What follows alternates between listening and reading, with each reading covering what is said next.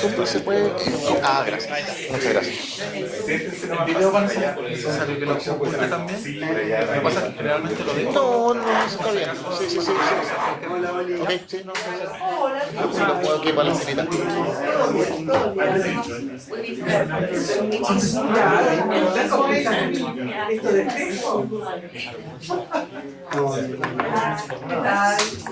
yeah.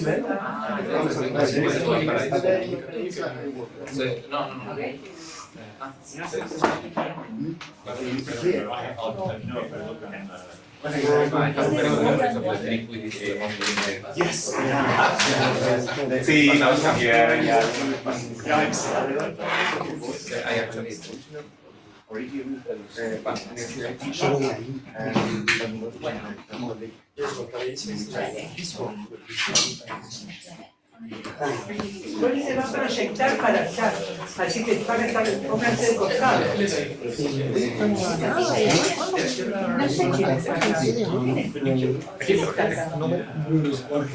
Son mis cosas, pero... No, bueno, sí, Está ponemos acá, porque así después nos cambiamos. Guadalupe. Claro, porque yo digo comentario. Guadalupe. Sí, me lo voy a llegar con lo de Lucia, porque después... Ya, conversemos. Sí, mencionan y daré la palabra. Le pregunto si quiere decir algo. Pero me da ya.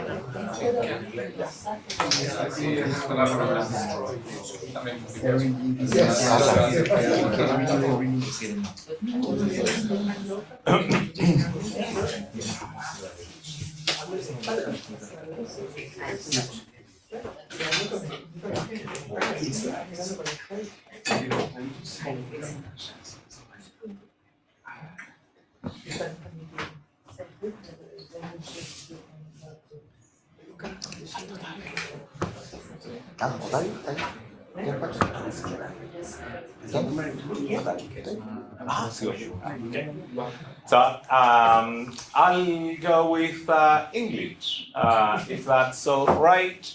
Thank you very much to you all for being here. Well, this is a workshop on philosophy of science 2023. This time is in honor of the great philosopher, the Chilean philosopher, Roberto Torretti. We have the great pleasure today to have with us Carla Cordua. If it's not too much, a little round of applause, a little round for Carla for being here.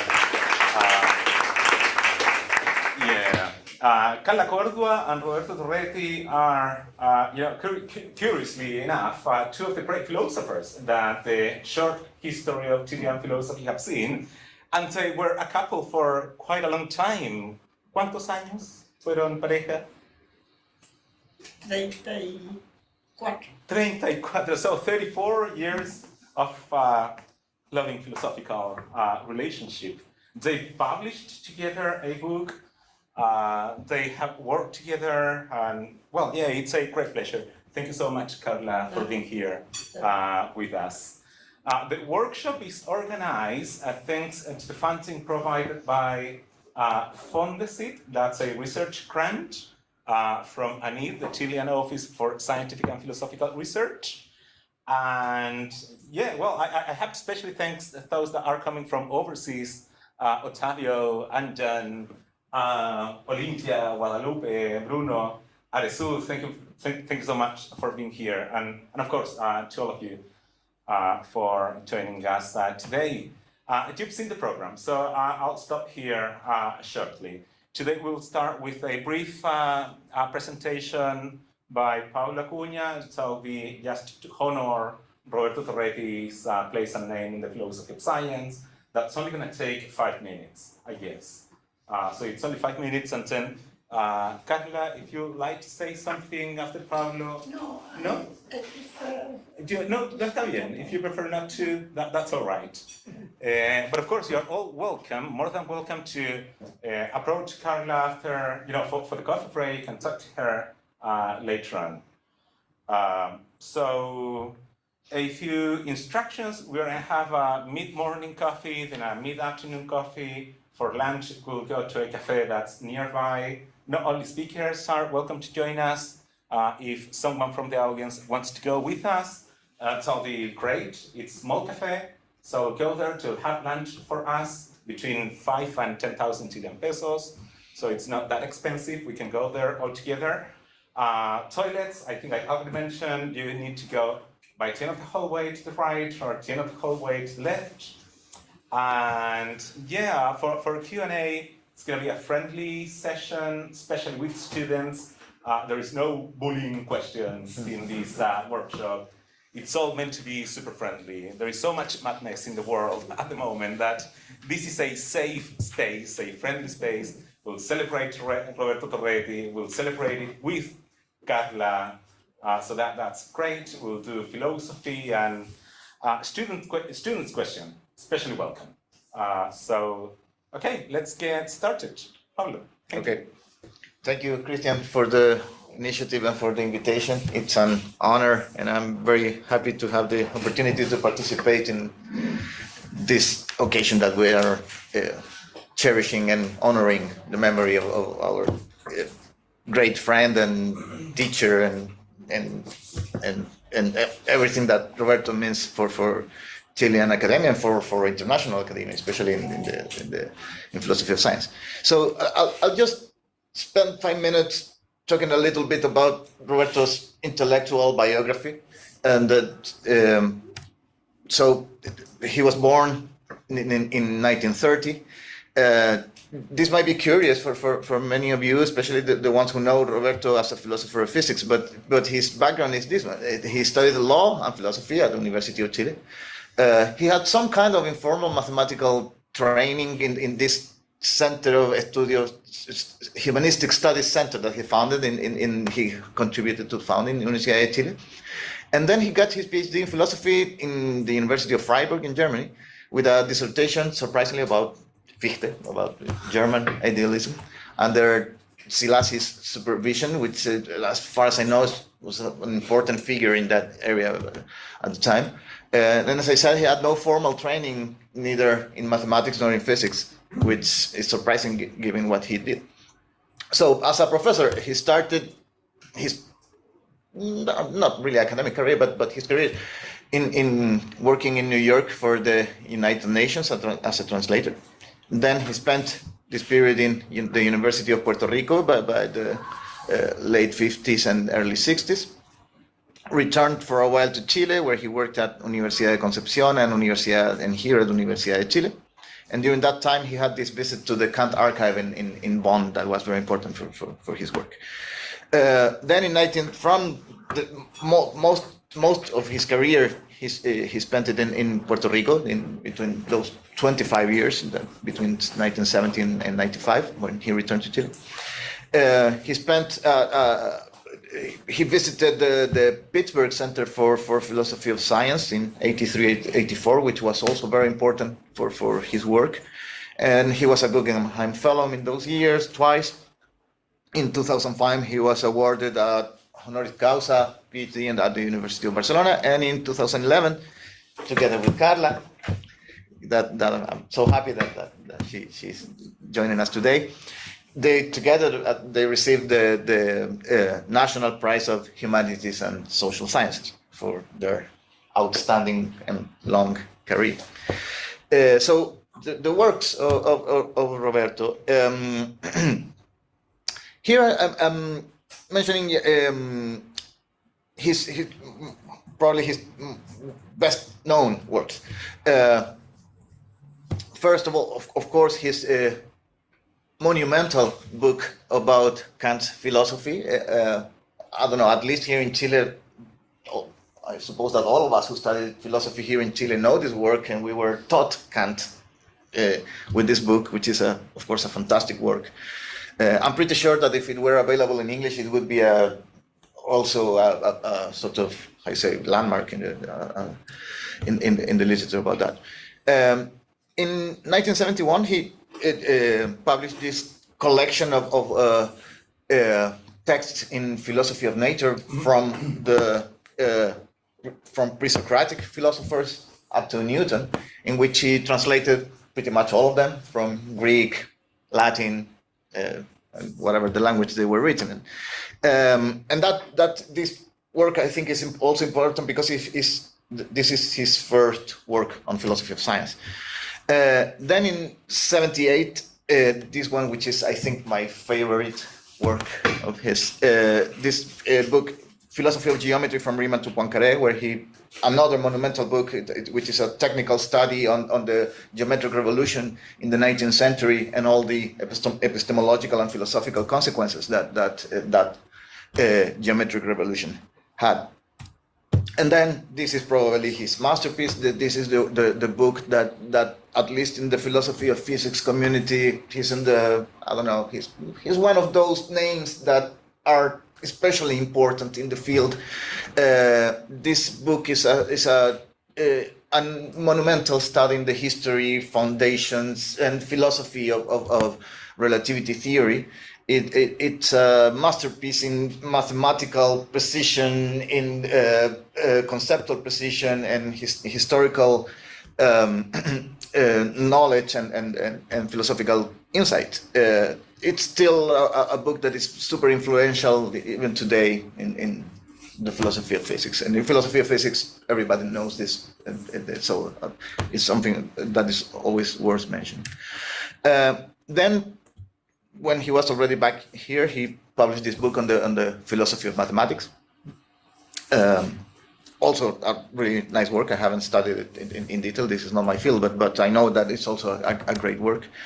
Then this 99 volume that appeared in, I think, Cambridge University Press, which is a sort of very insightful handbook on the philosophy of physics.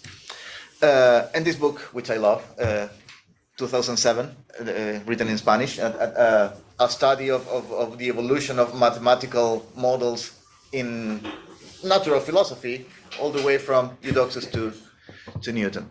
Beautiful book, this one. And as a person, I'd like to speak a bit about the person he was. I had the opportunity, which I cherish so much, of befriending him. He was a guy of an encyclopedic knowledge of universal history, literature, visual arts, and classical music. He could teach you everything there is to teach about any of those fields. And all other impressive things about him, that his knowledge of languages. He translated Plato, Aristotle, Galileo, De Finetti, Leibniz, Kant, Berkeley. He translated all those people. And I remember that every time I would write a paper on philosophy of physics, I would send it to him. And by the last times he told me, Pablo, I'm too old, I get too tired reading philosophy of physics, so don't send me these things. But to keep busy, I'm translating Thucydides from ancient Greek to Spanish. That's what I do in order to Okay, right. And there are his two books on translations of Thucydides. He also translated Sophocles, Philoctetes. That was Roberto. What can I say? And in politics, maybe Carla can correct me here but he was kind of a social democrat in political outlook of the world. He had a rather cynical attitude to the world. He would say always very cynical jokes and complaining about the horrible state of the world, but still hopeful and supportive of social progress. And this is a quotation from one of his last interviews. It's in Spanish. I'll go in Spanish. I'll go in English. So he says that I'm a man of a hard heart. I've been trying to be, locked down during my whole life. I've been out because I had to, and because I needed an income to live. Otherwise, I would have lived inside my house. If I had a permanent income, as I am now with my retirement pension, I wouldn't have gone anywhere. Maybe out of a trip, out of curiosity, but I cannot even travel anymore.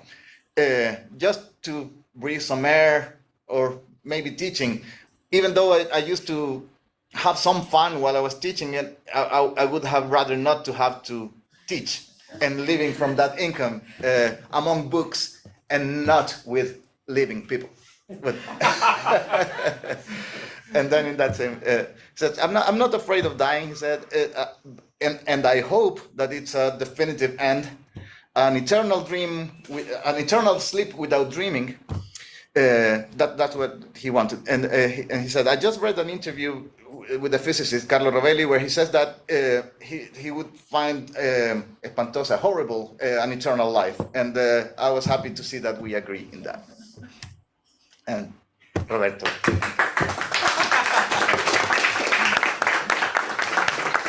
So thank you very much. I think that now And we have a gift. Thanks to Ottavio, I work as a guest editor for this book, and some of the people contributing, Aldo, Paolo, Olympia, of course, and who else? one. This book, Carla. This is not for Torretti's library. This is for your library, and it should stay with you. So not to be taking, with Torretti's library, so somewhere. No, this should stay with you. Yeah. Thank you very much. Thank you, Tavi. Excellent. Okay, we're going then. Yeah.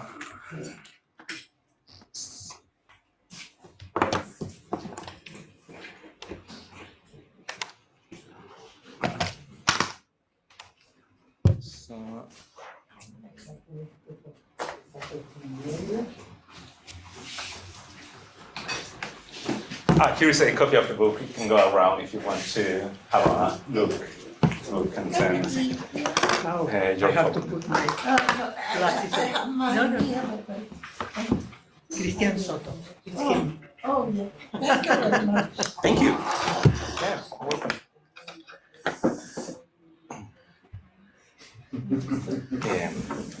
Entonces te aviso, ¿tú preparaste para 30, 40? Más o menos. Pues es que yo ya más o menos. Sí. Para 40, ponele. Ya. A ver si estoy en pantalla completa. Está malo con esto. Ahí está. Super. Excellent. Ahora sí. Okay, so now we'll have with us Olympia Lombardi from CONICET, Universidad de Buenos Aires, Argentina, to be talking to us today about a Kantian-rooted pluralist realism for science. This is a work partly inspired by Roberto Torretti's take on Kantian objectivity. Yeah. Thank you very much, Olympia. No, thank you, Christian, for the invitation. Well, I'm always very happy to come to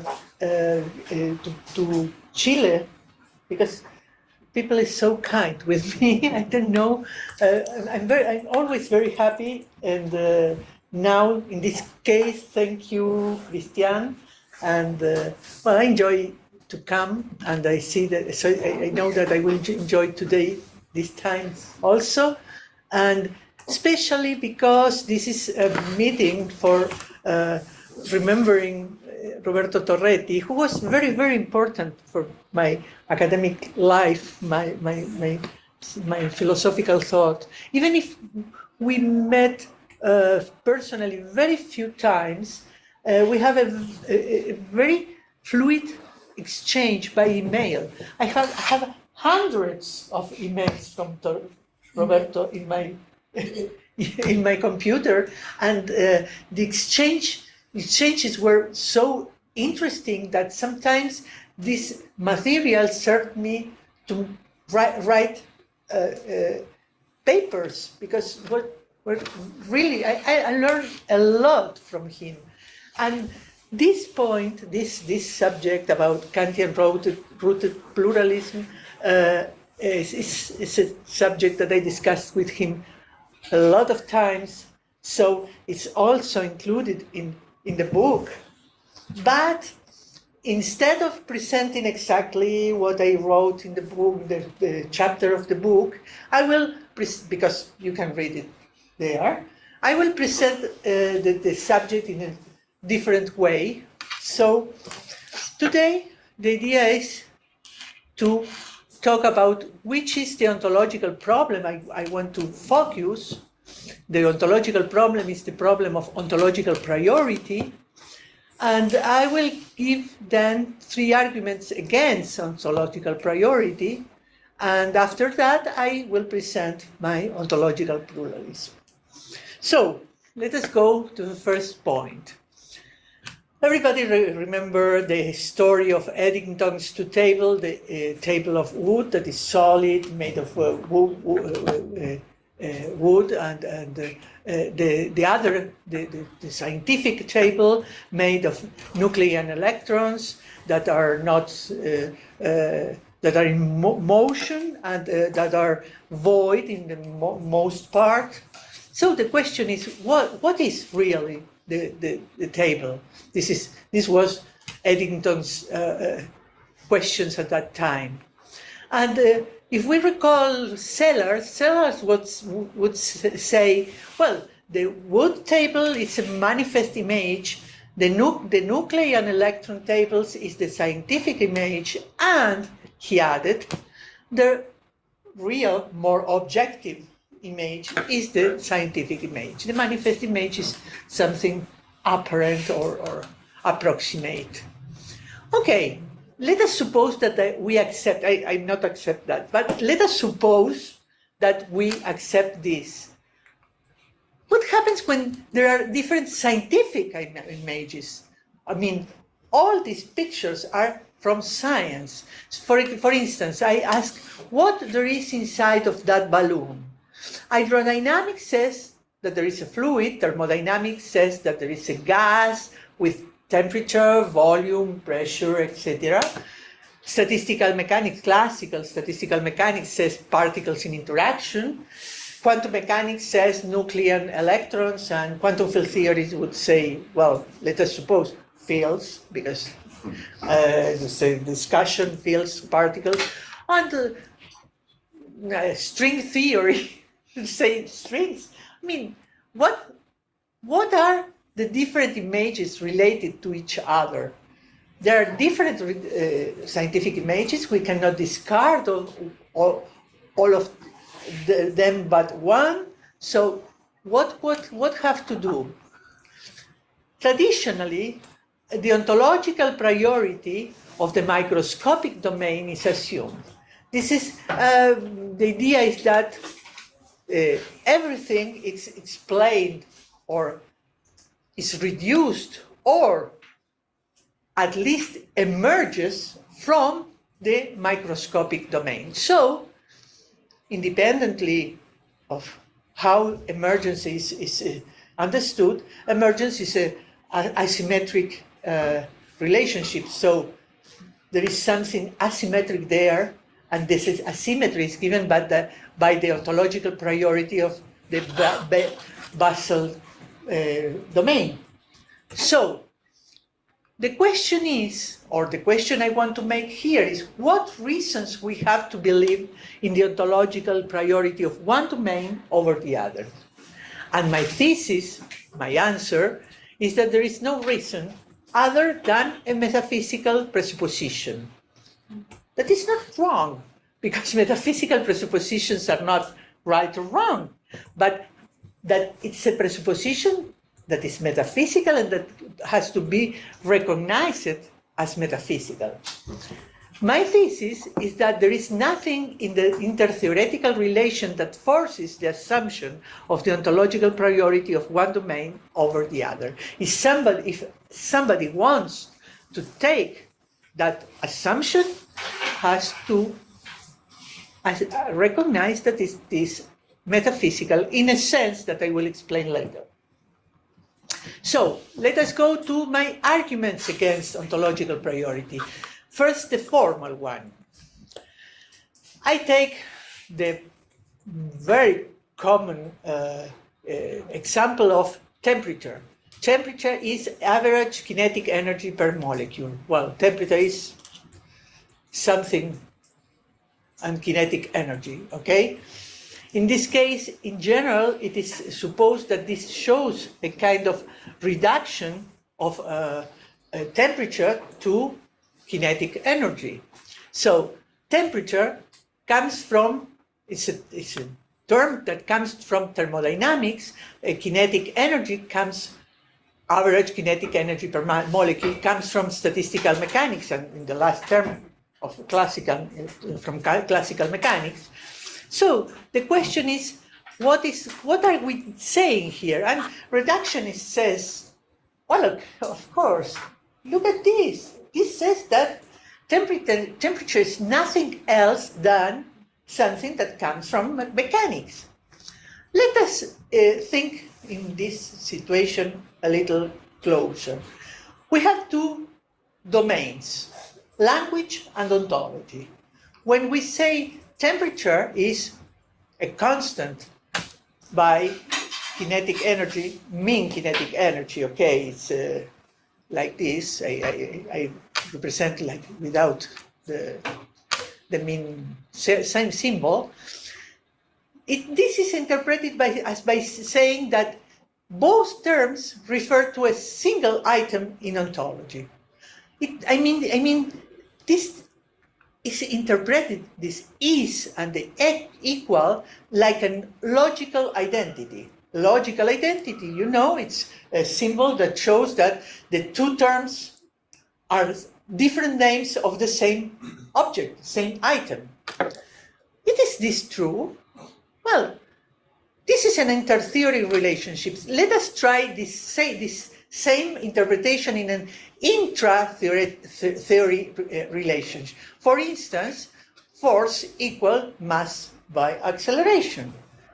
Does it mean that this is a logical identity and force is the same item as mass by acceleration? What does it mean, mass by acceleration? What does it mean, multiply items or concepts? This makes no sense. When we say this, what we are saying is something different. What we are saying that there is a language, there is ontology, and in the middle, there is a domain of mathematics. And when we put this equal there, we are saying that the numerical value of force is equal to the product of the numerical value of mass and the numerical value of accelerations. And this makes sense because I can make a product of numerical values, okay? But now, force, mass, and acceleration refer to different items in the ontology.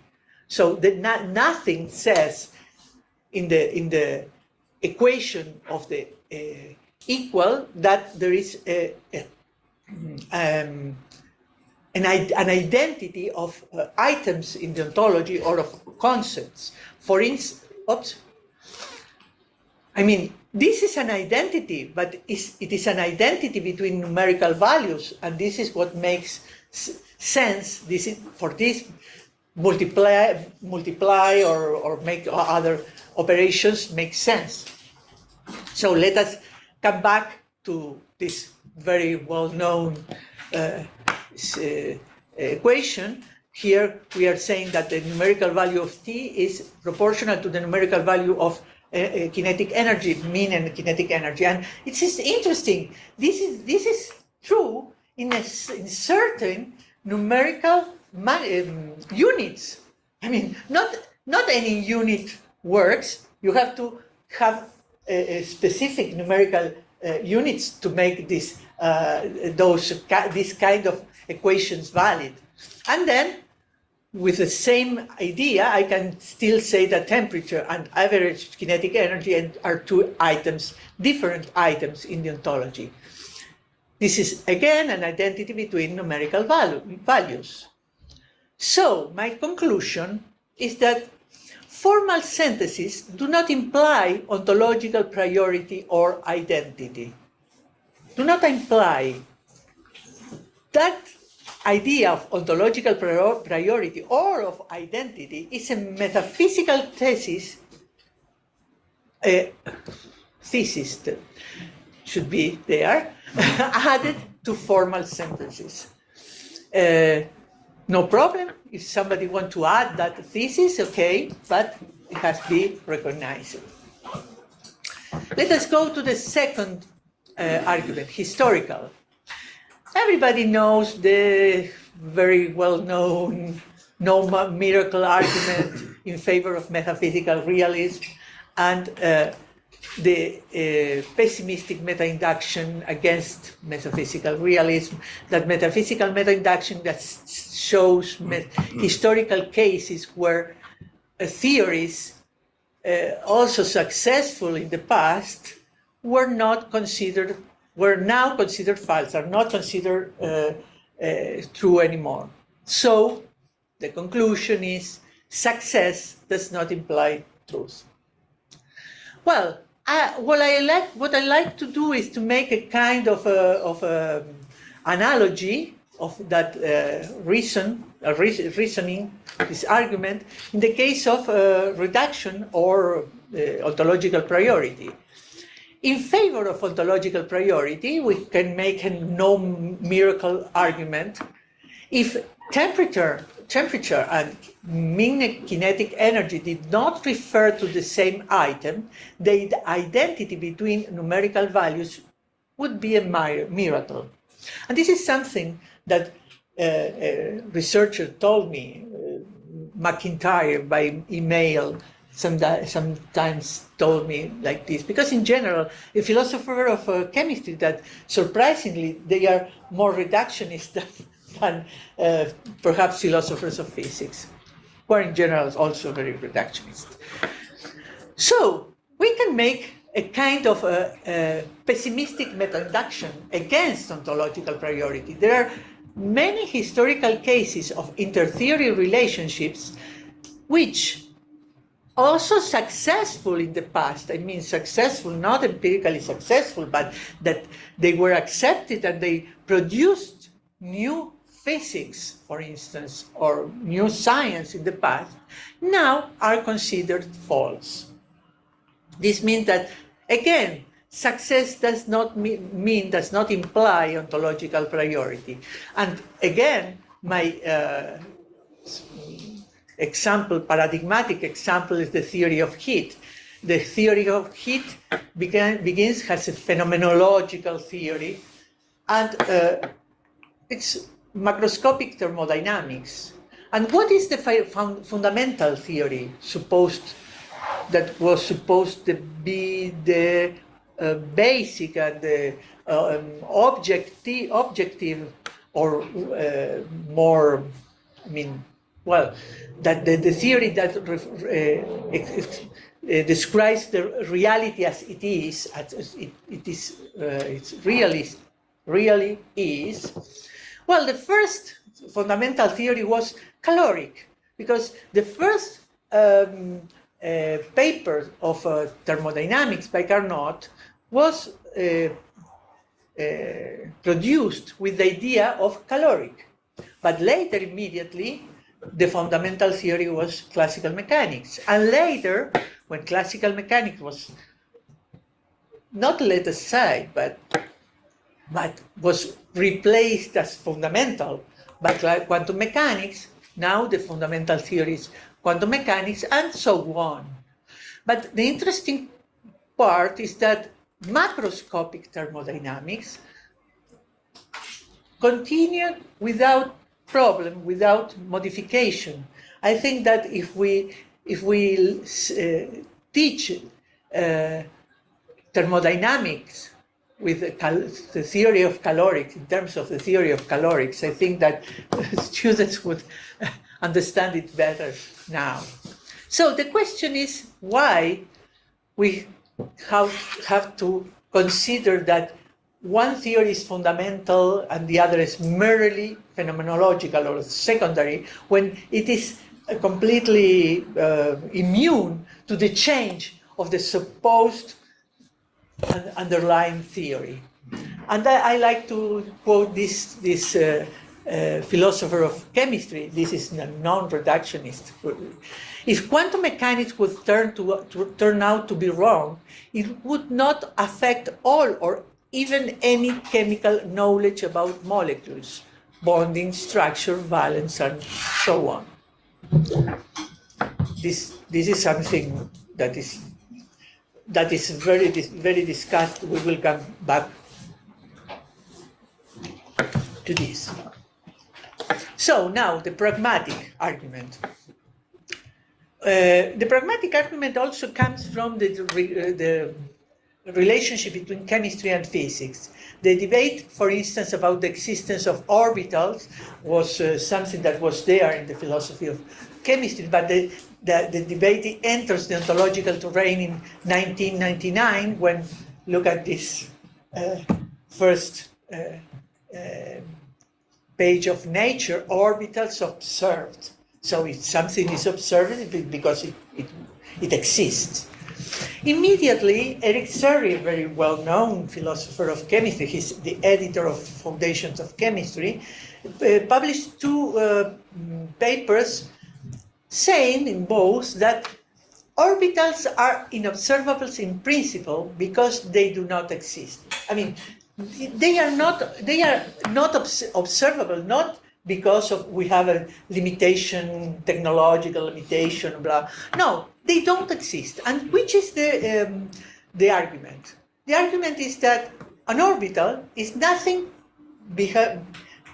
else than a wave function. And the wave function does not denote because it is a mathematical tool. So it does not exist. So orbitals do not exist either. This argument ignores or do not take into account that quantum mechanics and molecular chemistry are very, very different theories, very, very different theoretical domains.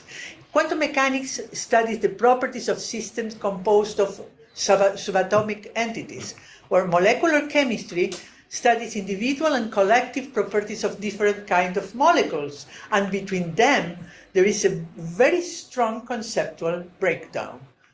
Because, well, I will not explain in detail here, but quantum mechanics, we have the very notion of individual, the very notion of, the very ontological category of individual entering crisis.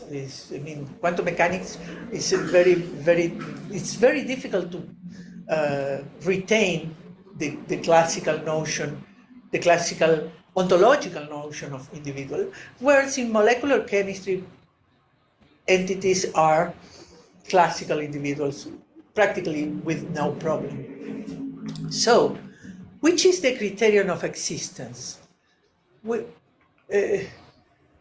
If we recall representing an intervening, we can say old book by Hacking, he said that the philosophy of science has paid too much attention to representation, forgetting the effective practice of science. The criterion of the existence of scientific entities must be sought in the pragmatic context. I will not discuss his specific criterion with spray an entity, or if it enters in a causal relation to others. I'm not focusing to the specific criterion selected by Hacking, but the general idea. The idea is that if we want to know what exists or not, we have to go to the pragmatic context. And if we go to the pragmatic context, these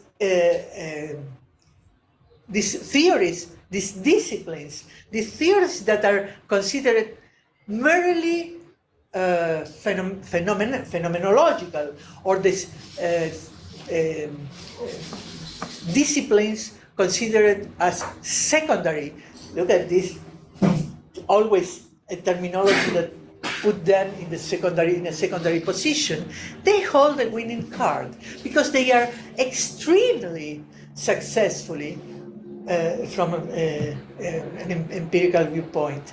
But in the case of molecular chemistry, it's a very special case because you know that physics is very successful because it gives predictions, very good predictions. But molecular chemistry not only gives extremely good predictions, it creates new substances. It has the power of create new entities. Why we have to ask quantum mechanics for the existence of entities created by molecular chemistry itself? Well, now, my ontological pluralism. Well, I am trying to argue that ontological priority in general and reductionism in particular is a metaphysical position. And in metaphysical, I would say, in what sense? In a Kantian sense, and beyond any evidence. Metaphysical in the sense that is beyond any evidence. But Kant was thinking in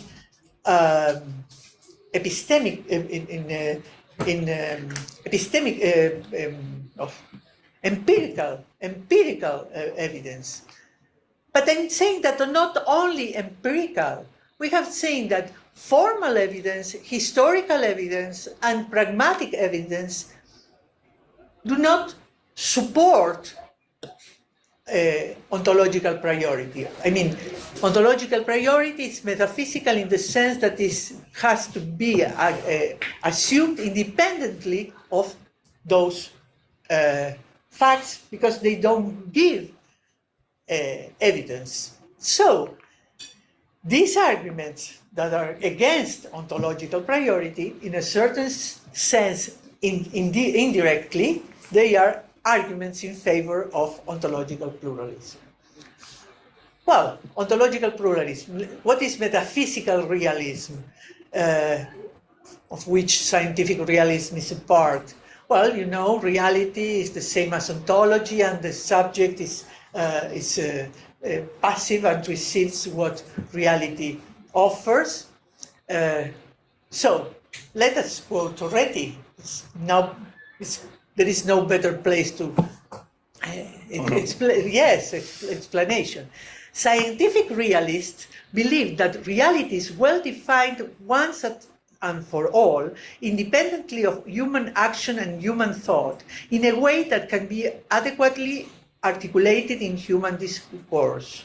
They also believe that the primary aim of science is to develop just the sort of discourse which adequately articulates reality, which, as Plato said, cuts it at its joints, and that modern science is visibly approaching the fulfillment of this aim. I mean, he knows how to characterize the enemy, let's say.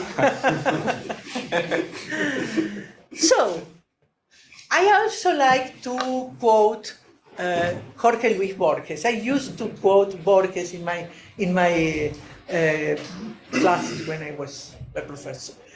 In that short story, Funes de Memorios, he said, Funes remembered, this is not my translation. I look for a good translation by internet. Funes remembered not only every leaf on every tree of every wood, but also every one of the times he had perceived or imagined it. Not only was it difficult for him to comprehend that the generic symbol dog embraces so many unlike individuals of diverse size and forms, it bothered him that the dog at the 314, seen from the side, should have the same name as the dog at the 315, seen from the front. I suspect, and this is something that he says at the end of the short story, I suspect, however, that he was not very capable of thought. To think is to forget differences, to generalize, to make abstractions. In the teeming world of fullness, there were only details, almost immediate in their presence. I mean, if we do not put a categorical scheme, we cannot think. Nominal reality, if we had access, would be this kind of thing of perceived by fullness. So I prefer to take a Kantian realism, a Kantian position, where the nominal reality is there, it's effective, like Roberto Torretti always said, but it's not an object of knowledge. So ontology arises as the synthesis between the nominal reality and the categorical part imprinted by the subject. So the subject is active, is not passive anymore. And again, Borges, there is a very interesting short story, the analytical language of John Wilkins describes Wilkins' curious language of compares it with those of a Chinese encyclopedia and of the Bibliographic Institute of Brussels. From that comparisons, he concludes, it is clear, comparing different languages, that there is no classification of the universe not being arbitrary and full of conjectures. The reason for this is very simple. We do not know what things the universe is. So, Kant's philosophy is built upon two main ideas: the role of the subject in the constitution of the object, and the transcendental character of categories that makes them the a priori conditions of any possible knowledge. The transcendental character is what makes the categories invariant. They are constitutive of the subject. Well, let us hear again Torretti. He said, also Kant rightly compares the scientist with an investigating judge who directs his questions to nature and fixes the terms in which the answer has to be conceived. He never considers the case that, frustrated because the answers contradict with each other, the inquiries get complicated and stuck, and in general do not seem to lead anywhere, the investigating judge rethinks his questions, modifies the categories in which the answers must be framed, and even change the goals of the research or the criteria to evaluate the results. What Torretti is saying that it's something, well, I come back to Borges, it's something that also Borges says. The impossibility, even if we do not know what thing the universe is, the impossibility of penetrating the divine pattern of the universe cannot stop us from planning human patterns, even though we are conscious they are not definitive. This means that of the two main ideas, we have to reject the idea of the transcendental character of categories, and we have to accept that the categorical and conceptual schemes may change with culture, with history. So this led us to categorical conceptual relativity, and this is something said by Hilary Putnam, also in his internalist realism. He said, what objects that the world consists of can only be this question, can only be meaningful posed in the context of a particular categorical conceptual framework.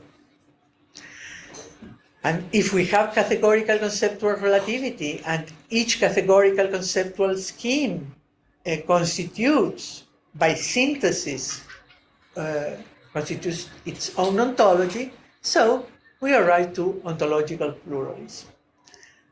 So, summing up, we have, from my viewpoint, three domains: language, ontology, and noumenon.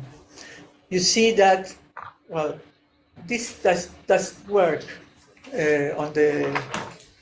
No, it doesn't. No, sobre la pantalla no funciona. Sí. ¿Sí? Ah, El de arriba. here. You see that this is a complete line. Here we can go from one part to the other, but here the nomen can only, we can go only from the nomen to the ontology. So, the nomenon, we have nominal reality. In the side of language, we have different theories. Different theories in different languages, because if we want, we can discuss later. We can have different theories in the same language. In this case, we are in the same scheme.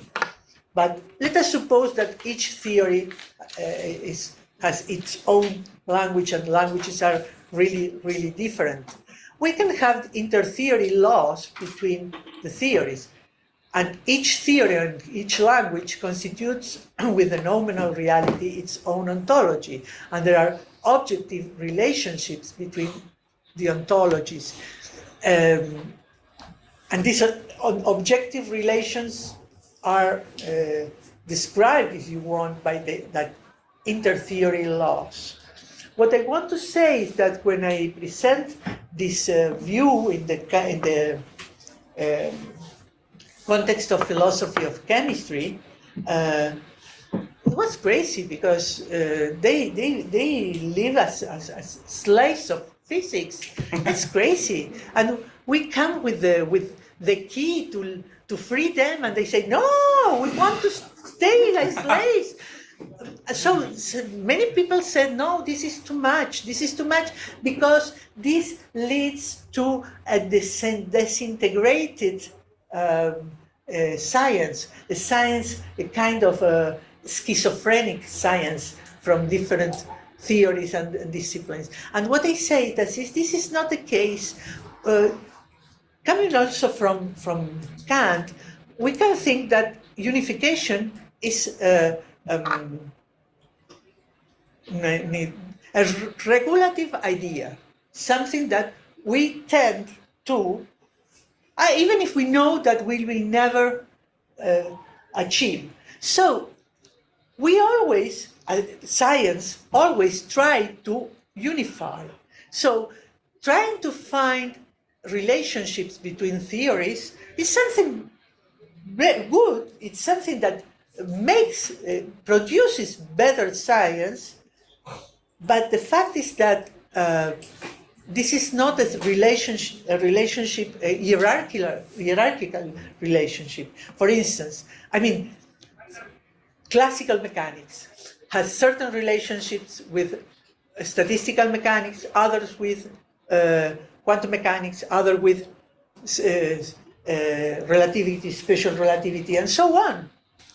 So instead of thinking in a hierarchy of ontological dependence, we should think in a net, in a web of theories and disciplines, interrelated by those inter-theory laws. So this is not disintegration, this is unification, but a non-reductive unification. So I'm for unification, but non-hierarchical, non-reductive unification. Well, from this viewpoint, we live in a diversified phenomenal reality, but it's the only reality for us. Thank you.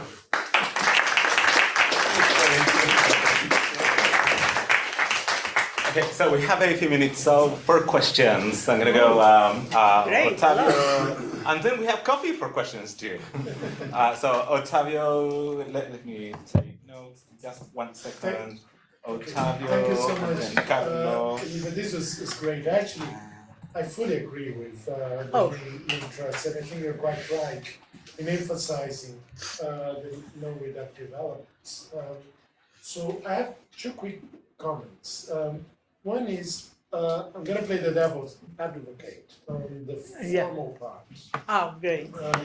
Because, of course, you're right that formally, like when you have an identity, right, of course, that would provide no grounds for ontological priority.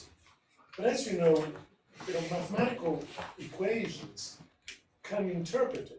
They're not just pure formal Yeah. streams of symbols, right? They have meanings associated with them. And I wonder if you, instead of just understanding the equation in a purely formal way, but think of it as being interpreted, right? Whether then it's more plausible to say, look, you're identifying two different things, right? One is the kinetic energy involved, and you say, well, and there is something, temperature, that just is what's going on with those molecules interacting in such a way, right? Then it's not just a matter of formal.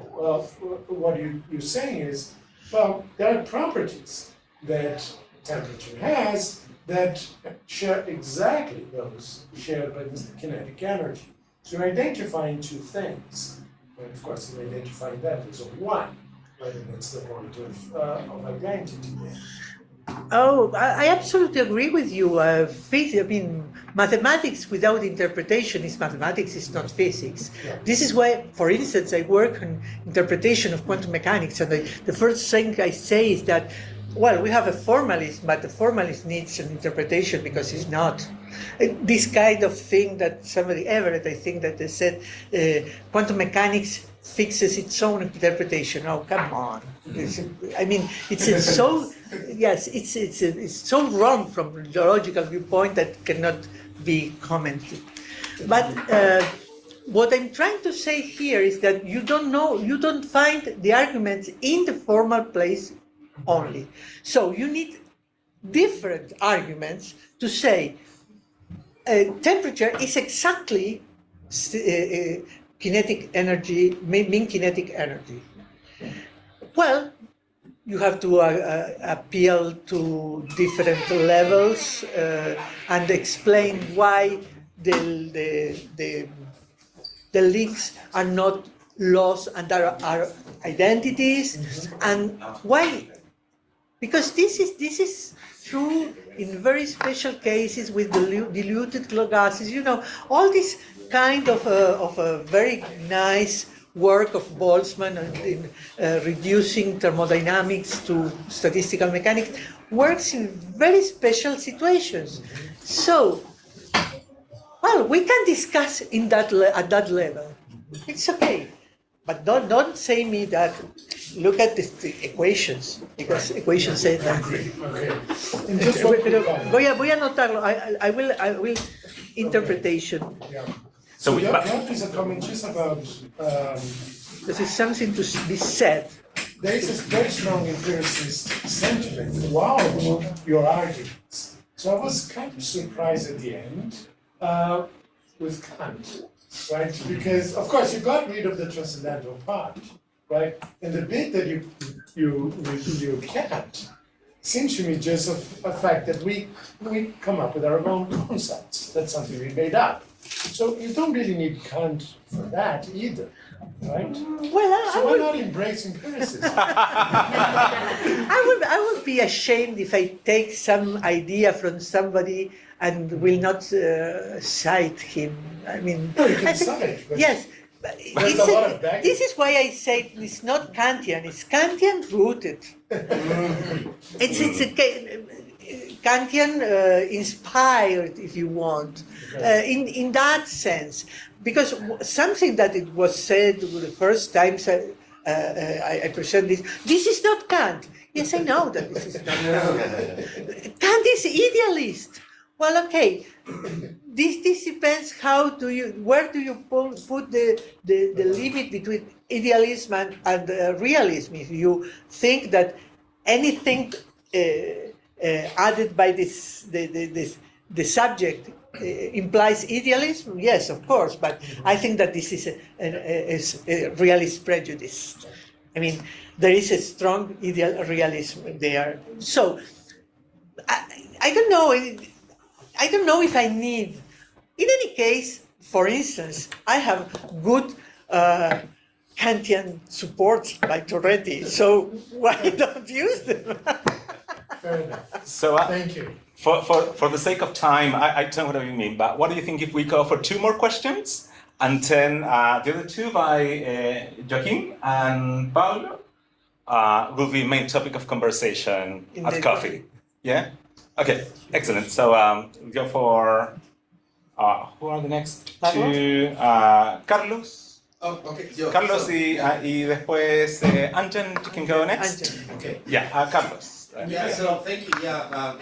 So this is also a matter of reduction and like formalism. So, what would you say? Like, I think like the usual way to think of reduction in this context is that like the emergent ontology, in this case, let's say, I don't know, like classical mechanics ontology with respect to quantum mechanical ontology, is emergent in the sense that it is, in some sense, restricted to certain special cases of the basal ontology. So quantum mechanics, I don't know, you can have very different kinds of forms and values of the wave function, but when you impose certain constraints on it, and you can have orbitals, and then you have the quantum model of the hydrogen or whatever. Like, so it's not only in the equation of the quantities, but in the fact that you have to impose certain restrictions on the possible values of the basal ontology magnitudes that you have emergent. So that's one way to make sense. I mean, I'm not saying that shows there's reduction, but certainly I think there's more to say for the idea that it's not just the equations, but there's also the extra conditions that we thought on the magnitudes. Well, I think that precisely the problem of the emergence of classical mechanics, or, for instance, molecular chemistry from quantum mechanics, are the cases that led me to that position. Yeah. Because the breakdown between the 2 ontologies is so strong that it's very difficult. Well, the problem of the classical limit of quantum mechanics is not solved at all. And I think that it's not solved because the concepts are ontologically completely different. And this is the problem. For instance, when I see in molecular structure, molecular chemistry, you have molecular structure that is a clearly classical concept, and molecular structures are mainly asymmetric, and this asymmetry cannot be derived from the Hamiltonians of quantum mechanics with Coulombian interactions. That is the usual thing, and because these Hamiltonians are always, by definition, they are symmetric. So I mean, if you show me a case, I mean, I'm not saying that this happens always. If there is a case where you have a deduction, very deduction in the Nagelian sense, from one to the other, even with specific conditions, but you have a clear deduction, well, I would say in that case you have a reduction. But in general, all the cases, the real life cases in science, do not agree with that kind of reduction, and in general, you need a lot of things that are not. You need a lot of assumptions, not only that are not included in the fundamental theory, but that even are in contradiction with the fundamental theory. And this is what led me to this view. Thank you, Carlos. Angel, please. Yeah. So first, I just want to say that I'm super sympathetic to ontological pluralism. I completely agree with that. And I just had a comment that leads to a question. The comment is that I think there's a a substantial amount of confusion in the literature surrounding this, in part because people conflate metaphysical realism with scientific realism. And I don't think they're the same thing. So metaphysical realism really is a claim about there being one true, correct structure, ontological structure of the world, the natural kind structure of the world, right? There's one correct taxonomizing of all of these bits of ontology. And that may or may not be something you include in an account of scientific realism. Scientific realism is about the entities, processes, etc., that are described by science, which may or may not describe the one true ontological structure. It may describe a variegated structure of the sort that you would much prefer. So I think that those are actually different things that are helpfully teased apart. And then once we do that, I'm very happy to go along with you and say we should be scientific realists who are ontological pluralists. And now this leads to the question about ontological pluralism, which is to say that you dealt with a particular kind of case, which I think is very compelling for people like us. And that is to say that really when we look at different levels of ontology, say, we're really talking about different things. We're talking about some constituents or elements of things at one level that become aggregates or collections at another level. And now we're talking about different things. And so it's not surprising, in a way, that we might include all of those things in our ontology. But there are cases that people discuss under the heading of ontological pluralism that I'm not sure whether you would want to extend your view to them. So there are cases where people think we're talking about one and the same thing, but with very different accounts. So, take models of the nucleus. Right? We have so many models of the nucleus. It's a liquid drop. It's a shell. It's a probabilistic cloud. It's a whatever. We have like 30-something models of the atomic nucleus, right? There, I think it's harder to be an ontological pluralist. I think one might need to say more, because even though we think we're talking about one and the same thing, we're talking about that one thing in completely different ways. Do you want to extend your ontological pluralism to that kind of case? Well, there are two points that are very interesting points. First, the first one about what's the meaning of scientific realism. I'm taking scientific realism in a sense as a case of metaphysical realism. That is something that is there when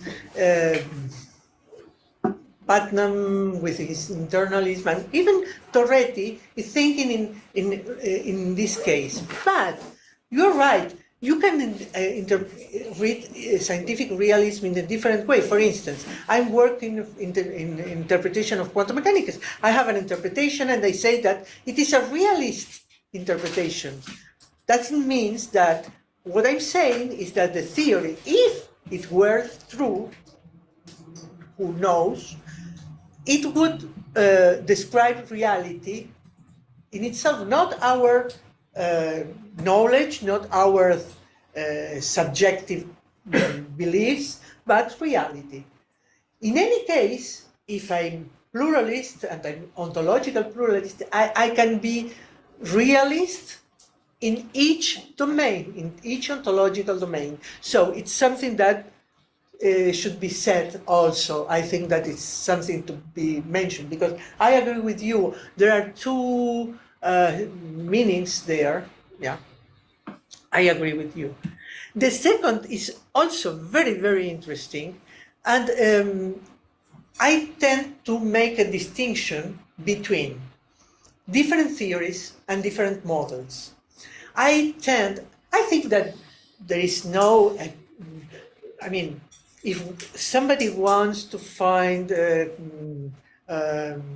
necessary and sufficient conditions for theory or for model, well, there are not. But I always say that even if there is no clear cut, I can distinguish between something that is a theory that seems to be more general, more general, and models that can be different cases in the context of the same theory.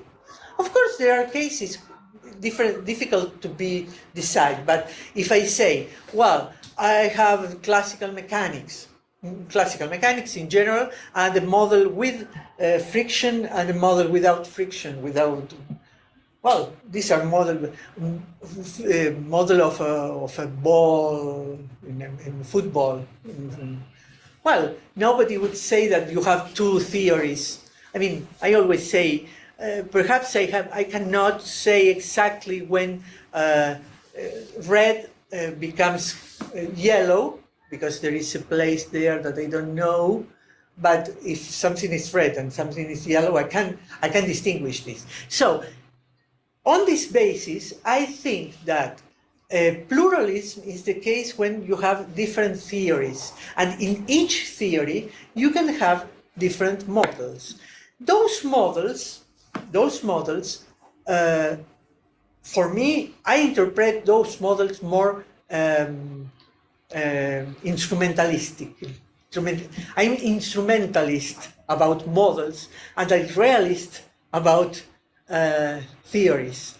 So I tend to say, well, when a science uses models and then it doesn't work, it changes, even if in the same theory, and has no problem. When it needs to have many problems to change a theory, but changing the model is something of every day. So this is my difference, and of course there are situations that are very borderline. For instance, in quantum chemistry, when you use the Born-Oppenheimer approximation that puts the nuclei fixed in a fixed position and at rest in a fixed position to describe the potential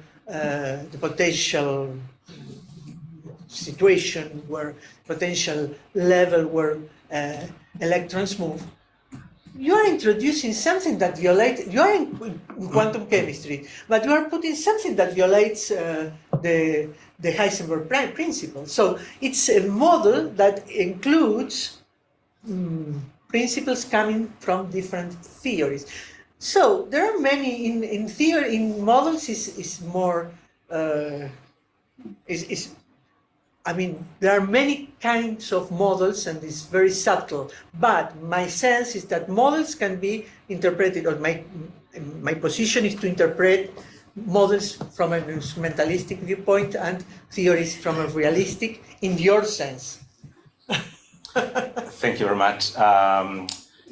Para los estudiantes que han llegado, quien nos acompaña acá es Carla Córdoba. Carla Córdoba es esposa de Roberto Torretti. Por si la quieren conocer después, pueden acercarse a hablar con ella.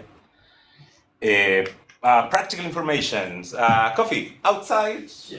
Just 15-20 minutes. Now I got 12, so like 15-20 minutes for coffee.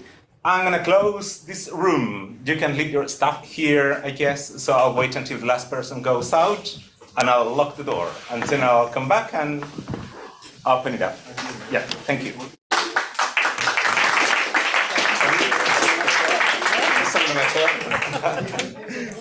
Yo ¿Te puedo sacar una hoja? La hoja sí, sácatela ahí. Me da pena. Tú lo sabes sacar, ¿no? Te lo sacan de dos, yo creo. No, porque tengo. No, es que me anoté acá.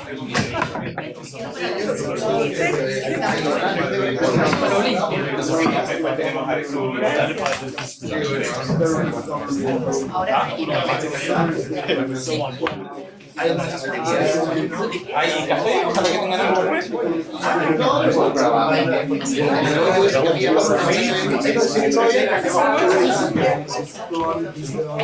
¿Hay café? No. When he says that, just No. This is what he characterized very well the enemy.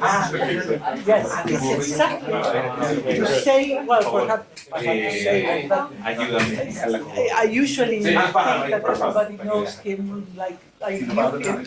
So, but no, this is just Hola, hola. No me inside acuerdo del this nombre. light bulb. Ah, tú eres Carlos de la So it's, and the way in which buenísimo. he characterized them, he also did in David, some very point. My question. Sometimes he said, You want your they are one for your they listen like the words. Should I leave here or? No, I'll take it back to my. What is Yeah, you go to real? and I'll put that in my office. As a lecturer, I'll bring it downstairs. No, I'll take it. I will send you. Yeah, because it's great. It's great. And I've written some things on ontological pluralism. Yeah, go for. I'll think about whether it interacts helpfully or not, whether it overlaps helpfully. And if so, One works. then I'll let you know. But in any case, Well, I I'd will be send very you the keen to- paper in there, my paper in the book, and the papers from Torretti. Oh, that would be great. I Or really what can I get? I think I got one in my office actually. But I can easily get one for you at Chilean when we go for lunch.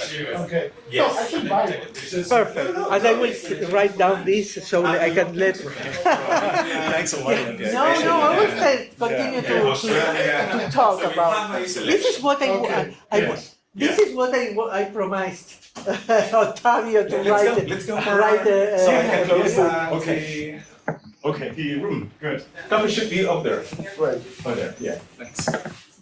Olympia, great talk. Yeah. But I agree with Ottavio. You were bordering empiricism. Yeah. That's a good thing. That's a great thing. Yeah. Come on. That you were bordering empiricism, Yeah, that's good. which is good. Yes. We won't complain about that. Vamos así cierro la. Sí. Pasa que te quería dejarla sin arrancarte la Llévate la tu hoja. botellita. Y ahora no sé dónde me voy a sentar. ¿Quién va a hablar? Pablo. Así que, Pablo, no, ¿verdad? Aresu. Sí, déjame cosas en la mano. No, pero Aresu va a hablar. Así que quédate ahí y lo cambiamos. Bueno, ahora cuando ella se para, yo me voy para allá. Voy a dejar acá la Cristian. Bien, cerramos, me llevo la cartera por las dudas. ¿Puedes iniciar la cámara y los micrófonos? Sí. No lo veo necesario porque ha estado funcionando súper 15 minutos. Sí. ¿Me voy a quedar por acá en todo caso? Ya que yo tengo que cerrar la. ¿La sala? Sí. Mire, hago esto.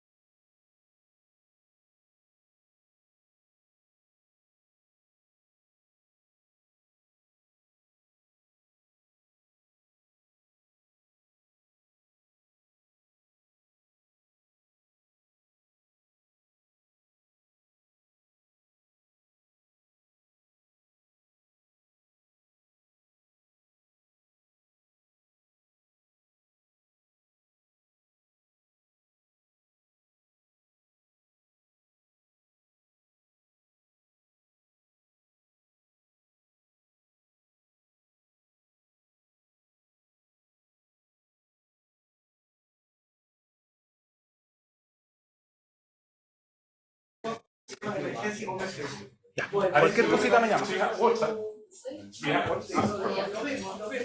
Olimpia, Y me voy a pasar allá porque nos vamos moviendo. Después vos te vas para allá, yo me paso para allá. ¿Cómo estás? Muy bien, ¿tú cómo estás? Bien,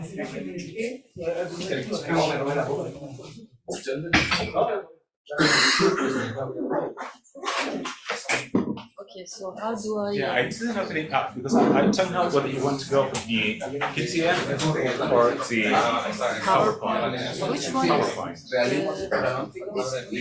What is in color? No. No, whatever you want. That's the PowerPoint one. Excellent. Since you can go for So there, that one. There, that's it. how will I see the notes? I don't really know how you can go about it. Do you want to use the clicker? So how does that work? That's for you can try it. Let me. But also I can go from here.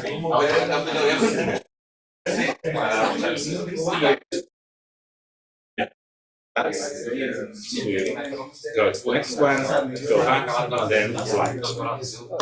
Yeah.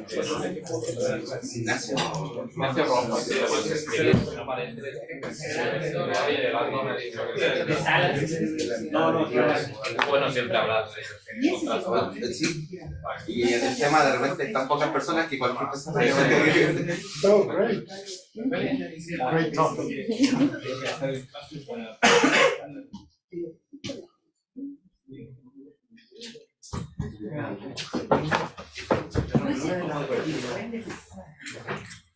Si se sienten más cómodos, pueden mover la silla más acá. ¿Sí? O si quieren, se pueden sentar también por allá. Yeah, it's Se mueven la hard. silla hacia allá. Yeah.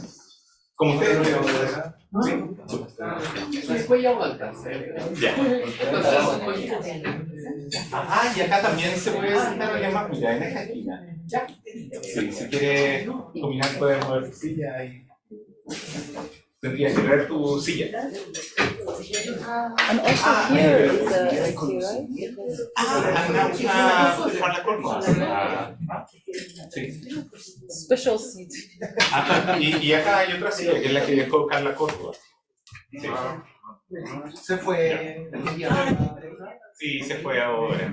Sí. Pero hizo un gran esfuerzo, encuentro yo, al venir. Tiene 97 años. Wow. 97? 97. She's 97 and it's completely lucid Where is who for is it? reading and writing. Wow. And Roberto Torretti, until the end of his days, he was lucid. Yeah, no. And he was continually saying that that was actually a problem. It was a problem. Yeah, because he could realize how, he was deteriorating. Oh, I see. Yes. Yeah. Well, we were super happy that Carla could join us that. That was amazing. Yeah. Excellent. So we'll begin now with the second keynote address. The first one was by Olympia Lombardi. And now we have the pleasure to have with us Arisu Islami. Arisu Islami is a philosopher of science, a philosopher of physics. My understanding is that you're a mathematician as well. She got her PhD at Stanford University with Thomas Rickman, and today she'll be speaking about Wigner's problem, unraveling the mystery of applicability. Thank you very much. Thank you very much. My special thanks to Kristen for inviting us, and also, as you said, the kindness of Chileans is amazing. Thank you so much. You've been taking care of us a lot already, and thank you, all of you, in advance for spending time with me and with this topic. So as Christian said, I'm a mathematician turned philosopher, so my love resides with mathematics. If anything, when I work on Wigner's problem is a love letter to mathematics, but let's see if I can encourage you to see there is an interesting problem there. So the talk is about the so-called mystery of applicability. It's very interesting when I talk to people about Wigner's problem, the reactions go from people that find this extremely trivial. They say, oh, what is the big deal you're making out of math is being applicable, to the extremely puzzled, like there are people that say it's a miracle, it's a mystery, you cannot solve it. So I'm fascinated by why we get such a big divide. So let's see if we give some insights about that. The paper I'm going to focus on is a paper by Eugene Wigner. The title already is a striking title, The Unreasonable Effectiveness of Mathematics in the Natural Sciences. The context for this paper, some of you might know, this is a talk that Wigner gave in a Courant Institute in 1959. The idea is that they wanted to celebrate Richard Courant's vision of mathematics as playful and static. I have written a paper about the context of this paper. So Wigner goes there as a physicist, as a physical chemist, who won the Nobel Prize in 1963 for his contributions to the theory of atomic nucleus and the elementary particles, particularly through the discovery of application of fundamental symmetry principles. So Wigner's life is working on these symmetry or invariance principles along with Hermann Weyl, not very along because they were not friends, but they both contributed to the introduction of group theory into physics. So Wigner is giving this talk and he calls it Unreasonable Effectiveness of Mathematics in the Natural Sciences. Among our colleagues or our friends that have read the paper, the majority of people say, okay, the title of the paper is the conclusion of the paper. So people say, yes, Wigner gave a talk, wrote a paper that says mathematics is effective and it's unreasonable, right? So unreasonable means there is no rational explanation for it. Okay. I want to challenge that reading of this paper based on the content. I want to say a lot of the hype comes from a few places that Wigner talks about the unreasonableness, but in fact, I think he's leading us to something interesting about structure of physics, but let's see. All right, so what is the applicability problem? The applicability problem is problem of explanation. It's explaining why mathematics plays the fundamental role that it does. Now here is the murky waters in nature or natural sciences, depending on who is talking about applicability problem. Some people say, well, why is it that nature acts mathematically? Some people like Wigner, they're talking about natural sciences. So please keep that distinction in your mind. Is it the question of relationship of math with nature or with natural sciences? In the paper, Wigner calls this the empirical law of epistemology, which I find this phrasing fascinating for a physicist. You can probably hear in the background Michael Polanyi. You know, he was a student of Michael Polanyi, and so there is a lot of talk about epistemology, which is fascinating because already Wigner is not talking in terms of metaphysics, you see. He's talking in terms of natural science, in terms of epistemology. So it says the appropriateness and accuracy of the mathematical formulation of the laws of nature in terms of concepts chosen for their manipulability.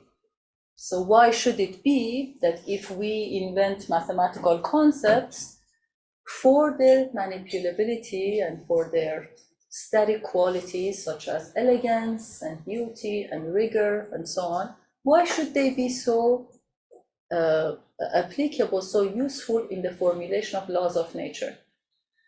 One comment about this, so as philosophers, we are familiar with mathematical logic, we also are familiar with arithmetic, we are familiar with some algebra, some geometry. What I have noticed in course of years is that if you haven't studied pure math at the level that is more abstract than the geometry and the algebra, it's hard to see why it is called beautiful.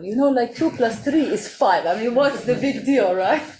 But then when you hear mathematicians talk, not engineers, mathematicians, not physicists sometimes, mathematicians, they say, well, we go into these elegant worlds of the beauty. So it's not only advertisement, because when I was it is someone, but when I was a high school student, I was like so-called good at math, but I never understood what is it? What is the hype about math being so elegant and so beautiful until I actually had the pure math that they study. So from group theory on, they study in math majors, they studied that. So from a certain level on, trust me, there is the beauty, but it's up for grabs. Okay, so Wigner talks about the empirical law of epistemology. How can we explain this connection? So what is the problem? What is behind the Wigner's applicability problem? He devotes 2 sections of the paper on reasonable effectiveness of math, the very short section to what is mathematics, and the very longer section to what is physics. And to me, the asymmetry is telling. How does he define what mathematics is? He says mathematics is the science of skillful operations with concepts and rules invented just for this purpose. Okay, so invented, all right, for just this purpose. The internal, so mathematical concepts for Wigner, they are invented for inter-mathematical qualities they have. They are manipulable, okay, they are beautiful, I will talk to you about that. So, but he gives the analogy of, imagine somebody as an artist has created a bunch of keys for an exhibition to show, and they give you the keys. You're like, oh, those are so beautiful, nice. And then you go to your house and then you put the key and it opens the door. And then and so he says, isn't that strange that the concepts, the keys that are made for the purpose of enjoying them end up being so useful? So you might say, oh, this is not a correct characterization of math. That's fine. I'm talking about Wigner right now, and then we can talk about what really mathematics is. I brought you a quote from G.H. Hardy that says the mathematician's patterns, like the painters or the poets, must be beautiful. The ideas, like the colors or the words, must fit together in a harmonious way. Beauty is the first test. There is no permanent place in the world for ugly mathematics. So forget about your arithmetic. They are talking about something slightly different. I have another quote which I didn't put it on the slides, but I'm going to read this to you. It's by Russell, and this is the quote that Wigner starts his talk with. So he says, mathematics, rightly viewed, possesses not only truth, but supreme beauty. Cold and austere, like that of sculpture, without appeal to any part of our weaker nature, without the gorgeous trappings of painting or music. Yet, so that's Russell, yet sublimely pure and capable of a stern perfection, such as only the greatest art can show. The true spirit of delight, the exaltation, the sense of being more than man, which is the touchstone of the highest excellence, is to be found in mathematics as surely as in poetry. So I wonder how many of you have really experienced that with mathematics, that you say, oh yeah, math is like poetry. I try to teach this course to our undergrads that they hate math, and I go to the class, I say, you are gonna fall in love with mathematics, it's like poetry, and they say, oh, you are crazy. But at the end of the course, that happens in some cases, so we have some success rates.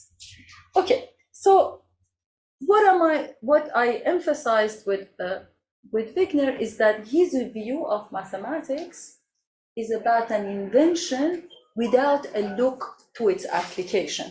So we can discuss about that. Then he goes to physics and he says, well, the physicist, unlike the mathematician, who, remember, was not interested in the nature, the physicist is interested in inanimate nature and in discovering regularities that exist among the natural phenomena.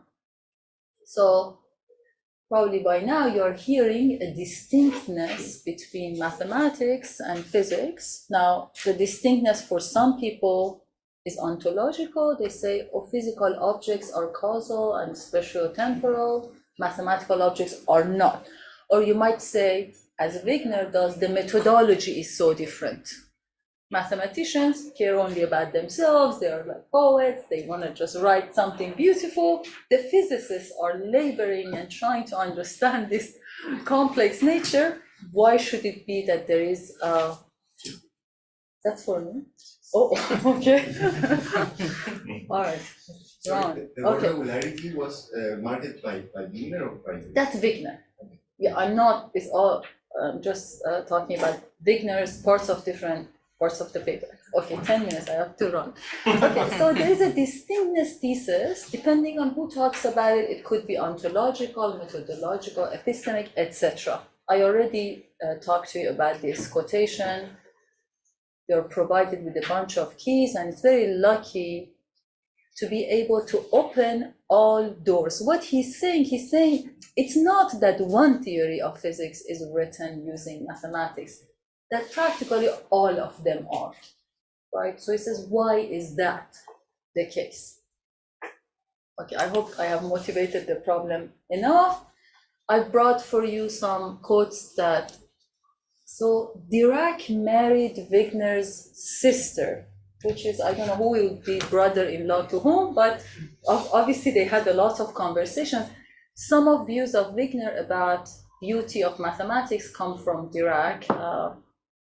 So a mathematician plays a game in which he himself invents the rules, while the physicist plays a game that the rules are provided by nature. And as the time goes on, it becomes increasingly evident that what mathematician finds interesting is the same as those which nature has chosen. So you see, Dirac is more ontological in a way. I brought you another quote with Hilbert, the word miracle, the unity of being and thinking, which we must accept as a miracle. All right, so these are the quotes by Wigner that a lot of people take to be what he says. He says, you know, it's a miracle, the miracle of appropriateness of the language of mathematics for the formulation of the laws of physics is a wonderful gift, which we neither understand nor deserve, you know. So for philosophers, deserving is not an issue, but we don't like not understanding. Also, in the same paper, Wigner says the enormous usefulness of mathematics in the natural sciences is something bordering on the mysterious, and there is no rational explanation for it. Very powerful words. Okay, so basically, this is what Mark Steiner summarized as Wigner's applicability problem. Premise 1, mathematical concepts arise from the static impulse in humans. It is unreasonable to expect what arises from static impulse will be significantly effective in physics. Nevertheless, that is happening. Hence, mathematical concepts are unreasonably effective in physics. That's from Steiner's book. Okay, So there is no shortage of reactions to Wigner. Some of you sitting here, I think maybe Ottavio wrote about it, maybe Anjan wrote about it, maybe you wrote about it. So there is a lot of responses, but the reactions you look at, some people talk about the unreasonable ineffectiveness of mathematics in some areas. Some people talk about the reasonable ineffectiveness of mathematics. So there are variations of the unreasonable and effective. There are a lot of sources I can give you. I just brought some. So first reaction to Wigner is that, dude, you're exaggerating. Math is not that effective in economics, it's not that effective in biology, or some people say wherever it is effective, it is reasonable. What is the hype about?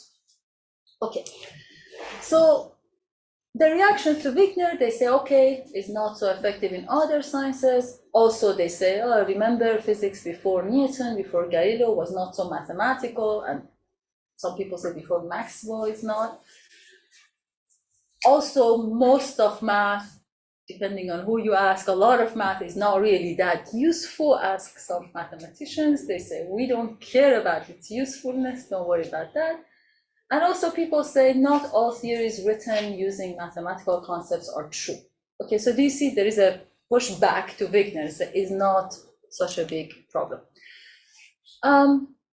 So I want to say to a big extent, to a large extent, Wigner acknowledges these limitations. So first of all, the title of the paper is misleading. The physicist talking about modern physics. In fact, I believe more than anybody, Wigner has spent his career in physics saying, what is it about modern theoretical physics that is different from other sciences, that is different from Aristotelian physics? So his project is to delineate the kind of structure of physics. So forget about the title of the paper, he's talking about modern physics. So to me, people who talk about economics, about biology, etc., they are not responding to Wigner's problem. It's another version of applicability.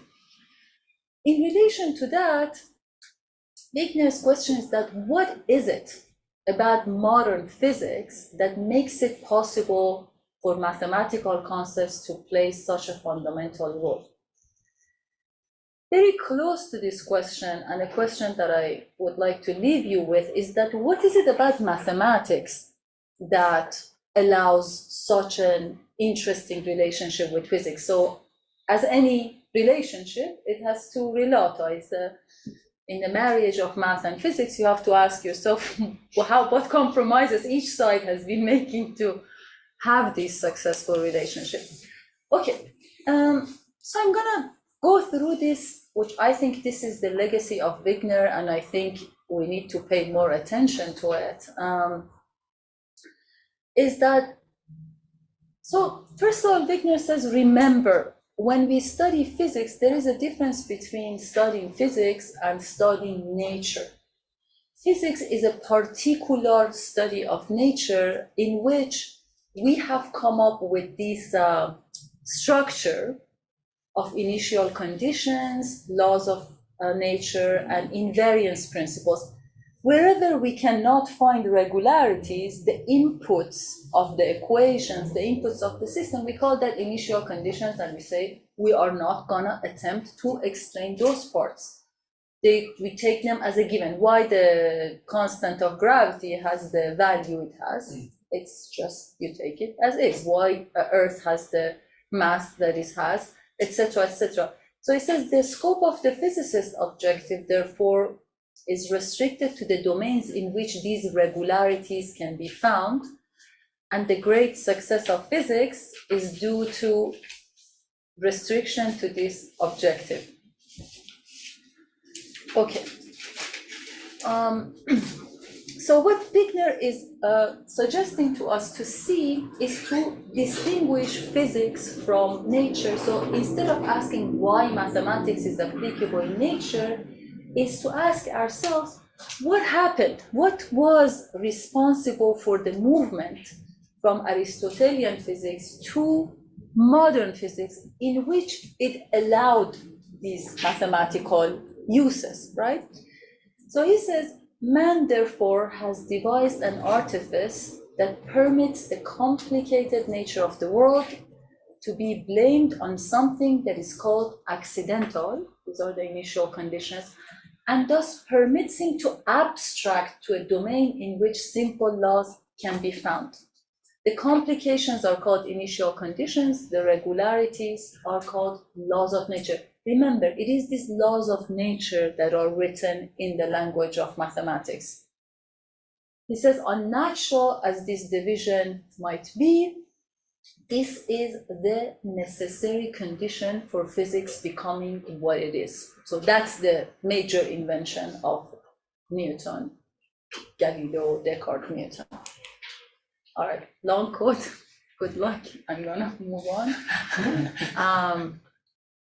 He's talking about there is a structure. It's interesting that even among these regularities, there is a structure which are known by invariance principles or symmetry principles. Namely, if you do an experiment in Santiago in a lab, that experiment you can think that it can be repeated in another point of the Earth and also in another time. So there are invariances with respect to displacements in space and time, also Galilean relativity. We can talk about all kinds of what he calls older and newer principles of invariance.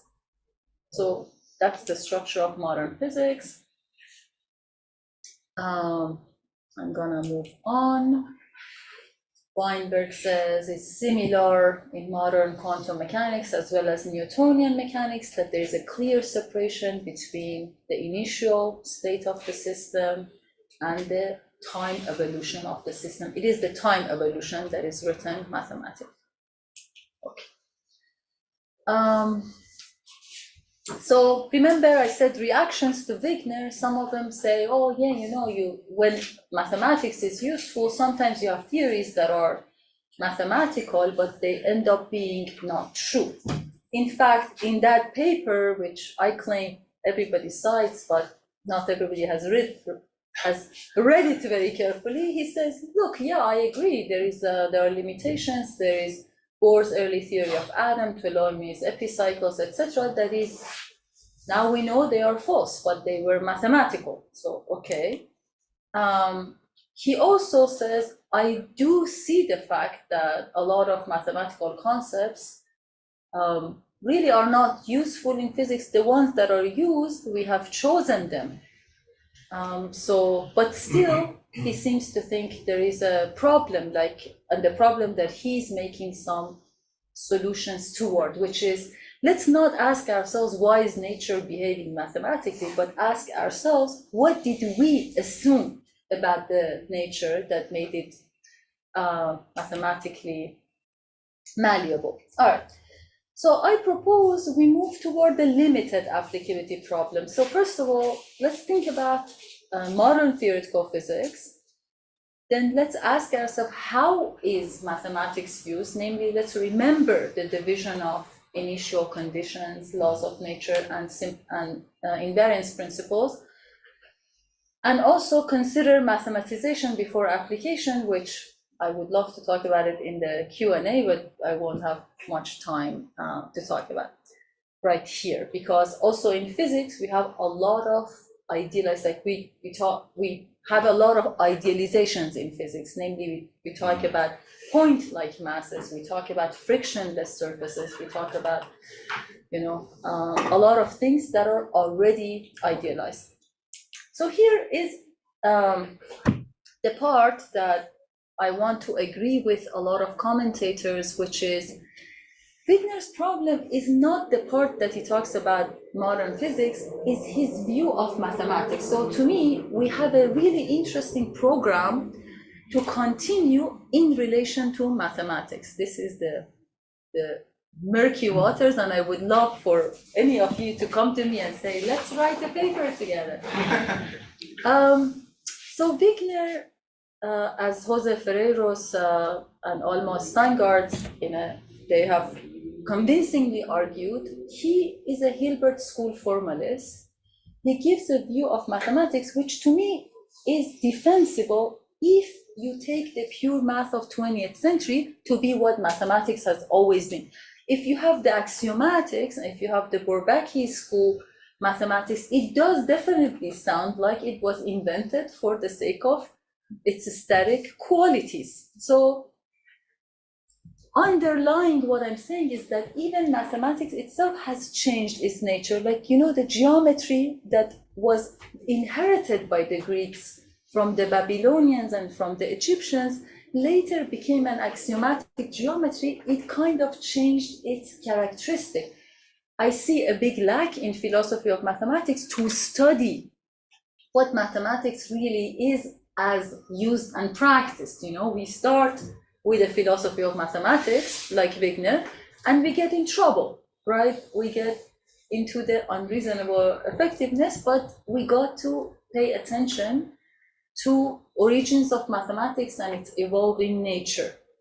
Okay, so let's drop Wigner's formalism and see, okay, what are we left with?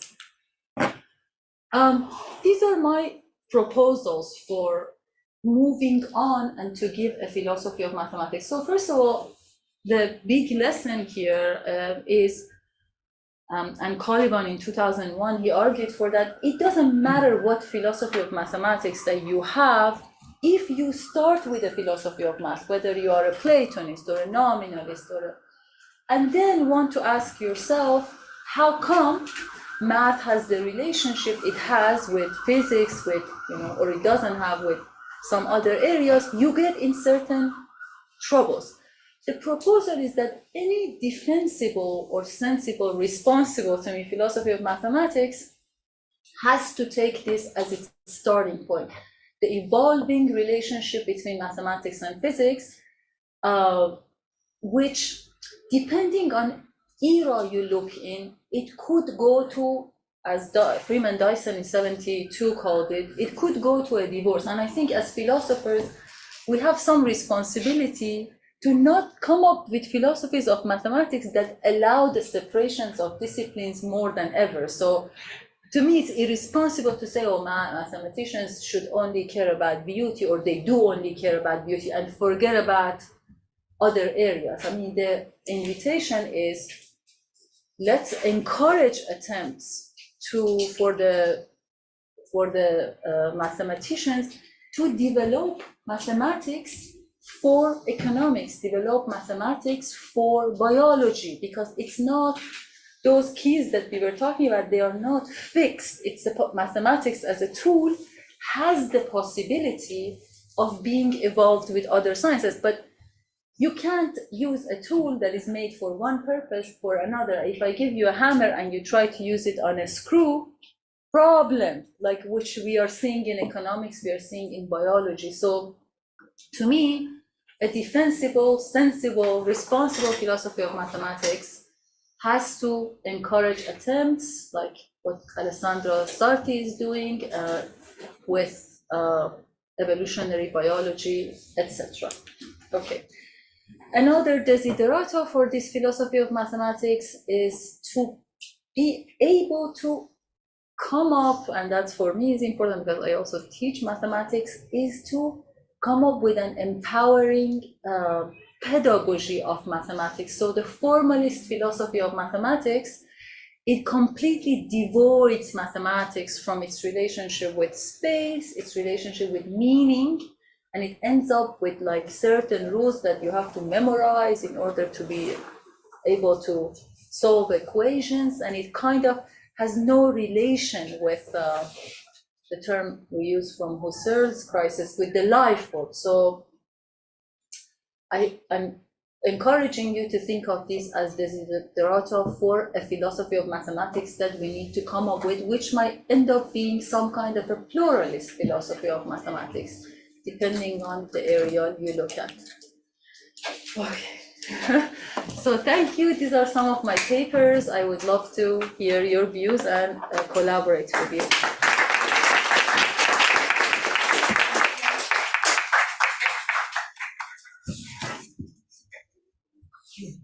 Okay, perfect. Thank you very much for a brilliant talk. So that was amazing. So we're going to go first with Olympia, Brian, Otavio algo? No. Yes, Brian, Otavio and Anjan.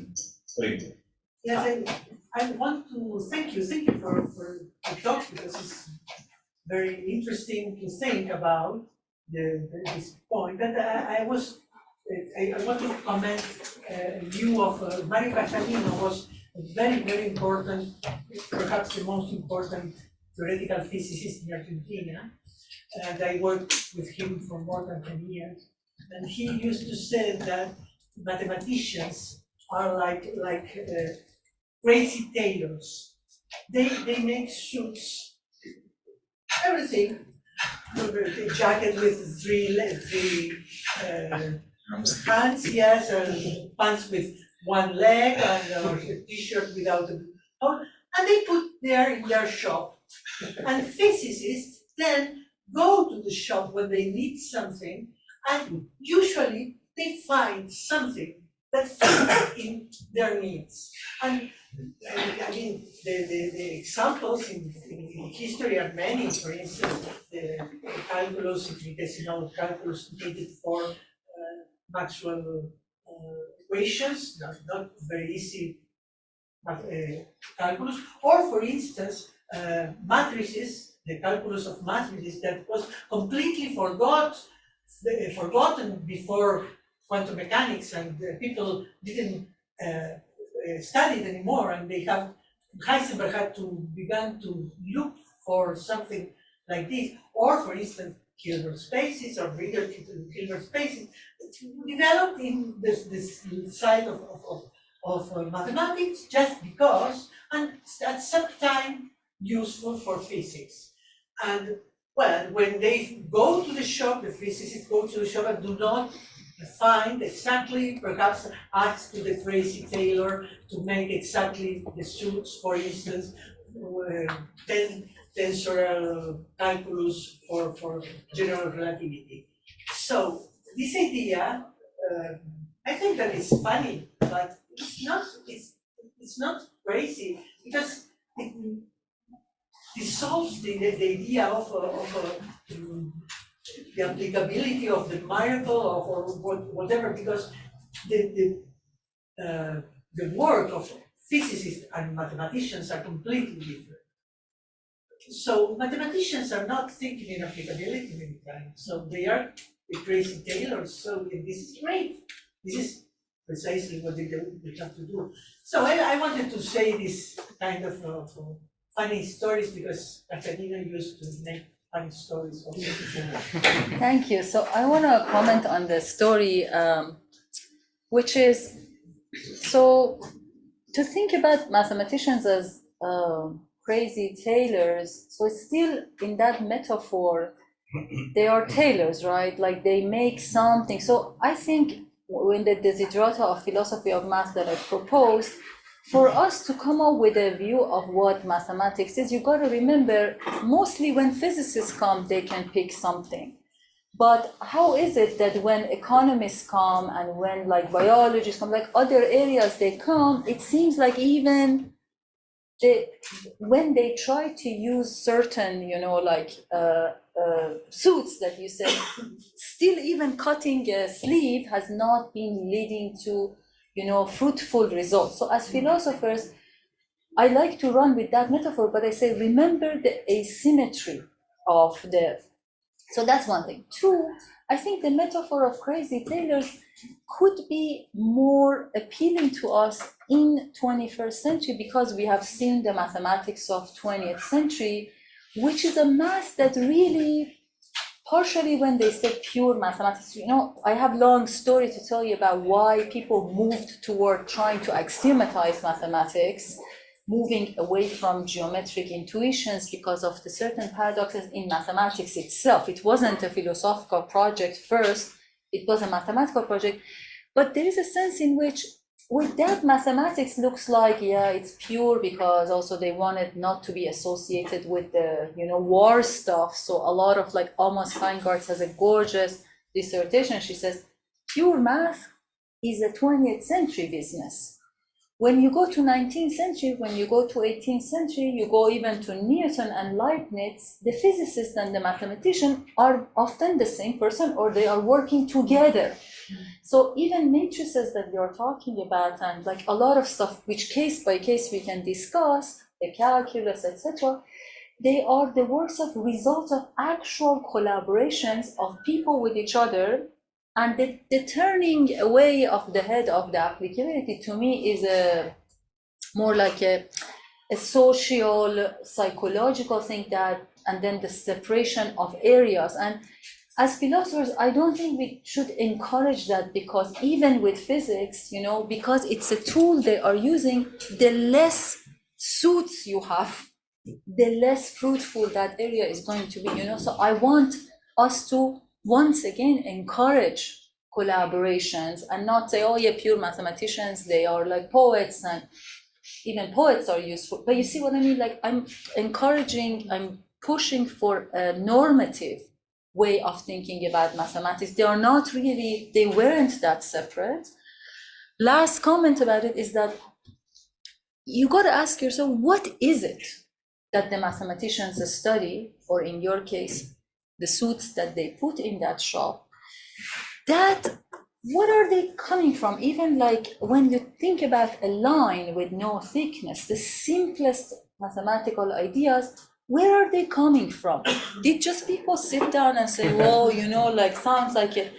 Or there was something in the practices that, like, okay, you think about the edges of things, but then you can make something like a string, like a division of a line, thinner and thinner and thinner and thinner. But remember, the line with no thickness doesn't exist in our. What is it? What kind of an abstraction or invention is that to allow the possibility of, you know, using it with physics? And maybe with biology, we need a different tool, because we cannot study systems locally. We cannot study them in one scale without paying attention to other scales. So I wrote a paper, I had the pleasure of working with Giuseppe Longo, comparing physics with biology.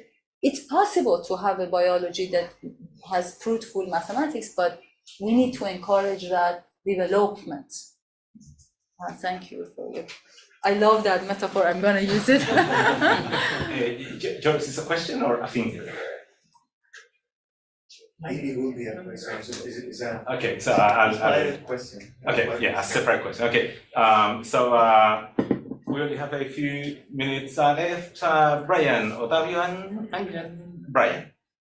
Okay, so first, thanks for the presentation. I've been thinking about this topic for a long time, so I'm really grateful for having this opportunity. So first of all, I want to say that I agree with most of your views, and I wanted to comment on a few things and to know your views about it. First of all, continuing with what Professor Lombardi said about the Taylor's metaphor. In the first place, I think we should think why those suits are useful in the first place. I think that saying that mathematicians tailor lots of suits, and then the physicists or the scientists in general pick them conveniently, that's the explanation for why they work. I think that is not explaining why it works in the first place. So I agree with you that we should explore the nature of mathematics to answer that first question. So I think we can, again, quoting Professor Lombardi, we can go to Kantian roots, for instance, to try to understand what, from where mathematicians emerge. I see two main points of origin for mathematics. One is phenomenology. Phenomenology can be seen as the source for a lot of concepts, like those of continuity, like quantity, like comparison, like form. And I think mathematics, what it does is that it takes those concepts and exactifies them and takes them to the limit of their consequences, and mathematics is useful because it takes concepts that that has their origin in our human practices. So I think that's one point of origin of maybe an hypothetical solution. Another point is what the philosopher Nicholas Rescher, pragmatist, says about how he understands nature as being tolerant to our ideas. Sometimes we create models that are completely inexact and idealized, like you said, round objects, frictionless contact between objects, I don't know. But even then, those models work. So you can see that even in economy, with the idea of a completely rational subject being part of market, that is has no place in reality. We're not completely rational subjects, but that mathematization works in a degree. So that's what's amazing for me, how tolerant seems to be nature. That's a metaphor only. But I think that's a point there to be taken into account. So yeah, I want to know your views on those two ideas. Thanks. Yeah, so Kantian roots and phenomenology, I have sympathy with both of them. Yeah, so I'm gonna just quickly repeat some of the stuff that I said is, I think a lot of interesting philosophical work would be looking at these details exactly. So when you're saying there is a sense of maybe comparison, etc., that some of these are maybe the original ideas in arithmetic, right? But to assume that all of mathematics is just that is we are assuming something from the outset. I think philosophers of physics and chemistry, biology, they have done a way better job at realizing, maybe with quantum mechanics, you gotta think differently than classical mechanics. When it gets to philosophy of math, by math people mean arithmetic, they mean geometry, and then they give a view about the entire mathematics. It's not so clear to me that this is really accurate on the outset. Like we need to be more careful about, and maybe like arithmetic has a different characteristic from, I don't know, group theory, and it's worth looking at what kind of epistemic tools are they. But I agree with everything else you said. Thank you. Thank you. Thank you. Octavio. Thanks. This was a wonderful talk, and it's a great cluster of issues. And it was very helpful to me because I always puzzle with Wigner's paper on reasonable effectiveness, in part because it seems to me that his own practice as a physicist undermines the claim that there is any unreasonableness, right? You look at what he does in his book on group theory, and he's very clear about where idealizations need to be made so that you can bring in some mathematics, adjust to the theory, what kind of fit is required. So of course it's not unreasonable, right? The adjustments are being made as the applications unfold, right? So it puzzled me why he would raise this point. Now, you illuminate that when you say, well, if you adopt a formalist, of course it would be very unreasonable. Why on earth a piece of meaningless formal symbols would have anything to do with reality? That would be very unreasonable and very surprising. But he's not a formalist. At least his practice doesn't, right? He doesn't say, okay, look, this is a purely formal formulation of the mathematics, and then I'm going to interpret it in some ways and connect with the physical. He does this as mathematicians do, right? He just takes mathematics as already interpreted and uses with adjustments and idealization to the physics. Yeah. So I'm with you. If you have time to read this 2017 paper I wrote, it's because I also was part of my dissertation. I started with also puzzling that is like you introduced symmetry. I've read Wigner's stuff in physics. So it's like more than but so part of what explanation I give in that paper is that it's a little bit of like just those quotes in the paper are saying that, and the title, because he's giving a talk to mathematicians, is like a sociological reason for why calling it this way. Whereas most of his work has been about what is it about physics, like with the invariance principles, etc. So my proposal, which in that paper I argued for that, and then the referees didn't like it so much, I said actually his conclusion is that it is reasonable and it is limited.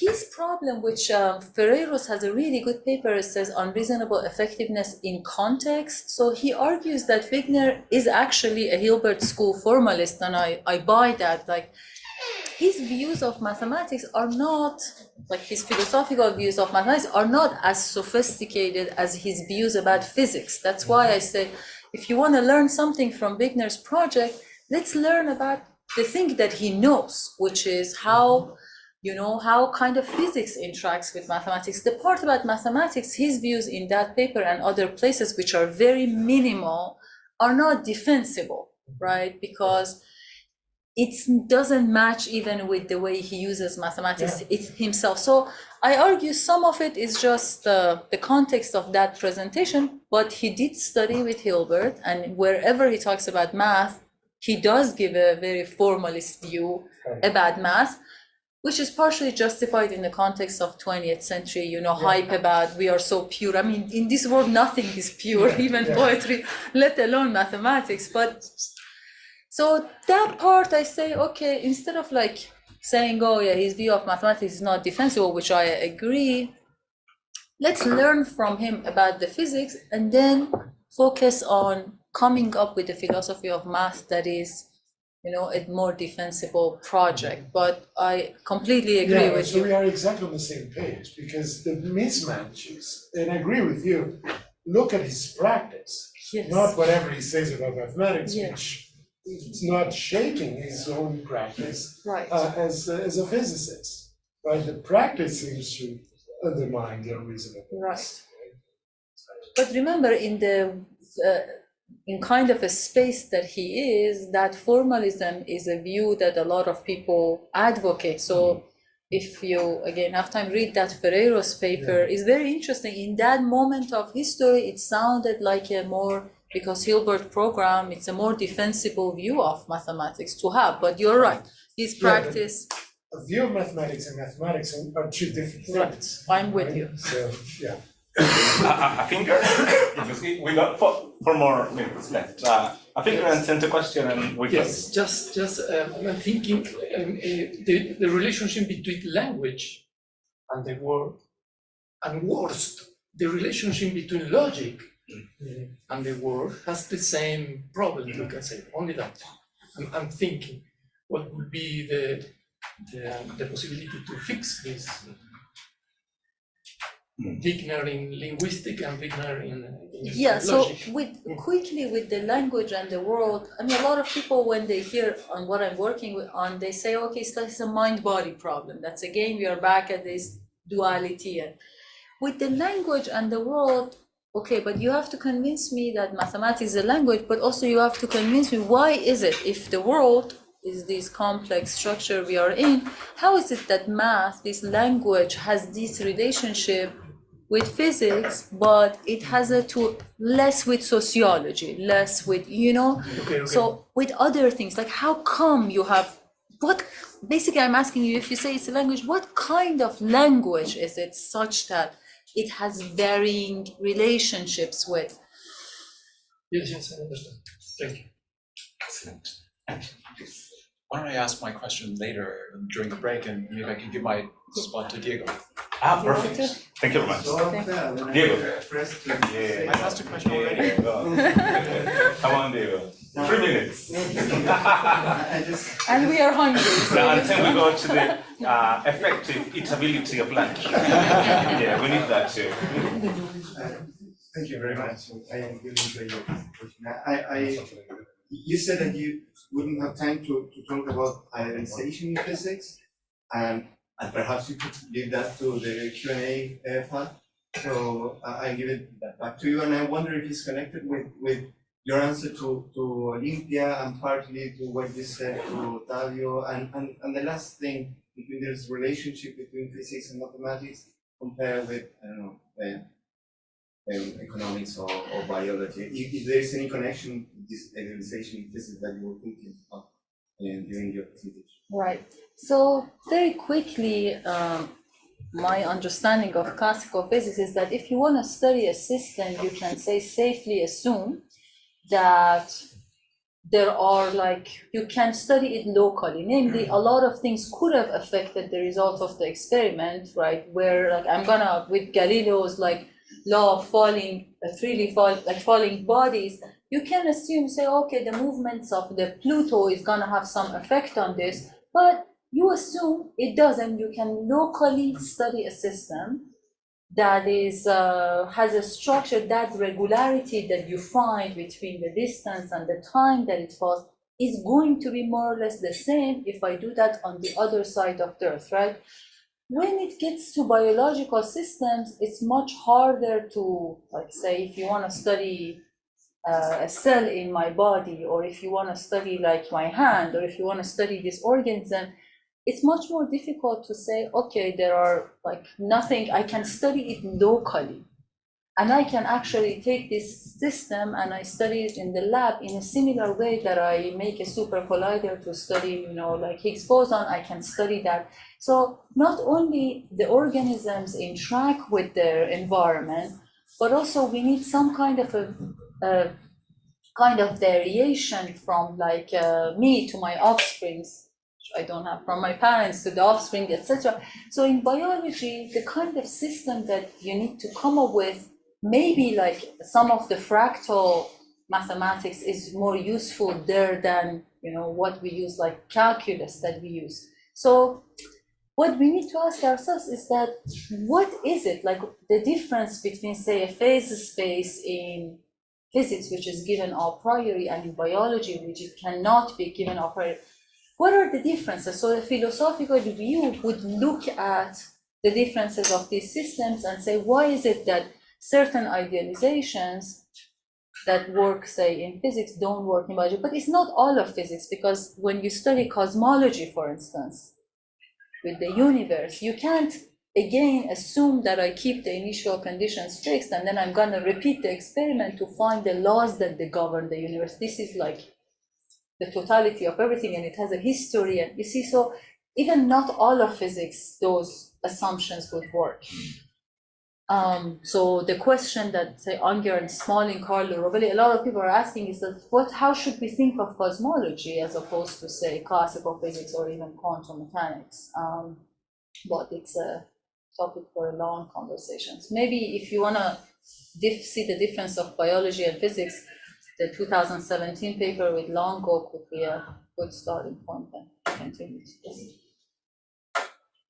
Thank you. You said 3 minutes, so I tried Thank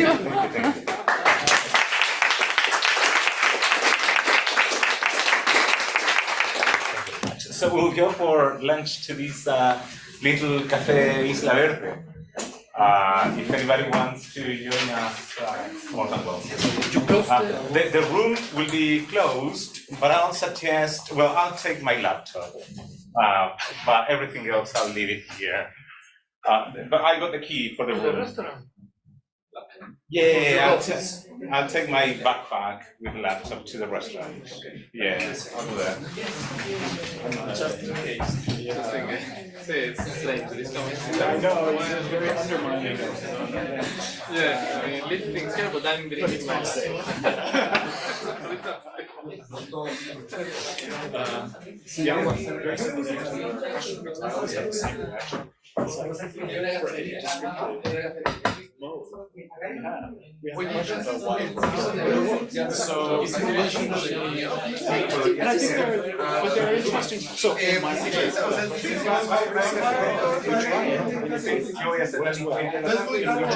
things in the and it doesn't work well.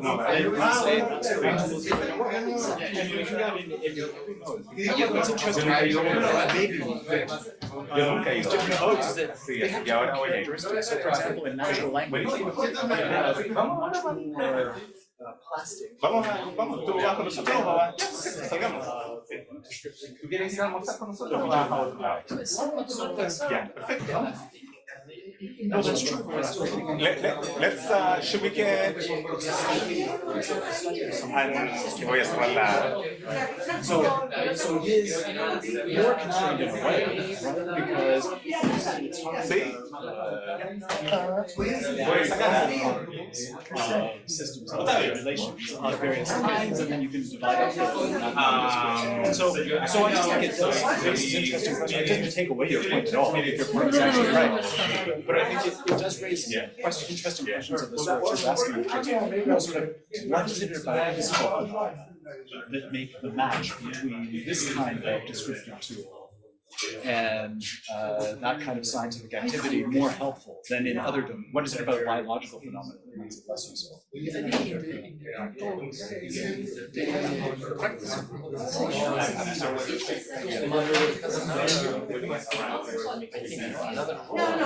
Exactly. I will mention that in my very short talk concerning both this relationship between formulas and the world, right, and if it is or not successful, no? What she did. Oh, thank you. It made me remember my discussions with Mario Catalina, who is a very great story maker. So in this kind of, in this case, I think it was clear what he was saying from the viewpoint of a physicist, not thinking about biology or not thinking about economics, from the viewpoint of a theoretical physicist. So it makes me remember your things. One of each.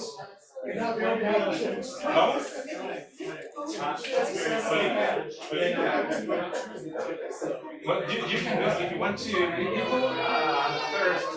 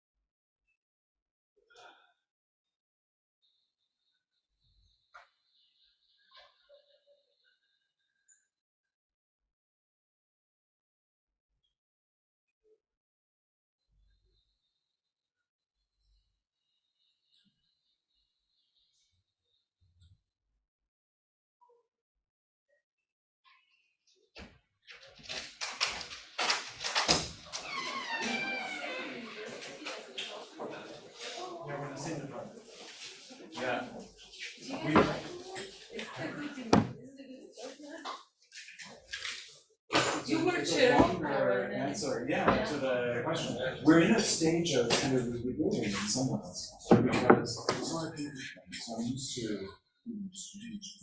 Yeah, sure. I think you guys already had a. Into the seat and I'll. Oh, hola Joaquín, hola, hola, hola. So we had a couple of, I'd say. No, ahí. Con ellos. No ve.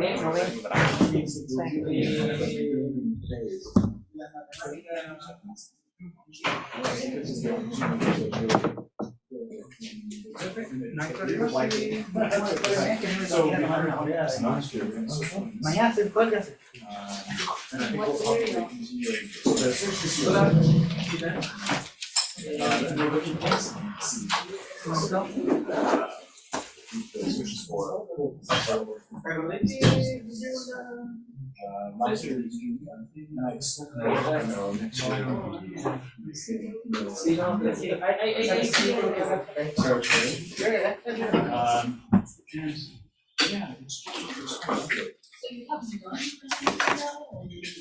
We have party count, I would say that's right. Yeah. So there'll be a.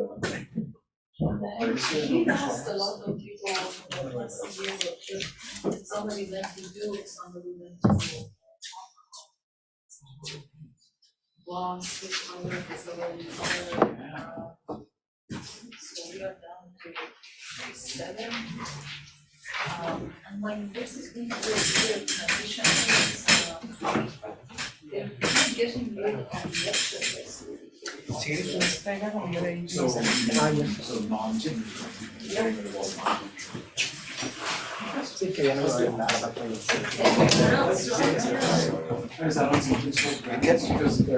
¿Puedo sacar una botella de agua? Sí, por supuesto, por supuesto. ¿Me traes una misma? Ya. It's not visible in the state of, we have a union, and they have some budget cuts from the state of California. Juan, ¿tú presentas desde allá o desde acá? So they have decided. Desde ahí. Ya. Sí, sí, sí. No, COVID. Acá Acá enchufamos. Sí. ¿Sacó este? Para el speaker. Thank you.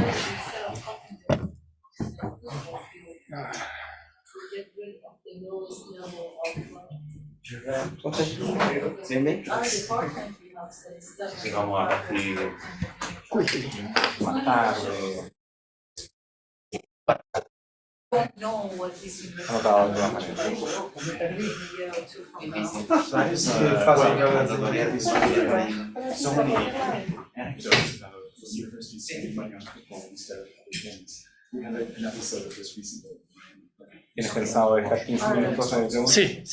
Y voy a ser breve. Ah, sí. Ya.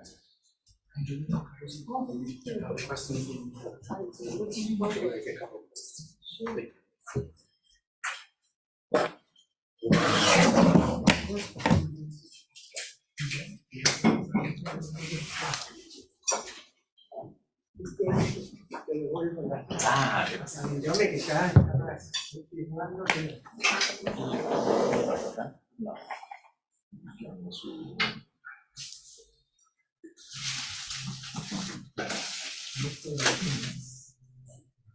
ya.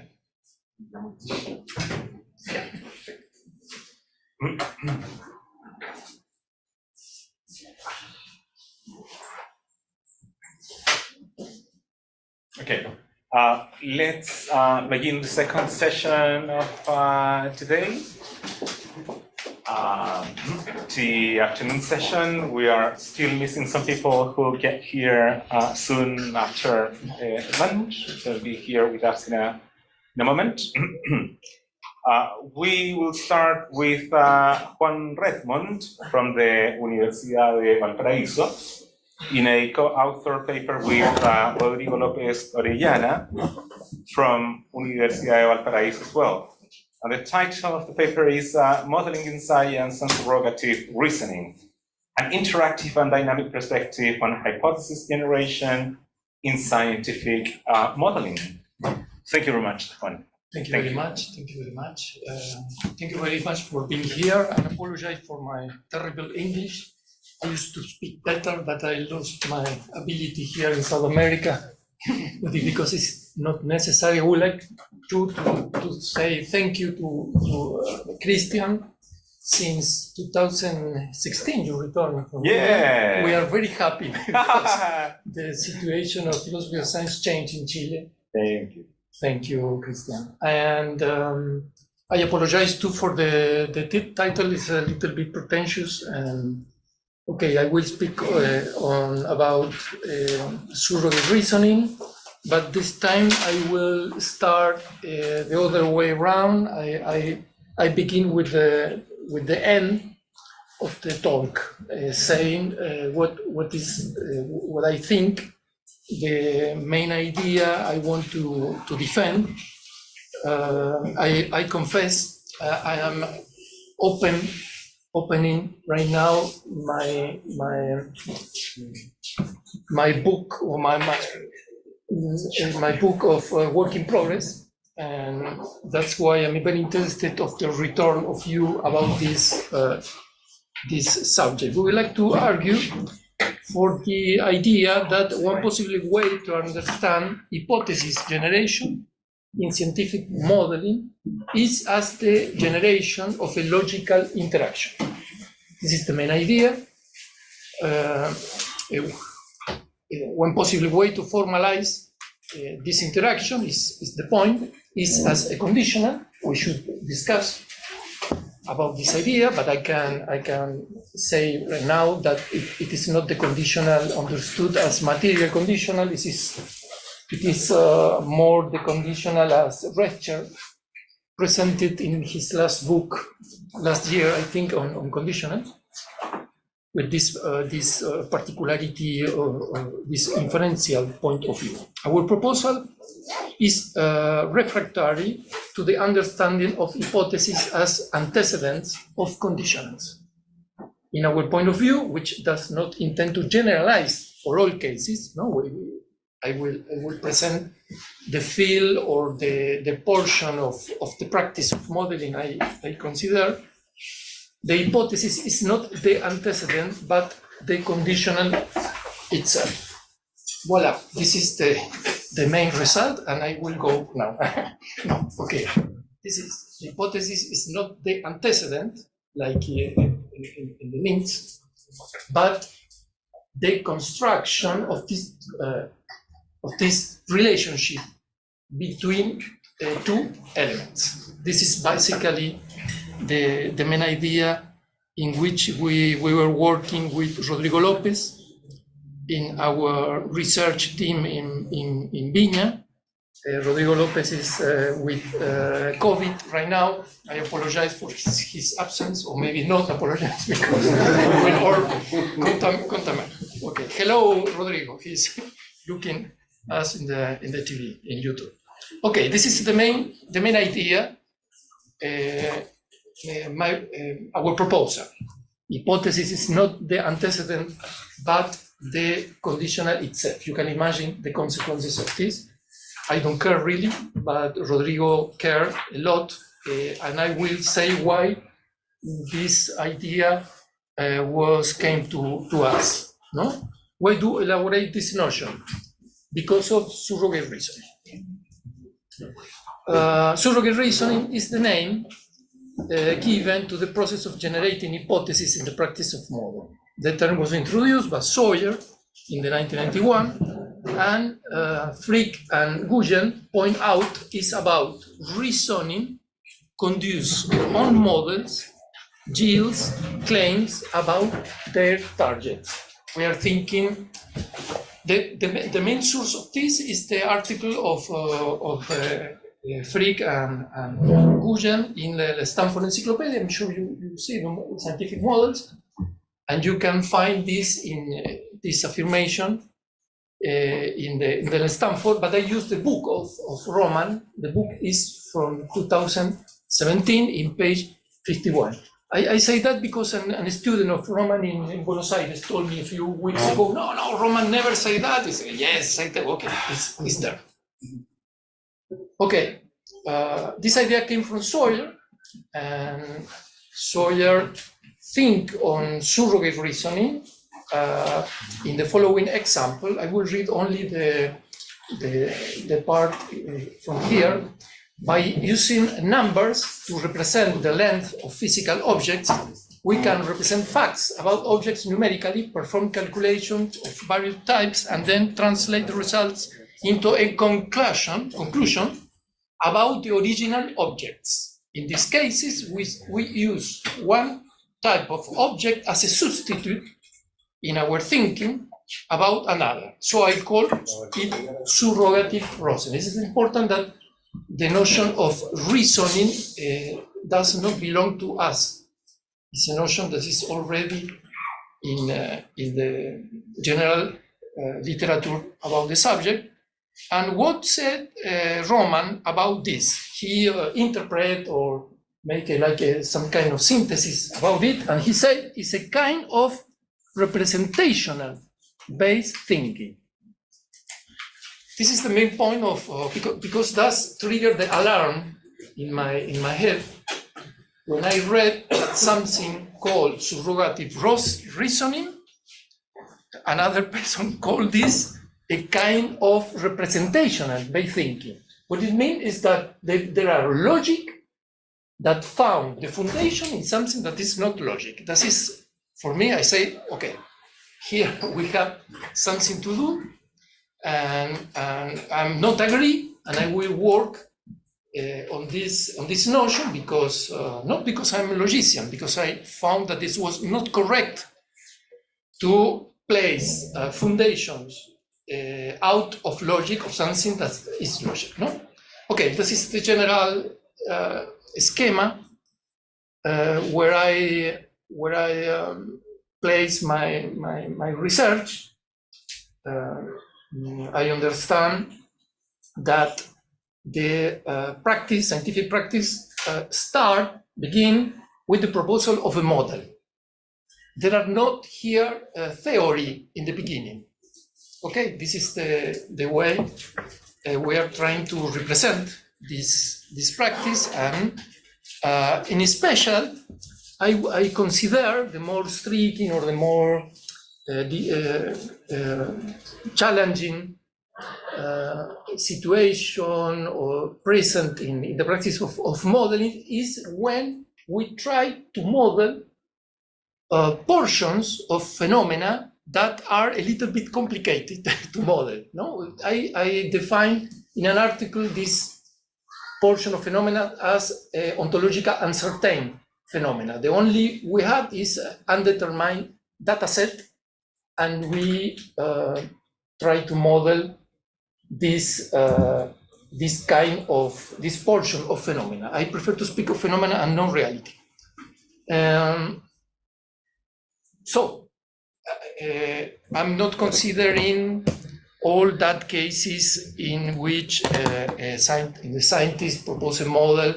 For example, there are people in our research team that build buildings and ponds and machines for the wind, and there are not that cases, because we understand that that is the challenging situation in the scientific practice. You know? We want to know what is that on the right. Several cases were already mentioned today. For example, Olympia speak about spaces in the minimal portion of reality. What is the real form of that? This is an interrogant, and that's why we model and we try to think the connection between both. Okay. The notion of surrogate reasoning was presented to the community a few years ago, and this is our constatation, there is not a lot of said about it.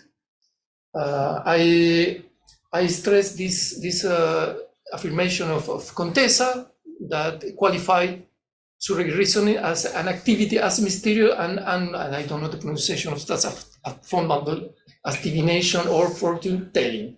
No, this is an article of 2007. I present this quotation in another congress, I think maybe has another interpretation. I'm open to this. Okay, our view in front of this is rejection.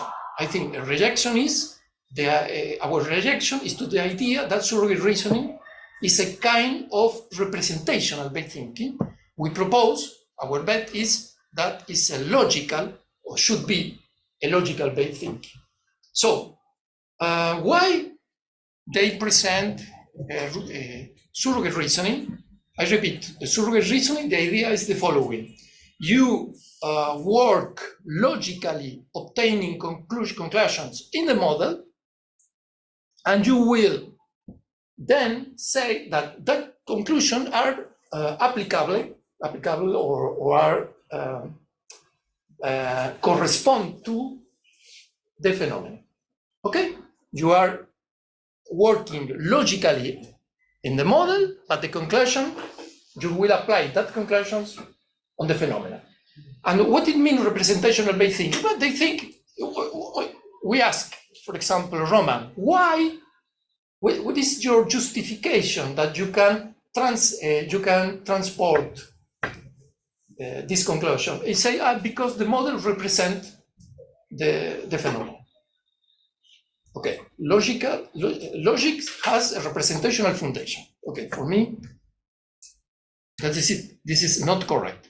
Our answer is because it's the relationship between two proofs. This is the idea we propose after 2 years thinking how to build this this foundation in logical terms. The point is the term surrogate does not allude to a type of reasoning, but rather to intended relation between the model and the target system.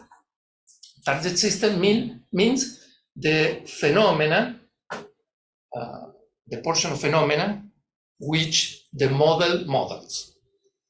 It is not a type of reasoning as one would differentiate between induction and deduction, but a way of pointing out that an inference holds in two places at the same time, the model and the target system. So of course, the analogical reasoning has an answer to this, but like a big boat sinking, analogical reasoning does not respond to the problems of targetless.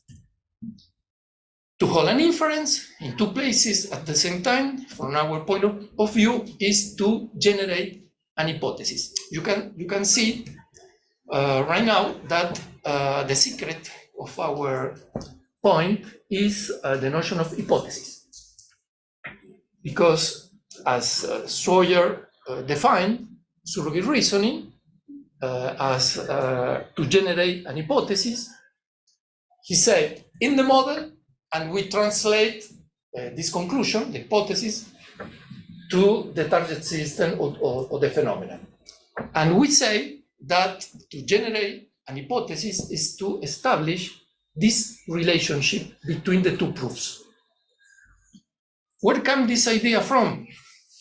If you allow me to say that very quickly, because I'm not a specialist in history, philosophy, and either in antiquity, but I found this idea in Prior Analytica, and I suppose that Charles Sanders Peirce found the same. That's why he called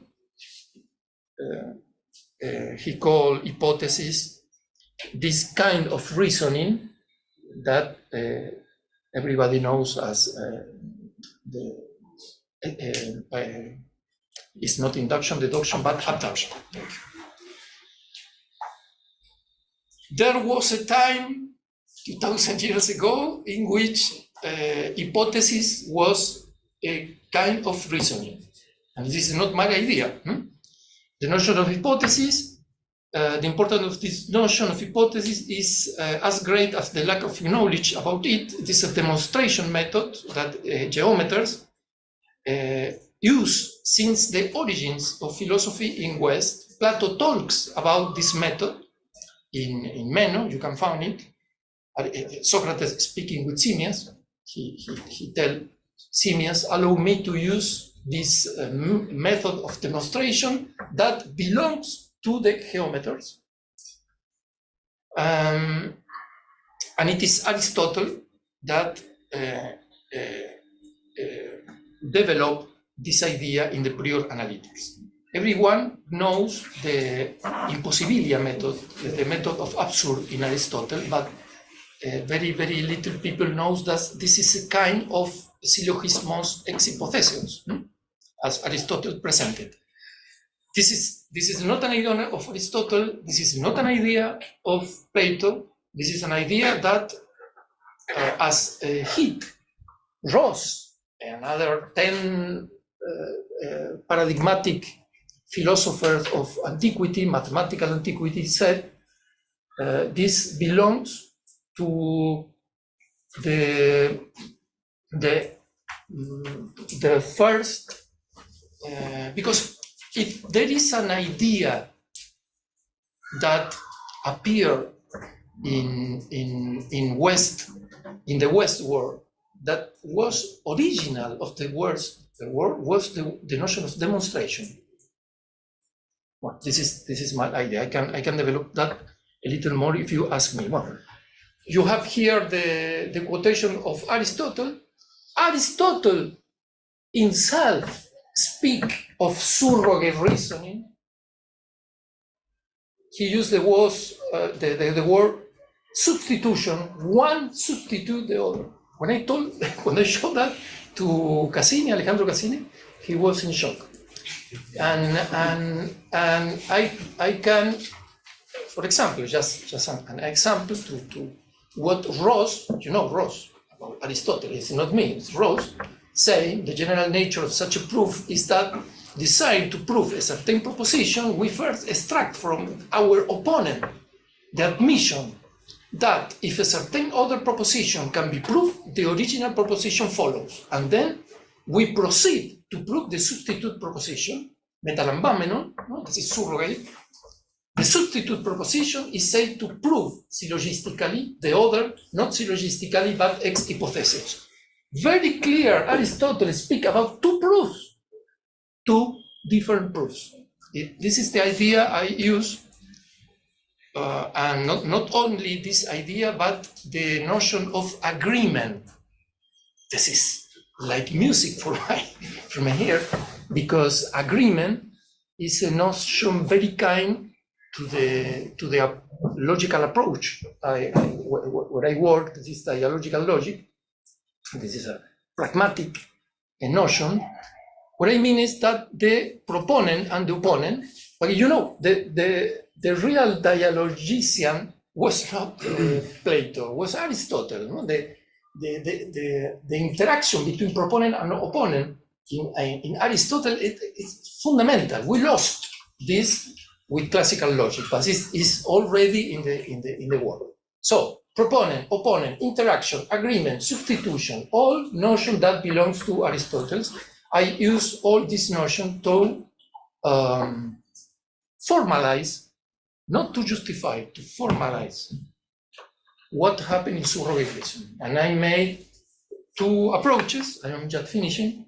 I made two approaches. I will present here only the modal one in dialogical logic to formalize in surrogate reasoning. I repeat this because if you ask me why is logical, it's not because I can formalize this. It's because I define surrogate reasoning as the interaction between two proofs. And the interaction between proof I can discuss an argument in this sense. Somebody can say me, for example, no, the relationship between two proofs are psychological, sociological. We can discuss about this subject.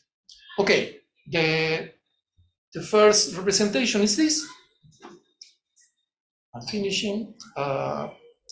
There are the conclusions obtained in the model, and we confirm this conclusion in the target system. What is an hypothesis? An hypothesis is to build this interaction, is to say that what is proof in the model has sustainability in the target system. This is very difficult, and I have not fixed the following question. If the conclusions obtained in model are monotonics, deductive, in the other place are not.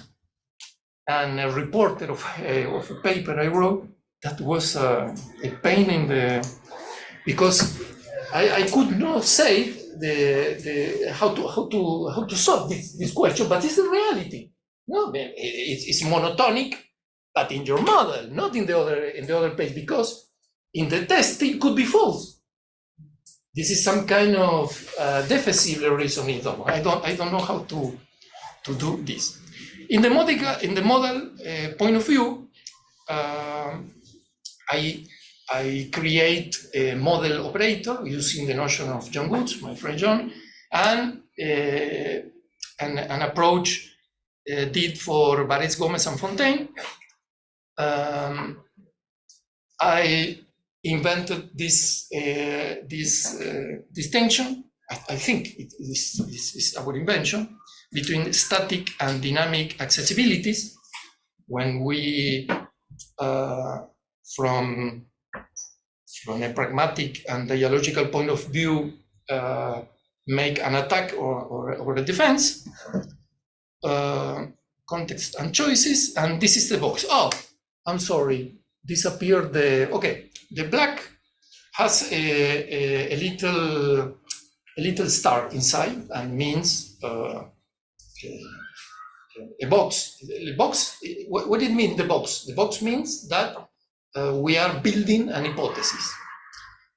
We utter a formula with the box. The opponent attack this formula, asking for the context what I want to defend, and the defense consists on affirm the original formula in the context required. Of course, the two contexts are the model and the target systems in this way. In the other understanding of this, the opponent and the proponent are the model and the target system, and they build the dialogue. Okay, there are structural rules that govern the dialogical operation. Given that in model logic all the moves are performed in context, it is necessary to replace the formal use of atomic for the following atomic formula may be uttered for the first time only by the opponent, and the proponent can only atomic formula only if the same formula was uttered previously by always. We call this rule the Socratic rule. I can affirm atomics only if you concede me the atomic first. This is like Aristotle, like Socrates, no? How is the name of this procedure of Socrates? La mayéutica. It consists of this. I want to prove that it's raining, and I will prove to Ariel that it's raining, manipulating the argumentation, and in the moment that he affirms that, this is the formal use of atomic or atomic. Well, this is an example of a typical dialogue where the concession are the information that the model has, are attribute of the opponent, and we affirm, for example, in the model, here is the context, here, we affirm that this disjunction with the modal operator. And the opponent from the model, no, because it's a box, it's like the necessity operator. That means that the opponent has the right to decide in which context the other player should prove the assertion. And we are playing in K, and the opponent decides that the other context is the target system. You can say that here. Okay, he affirmed the disjunction in the target system here, continues according to the rules of propositional dialogical logics, and from where take information the proponent for having a winning strategy. You have this here. from the information already attributed to the model here. And win in the target system. The formula that in the beginning was affirmed in the model. Okay. We may then conclude that from a dialogical and model point of view, the thesis asserted in the model has gained a winning strategy in the target system. For the later, dynamic accessibility was introduced between the two, and we call the action of introducing this dynamic accessibility to generating an hypothesis. That's all. Thank you very much.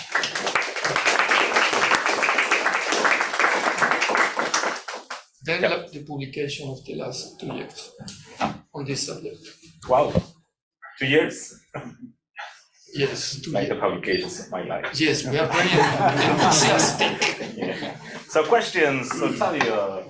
Thanks, this is a really interesting topic. I have a question. Do you think that surrogate reasoning then is an heuristic tool or is a tool for justification? Right? Because from some parts of the talk, it looks like it's a way of generating hypotheses, right? We should put it as a heuristic device.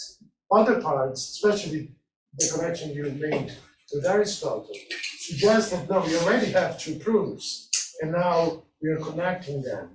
But that seems closer to some justification procedures. You can see how results established here bear on something else. So what is the status then? Okay, I think it is always heuristic in the sense, I can say hypothetical, but why I'm saying the same question. Heuristic in the sense that you are proposing something for evaluation on the your background of this is logic, the logic you made in the model. Because you have two possibilities. For example, you drink a whiskey and you imagine like a Kool-Aid, imagine a hypothesis from the model, not from a logical point of view.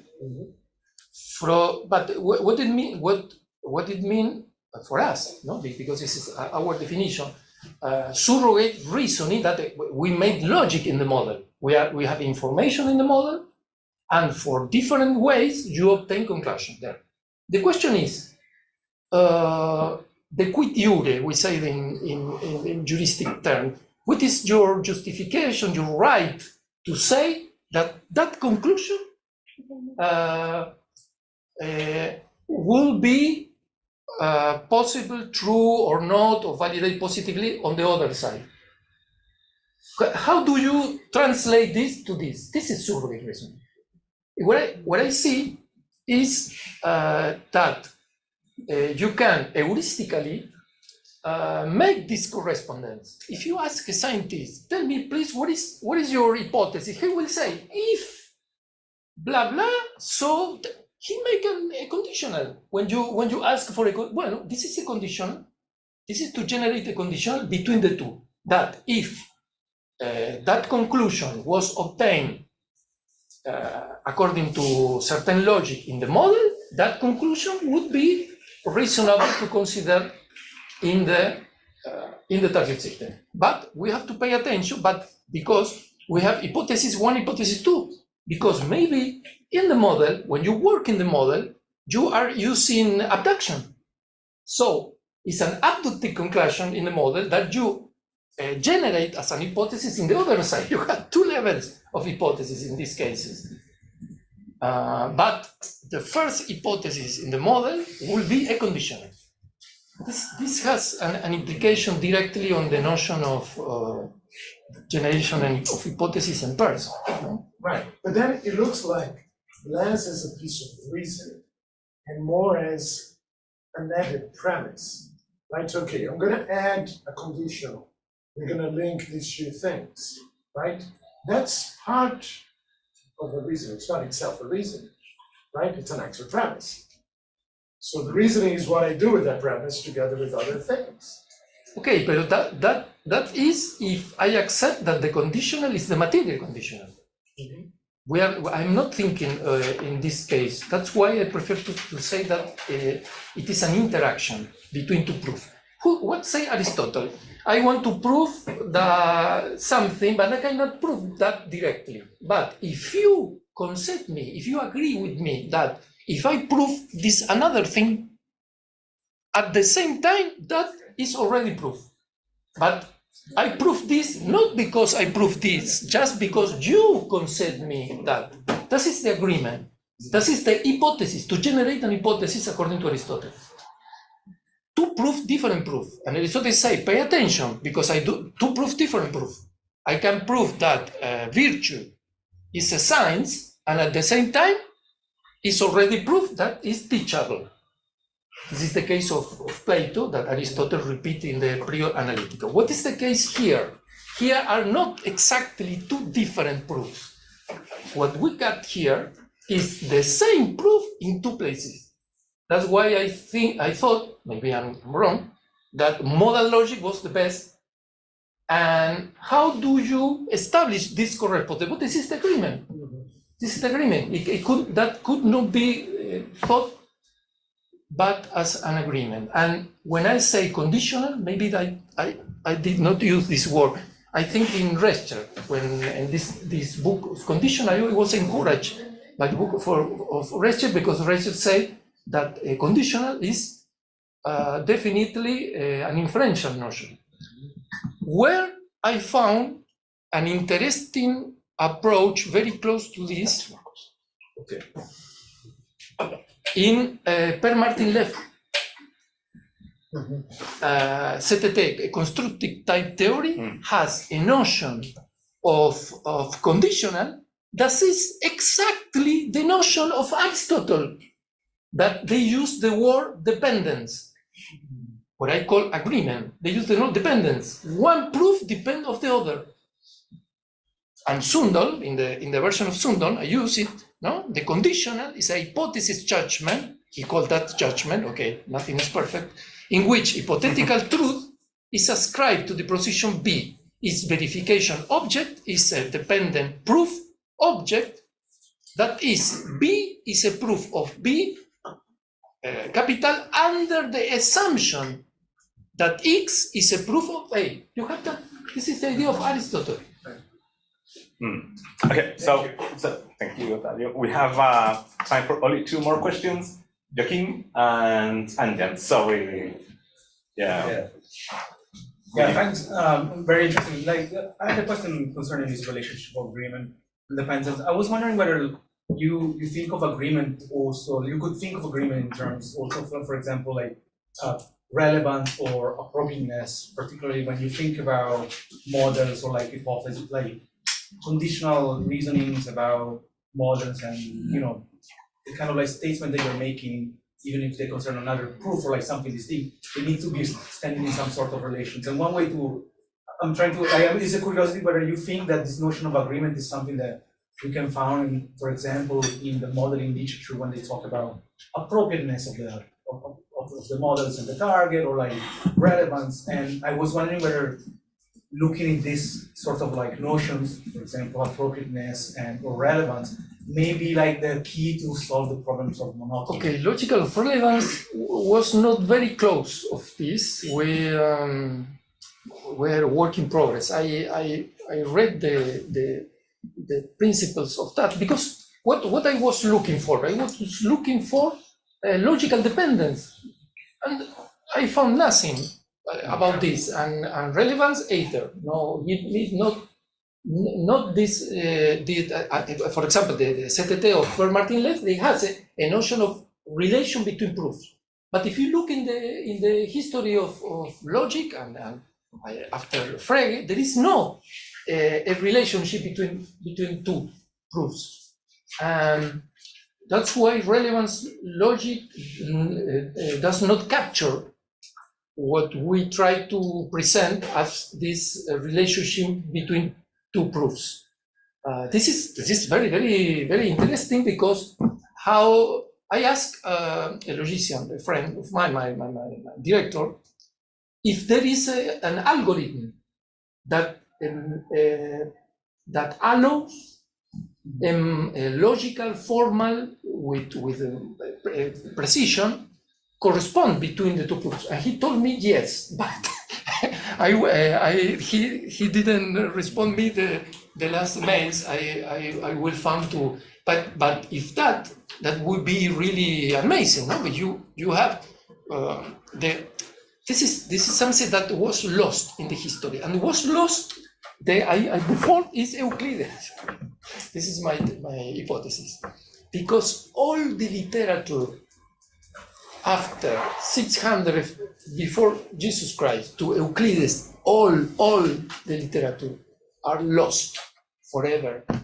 There is nothing about one of the first and more important method of demonstration that Plato used in the book, in the Western philosophy, that is the syllogismos ex hypothesis. And why if you look the article of Lalande, do you know Lalande, the vocabulary? Well, it has an article dedicated to this kind. The problem is that there are no texts, there are no books. Heath, Ross, and the others, they have no development of this subject because there are no texts. There are only a reference to this kind of demonstration, that it was the book of Hintica. If you look in the book of Hintica about analytical methods, he has a very interesting proposal according to this, and I think he has right, that this method was, in the beginning of the story, very, very close to the graphic proofs. You know, the Greeks, when they prove something geometrical, or arithmetical, they use images. And when they prove in this way something, other things were proved at the same time. That's the we suppose. No? So can we make it very brief? Last question, so we move on to the next. Okay. Talk. Thank you. Yeah, so I apologize because this is a very basic diagnostic question, because I think I'm not clear Please. on the view yet. And I think the difficulty I'm having is that it's quite abstract. So I was wondering if you could give us a concrete example, because I think I understand most of what you're saying, but I don't understand how surrogate reasoning involves interaction between two proofs. So let's take an actual model, right? So the model of the San Francisco Bay. There's a bay in San Francisco. You can't manipulate it. You don't know what's going to happen if a certain amount of rainfall falls on it. You can't arrange for the weather, right? So you create a model of it, a toy model, and you can manipulate that and use it as a surrogate for thinking about the actual thing, right? So there's a situation in which you have a target system, you have a model, and you do some surrogate of reasoning. So in that example, or another one of your choosing, right? What are the true proofs and how are they interacting? You surrogate your reasoning in the moment, the conclusions obtained in the model. You work in the model, in the model, and you are not doing surrogate reasoning there. You are doing logic reasoning there, and you made surrogate reasoning in the moment. You transport the conclusion here to the phenomenon, to the target system. When I ask you, why did you made that? And you told me because I agree, or I presuppose that if this is a conclusion here, so has logical sustainability there. In that moment, when you did that, you are doing surrogate. No, that I understand, but what are the two proofs and in what way are they interacting? It's the same proof here and there. They are interacting, the two proofs. The proof here in this context and the same proof there. What is the proof in the target system? It's the same proof obtained here, but right now in the target system. There are two proofs. Why are not exactly the same proof? Because here maybe it's monotonic and there no. Maybe here it would be false after testing. Yeah, we are going to have more time. No, I tell you something. What I'm saying is not my invention. It's what Frick tells you. If you ask from the justification of this to Frick, he will say you, because one represents the other. The conclusion obtained here, he translates this here. And he say, the proof or the justification is representation. And I say, no, it's not representation. It's a logical interaction that you are establishing according to an agreement, maybe the scientific community. Excellent. Thank you very much. Let's thank.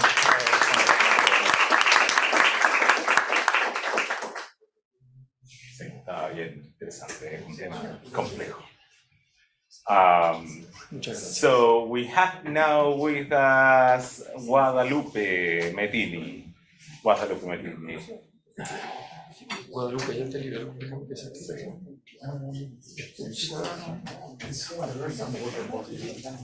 Yes, yes, yes. You can ask Nibal. Sí. ¿Quieren agua? ¿Hay unas aguas ahí? Siéntate. ¿Vas a ocupar este computador? Dale. Ya. Dejo la mía. Y sí, nos cambiamos todo acá. Dale, no. Y ahí está. Y mira, conéctalo al otro lado. Y así yo voy a conectar este acá. La primera no es la noción. Lo voy a conectar acá. Bruno. No, sí, está bien. Gracias. Igual. Acá. Gracias. Como lo entendieron los que yo estoy considerando.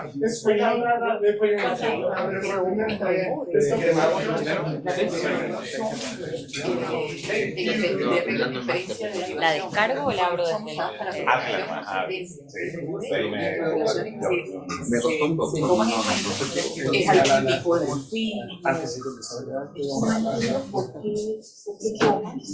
entre modelos, porque esta la puedo cerrar.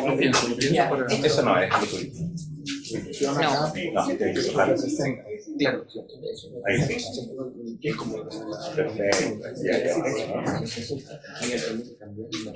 Perfecto. Okay, so let's continue with Guadalupe Medini's presentation. She's joining us today from Argentina, Universidad de Buenos Aires, and CONICET. And the title of her presentation is Values in Scientific Modeling. 1 minute. Would it be okay to use that space, or are we doing all right? That space up there, to use that space to sit, or you're all fine? It's not too much to see anyway. So. Okay, okay, let's stay as we are. Thank you, Guadalupe. Thank you. Okay, and thank you so much to make me part of this wonderful session. I am actually really nervous to be talking in front of all these brilliant people. So my idea for this presentation was not to continuing with the subject that I was working on the last 10 years, that is thought experiments in physics. I said, why not to change to a new topic and explore a little bit about this. So this is new ideas, explorative ones. So I expect a lot of feedback and be very gentle with me. This is just an exploratory idea. Okay. Well, the aim of my presentation is to argue that decisions such as which aspect of the phenomena to represent in a model, in a scientific model, I will say something about what scientific models are to me in a moment, which idealizations to introduce into the model are underpinned by epistemic and non-epistemic values. I think that the representational decisions, that is a term that I took from Weinsberg, are associated with a type of risk that scientists are willing to take, and different motivations are linked to different value schemes that I will identify with list of values in each case. So I will try to make this clear in a moment. Okay, this is more or less the outline of my presentation. I will first present what I understand for scientific models and how I think that building scientific models implies this kind of decisions. Then I will reconstruct briefly the history. This is a long history, but I will try to be brief, of value judgment in scientific reasoning. I think this discussion is not It's just recently been applied to scientific modeling. So I will try to reconstruct what was said to the moment for scientific theory choice especially, and try to translate that discussion to scientific models. I will define what I think there are representational decisions in model building. I will try to distinct epistemic and non-epistemic values in scientific reasoning, and I will try to explain why this kind of values are seen like a threat to scientific neutrality, and try to make some final remarks that are not conclusions, just some things that I can use to close this presentation, some ideas from this idea to link scientific building, model building with values. So my first point is about scientific models. I didn't present examples. I didn't apply this to any specific case of model building, but I think in more or less in scientific models like our solar system, a model of our solar system, a model of a star, as the example. That's an artist's representation of a neutron stars. I think that we can include a wide range of scientific models in this category. Other things that are more like close to applied science, as climate models, or the models of the spread of a disease that we are familiar during the pandemics, are also scientific models. So I would try to make very general remarks, but this is the kind of models that I have in mind. Well, this is what I understand as scientific models. Maybe some of these ideas are very similar to some that Juan presented a moment ago. I think that maybe represent is a word that he doesn't fancy too much. I think he will like, but I will try to deflate that concept.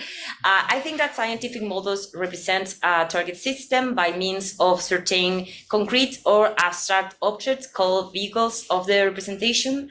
To do that, they employ a range of resources that include theories, empirical knowledge, other things. My previous work was on scientific folk experiments in physics, so I tried to show there that a big group of scientific folk experiments could be understood as models that imply all this range of resources.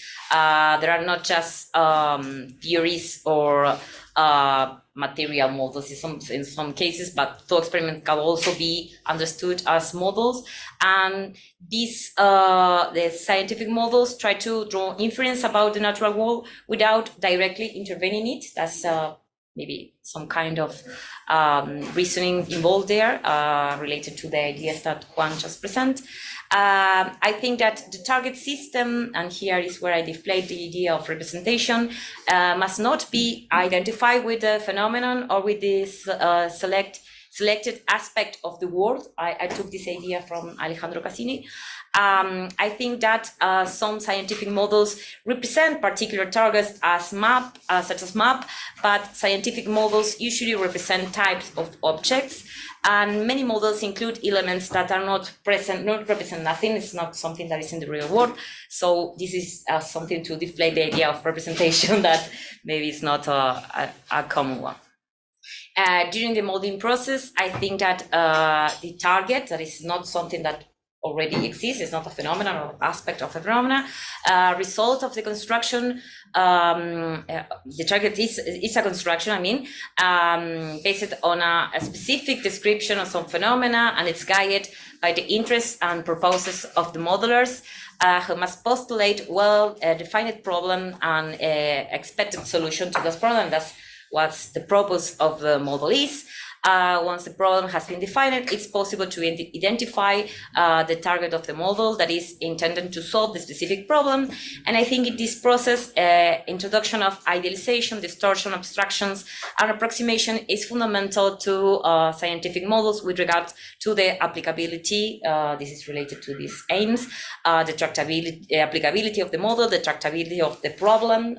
In some cases, simplifications are very important, for example, in cosmological models, or their explanatory capacity of the model. So,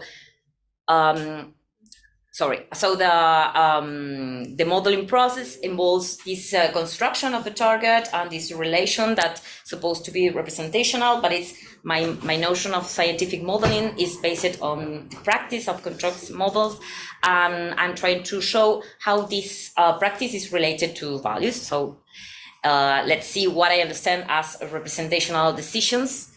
I think that in the process of constructing models, as I say, there is this kind of operations that are needed to do to like select or construct the target and select the aspect of the phenomena that are trying to represent. So during this process of constructing models, scientists relies on some criteria in order to make decisions, in order to select aspects or define the problems. Some decisions are about what to represent, that concern what entities to include and exclude for the model. For example, what variables to include, what outcomes to represent. That's decisions that are representational decisions. Decisions about how to represent. The first idea is from Harvard and Weinsberg. I try to add some aspect to this first aspect. Decisions about how to represent that concern to the entities already chosen. These two decisions, what to represent and how to represent, many times overlaps. We want to see that in a moment. Decisions about how to represent concern the entities already chosen for the inclusion in. It means what inputs and what data sources should be used in the model. In some cases, these are examples of that. And the third kind of representational decisions are decisions about for what purpose to represent, and this define this concept of accuracy of purpose. This is also like a deflated notion of truth in models. Models are not true or false, or adequate or not adequate for certain purpose. So the model is supposed to help the modelers to reason, to understand, for example, a problem. So representational decisions, will be inadequate for purpose. In some cases, will produce also social harm because they will exclude some aspect in the outcome, for example. So I think we can like associate this representational decisions, representational decisions to different aspects. For example, when the modelers decide what to represent, made some ontological and epistemological commitments, or ask at least some epistemological and ontological questions that will be reflected in the component of the model, then the problem of the model, try to solve it. In the questions that are related to how to represent, that reflects methodological questions about, for example, tractability of the problem or the explanatory capacity of the models. These are also pragmatic decisions, but I think there are different aspects that are decided when modelers ask to the question what to represent and how to represent. And the third aspect, accuracy of purpose. I think that, for example, the predictive or comparative task of the models are different purpose for that are used. So this is a different aspect from methodological or ontological and epistemological aspect. These choices, these decisions that modelers have to make overlap. I don't think there are in the practice like different, this clearly separated. In some cases, I think we can say there is a hierarchy between them. From my perspective, that is that models that in practice of modeling, I think that the purpose of the model subordinates the other aspect. What is the purpose, for example, the predictive purpose, if you are modeling like the spread of a disease, is like the aspect that will determine how and what to represent in the model. So all this about models. Now I want to try to link these questions with scientific judgment in value judgment, sorry, in scientific reasoning. So this is like a very, very short story of this huge discussion in philosophy of science, at least in the empiricist or analytic philosophy of science. It's opposed to science is about facts. So knowledge and ethics are fundamentally distinct enterprises. So from Bacon and Hume and all the people who come later, these are two aspects that should be separated. In the case of Bacon, he was very worried about the anthropomorphic projections of human desires on science. So he tried to identify them and show that the scientific method will guarantee that, that the science is about facts and not about our wishes. The very famous Humean distinction between facts and values is like one of the core beliefs from, for example, logical empirism, that this is two different mothers. And for example, Moore specification of the naturalistic fallacy is based on this distinction.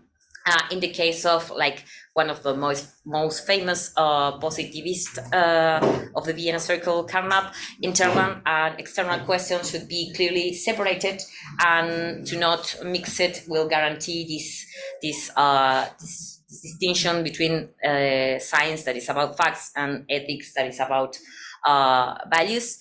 Of course, Quine at the last said that if we can choose a logic, so we can treat empirical statements in the same way, so we can like reverse this distinction. But I think that even when that discussion, this deep critique to the dogma from empirism was very huge, and for sure, the more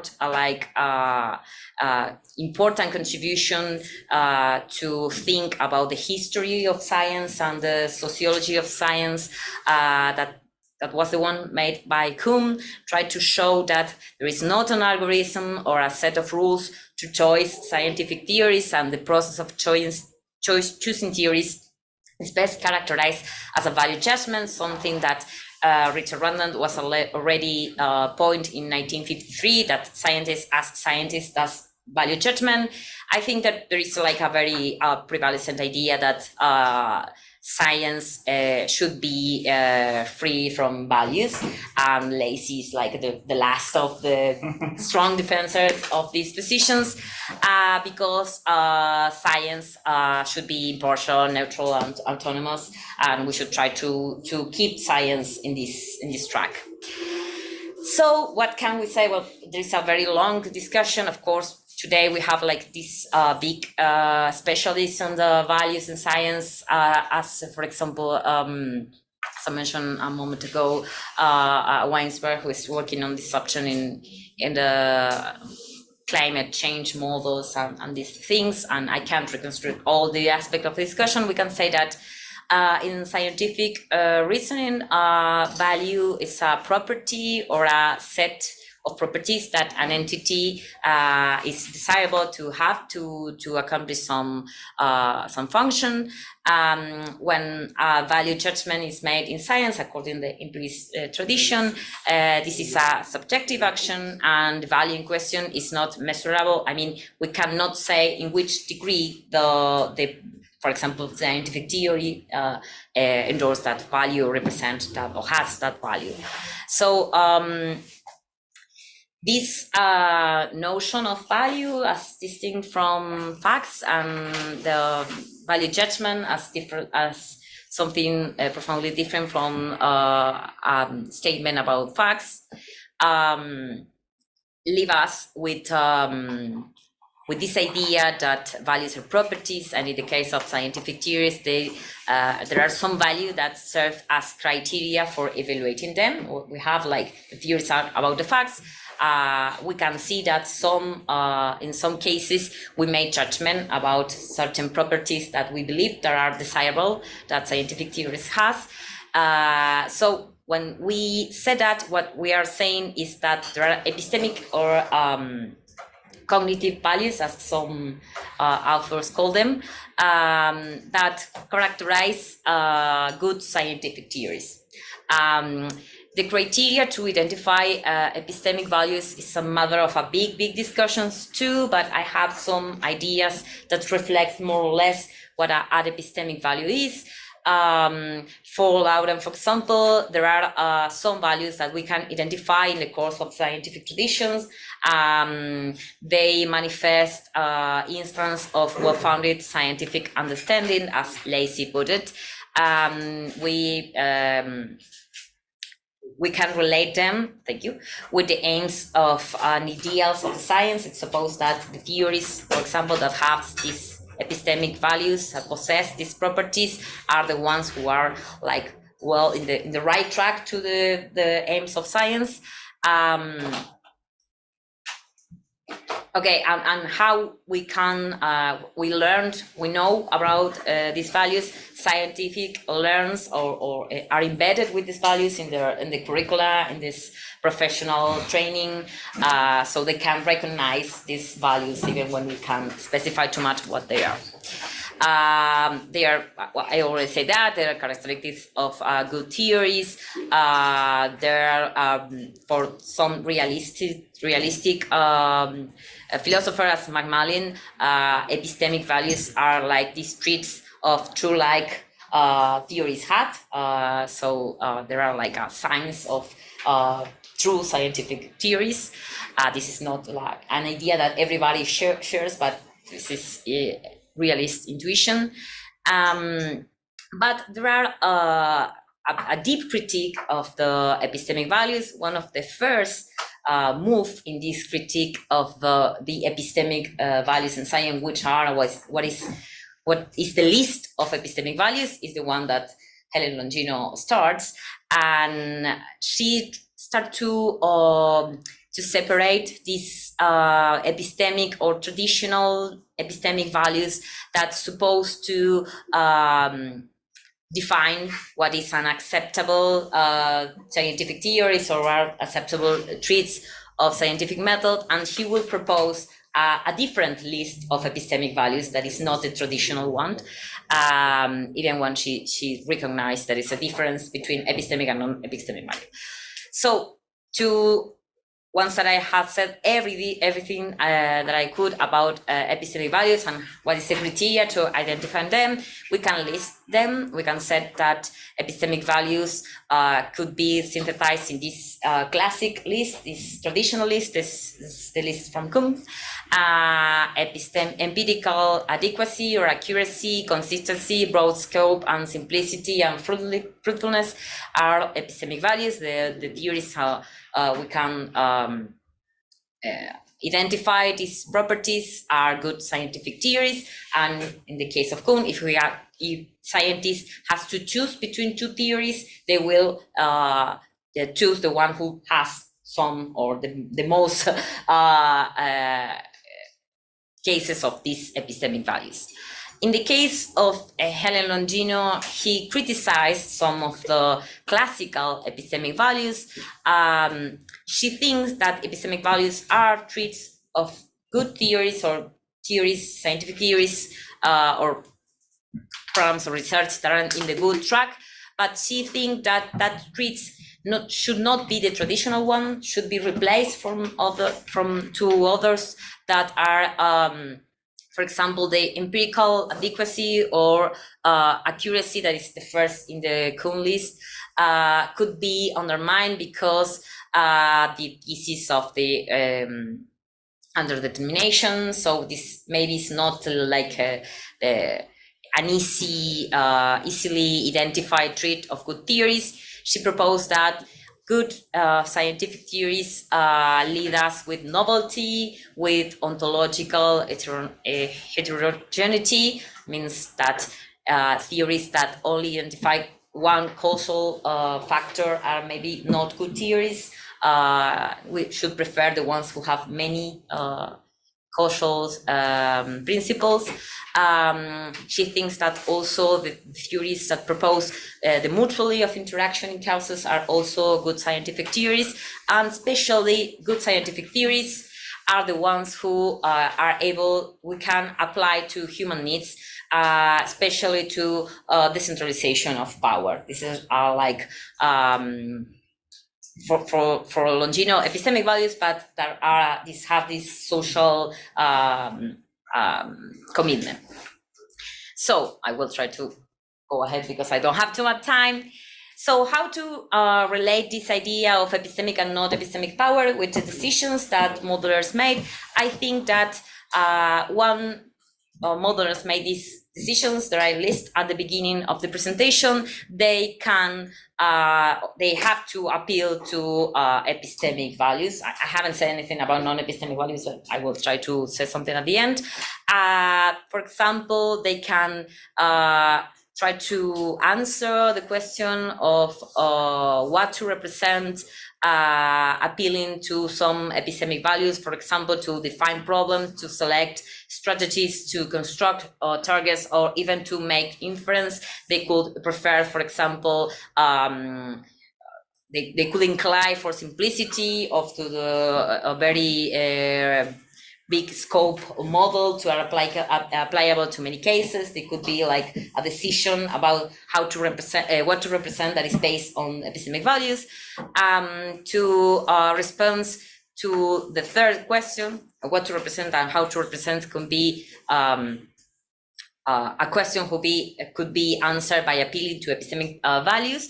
But when they try to answer of what is the propose, they, I think, should use non-epistemic values that are not so easy to identify and are very difficult to list, but are related with social cultures, personal cultures, and involve things like social utility, democratic values, even aesthetic values.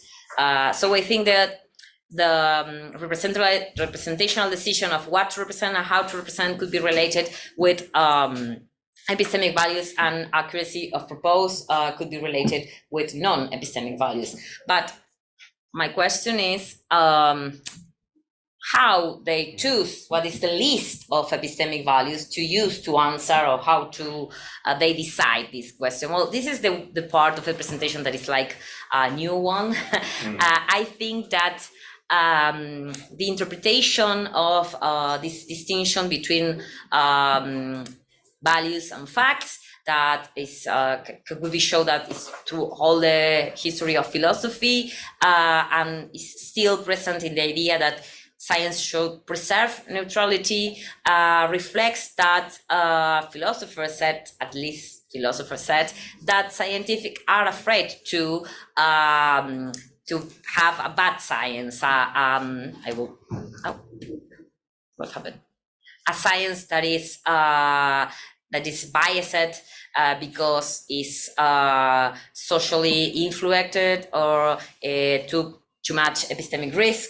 So I think that with what is the list of values that scientific choose will depend, when they're modeling, will depend of this inclination, and the list of values and the hierarchy of that list will depend of, they are afraid of that ideology pervades science, the science became politicized, for example, that the politics in science have too much influence on what science do, or they are afraid that science undercover biases, as Longino has saw, or that the pretended consensus of science is a fake consensus and is imposition. So what the modelers are afraid to determine the list of values that they use to model and the hierarchy and the dynamic on these values in this representational decision. Well, I have some things more to say, but I think that's enough.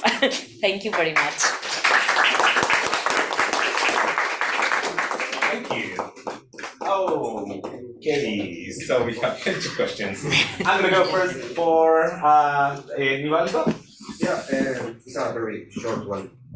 Yes, I don't have very clear if there is a small question. If there is a clear distinction between epistemic and non-epistemic value, or in some context, some value could be epistemic, and in other contexts, the same value could be non-epistemic. Can I answer this quickly first? Yeah. Because that's one of the parts of a presentation that I have to do. So I think that there is like a traditional distinction between epistemic and non-epistemic values, and there are a list of values associated with epistemic values that are more clear. For example, the 5 values of Kuhn or the list of Longino values.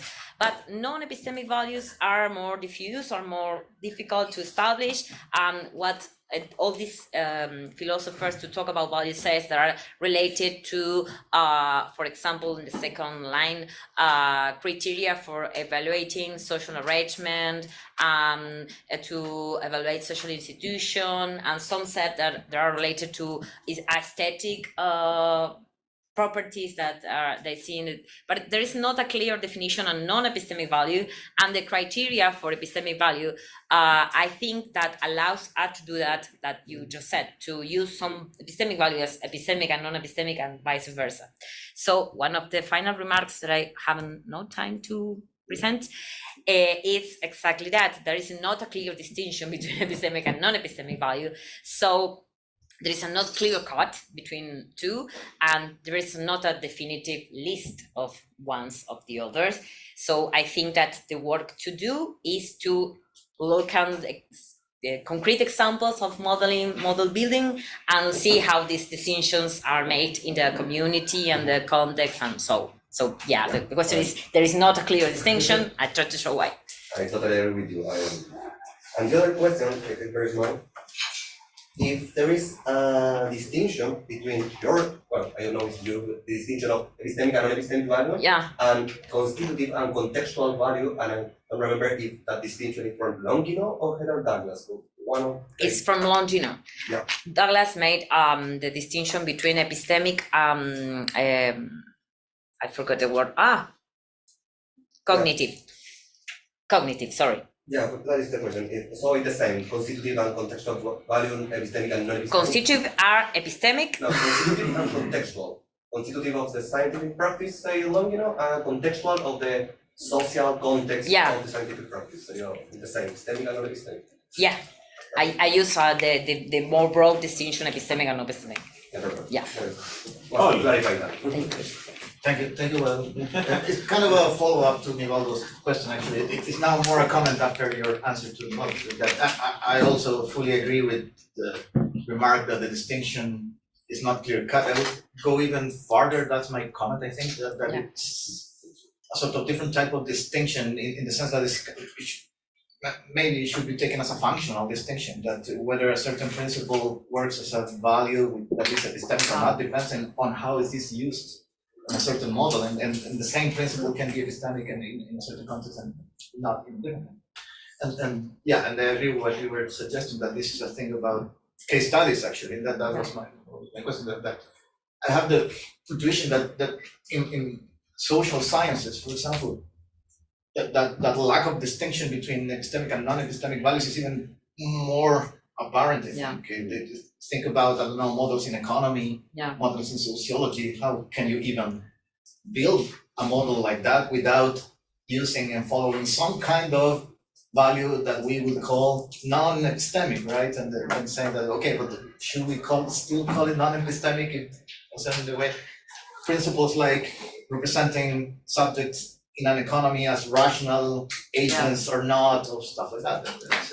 I think that especially in social science, what is difficult to me is like reconstruct the elements that I think are the components of a model, because the theoretical hypotheses or principles are sometimes difficult to specify, and how they interact between them, and for example what they mean in terms of variable relations, and that's difficult to specify. So I try to make clear that at the beginning that I was studying scientific models in natural science, specifically physics, and I was working on flow experiments. Well, I think it's even easier, maybe I'm very simple-minded, to identify like theoretical principles and the relation and the dynamic of the system that is represented. I think that in social science this is a very deep problematic, but I think that the idea that I wanted to put to play here is that the selection of that list of value, whatever that list it is, depends of like something like two positions that I identify with afraid of, because I'm from Argentina and we both, for example, afraid of how would the candidates you're more afraid of? So I think that's a good explanation of. So I think if you're afraid of ideology, you have like a more traditional list of values, of epistemic values, and you will try to modulate or took some decisions that are value judgment based on that list. But if you are like more concerned that bias are undercover in scientific theories, as a clear example, feminist critics are, you will try to choose in base of this new list of epistemic values that are closer to social or non-epistemic values too. Okay. This is about physical models. I wouldn't be surprised that we would find in physics also the participation of the use of non-epistemic values. Absolutely. But I think that's Planck's use of thermodynamics in the Copernicus solar system. Stuff like that. And I empathize with your fear of which is the Yeah, of course. Okay, so Joachim and then Coffee, or you had a question too that wasn't clear to me. Joachim, Bruno, and then Yeah, very good. Thanks very much for the very interesting presentation. It's just like a follow-up on, say a bit more what you just responded to Pablo about. Do you think that, so one thing, and this is come out with Angel's lectures yesterday, so do you think that is it plausible to think that we could collectively agree, something close to collectively agree on some kind of non-epistemic values that could still lead to good science and avoid the bad influence? So do you think that there's some general framework of like non-epistemic values that could still lead to good science? Because you might think, sure, it's a problem when you have like interference of like corporation. No one wants that, right? Yeah. But you may think that like a lot of people like don't like the feminist stuff because it has a certain label. But a lot of things are like supposed to serve a collective good for everyone. So some kind of like, and that's problem of neutrality. Then I would like to hear a bit more about you and why you think it's important. That I mean, neutrality. If you keep neutrality, you keep the status quo, and the status quo is bad. So like you need that, and so that's something that you're saying. But like the curiosity is that, yeah, sure, depending on what your value says, you're gonna have your favorite list. But do you think that there's something that collectively in the spiral, like diversity and difference, politically and so on, so forth, could we agree that it's still conducive of like good science and is an acceptable interference, or do you think that it's just like copy and dream? I think it's a political question, and I'm Argentinian, so I'm a pessimist about that kind of thing. I can't avoid it. But I think that what I'm trying to do, just to clarify, I think that's a very difficult, very important, and very difficult question.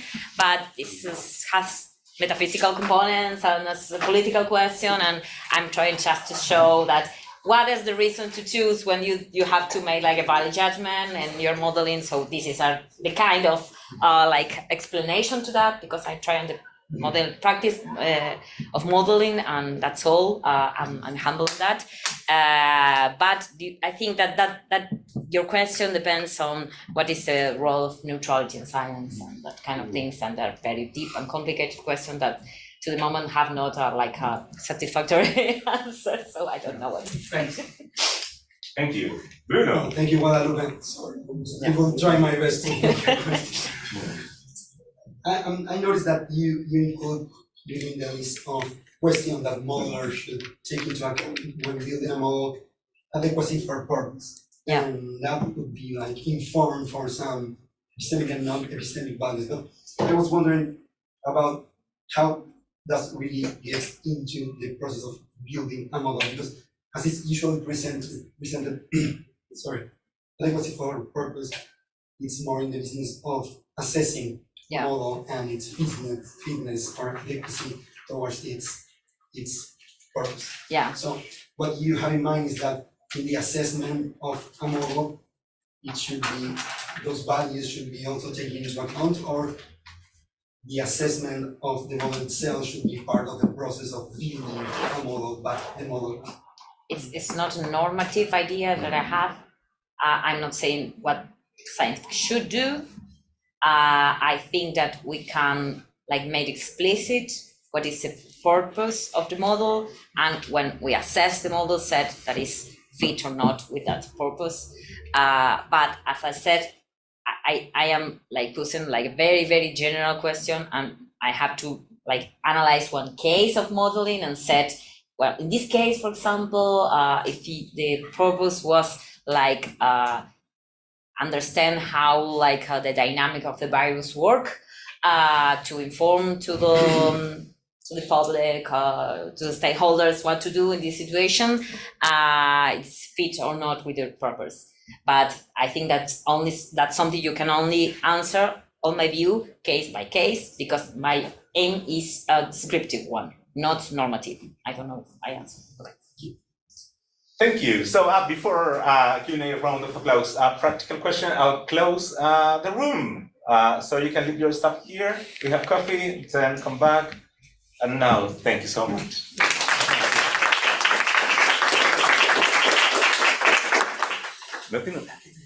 ¿No? Sí. Hablo rápido cuando me pongo nerviosa.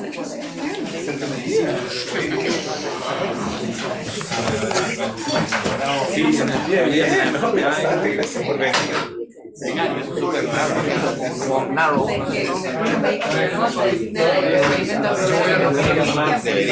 Ahorita no tenemos por ahí hablar de... No, pero esto estuvo muy bueno. Yo tengo 1000 preguntas, estoy trabajando antes también.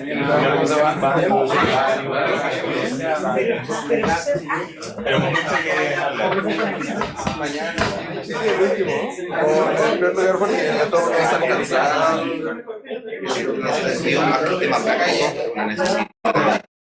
Oye, tengo un asunto ahí. Sí. Para pedir tu ayuda. Dime, a ver si puedo. Resulta que hace 5 años atrás yo saqué mis títulos por la Universidad de Chile. No te puedo creer. Sí, soy profesor y licenciado por la Universidad de Chile. Era un trámite que tenía que hacer. No la chunto, mételo ahí. Le hicieron los análisis, me analizaron tuve que venir a hablar con la tipa de pedagogía, que no me lo quería reconocer, el que no me lo reconoce. Che, me parece que no es, ¿no? Ah, no hay. No, ya lo... Aquí. Se parece, pero... Sí.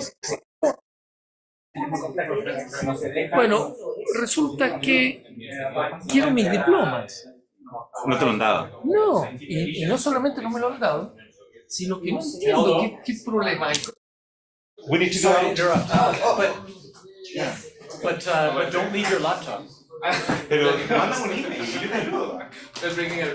No, puedes dejarlo. Porque volvemos acá. Sí, vamos a volver acá, pero déjalo acá. Déjalo acá. Es que este es el que vale. Ese es el certificado. Yo quiero el que va en la pared, ¿no? Ese se compra. Hace años que lo pagué. No, es que ese se puede. Ya, años no, meses sí. Meses se puede tomar, sin duda. El tema es que llegamos a un punto en que como Bustamante me pregunta a mí si su colega me ha contestado. ¿Quién es su colega? Su colega es yo que con saludarla. Vuelvo a preguntar una vez más, después de tantos años, su colega, Bustamante, no sé quién es una secretaria, y me está hablando de otra secretaria, que era la que se ocupó inicialmente. Tienes que llamar a la torre 15. No, pero ya Te digo, Ya hace hiciste 5 años todo. que estoy llamando a todo el Sí, mundo. sí, sí. Yo digo, debe estar en algún cajón el diploma, alguien que sepa, mira, lo pongo en tus cosas. Ya, Quizá ¿me lo quieres antes- dejar en serio? te lo dejo, Ya, déjamelo. antes que me Déjamelo. jubile, Yo que alguien voy a me llame preguntar. y que me diga que No sé, es fácil, es muy fácil, me llama la atención. Ya hablé por teléfono. Are you gonna use your laptop or would you like to use a I computer? used that one. I already left a copy of the. Oh, really? Oh, it's impressive, amazing, excellent, I should be all set. excellent. Are you gonna stay here? Would you like to stay here? If I could stay a little bit, if I need to log. You can stay with the door open. I'll get to know you around, so. Yeah, no, when no when I problem. leave, I close the door. Yes, so, yeah.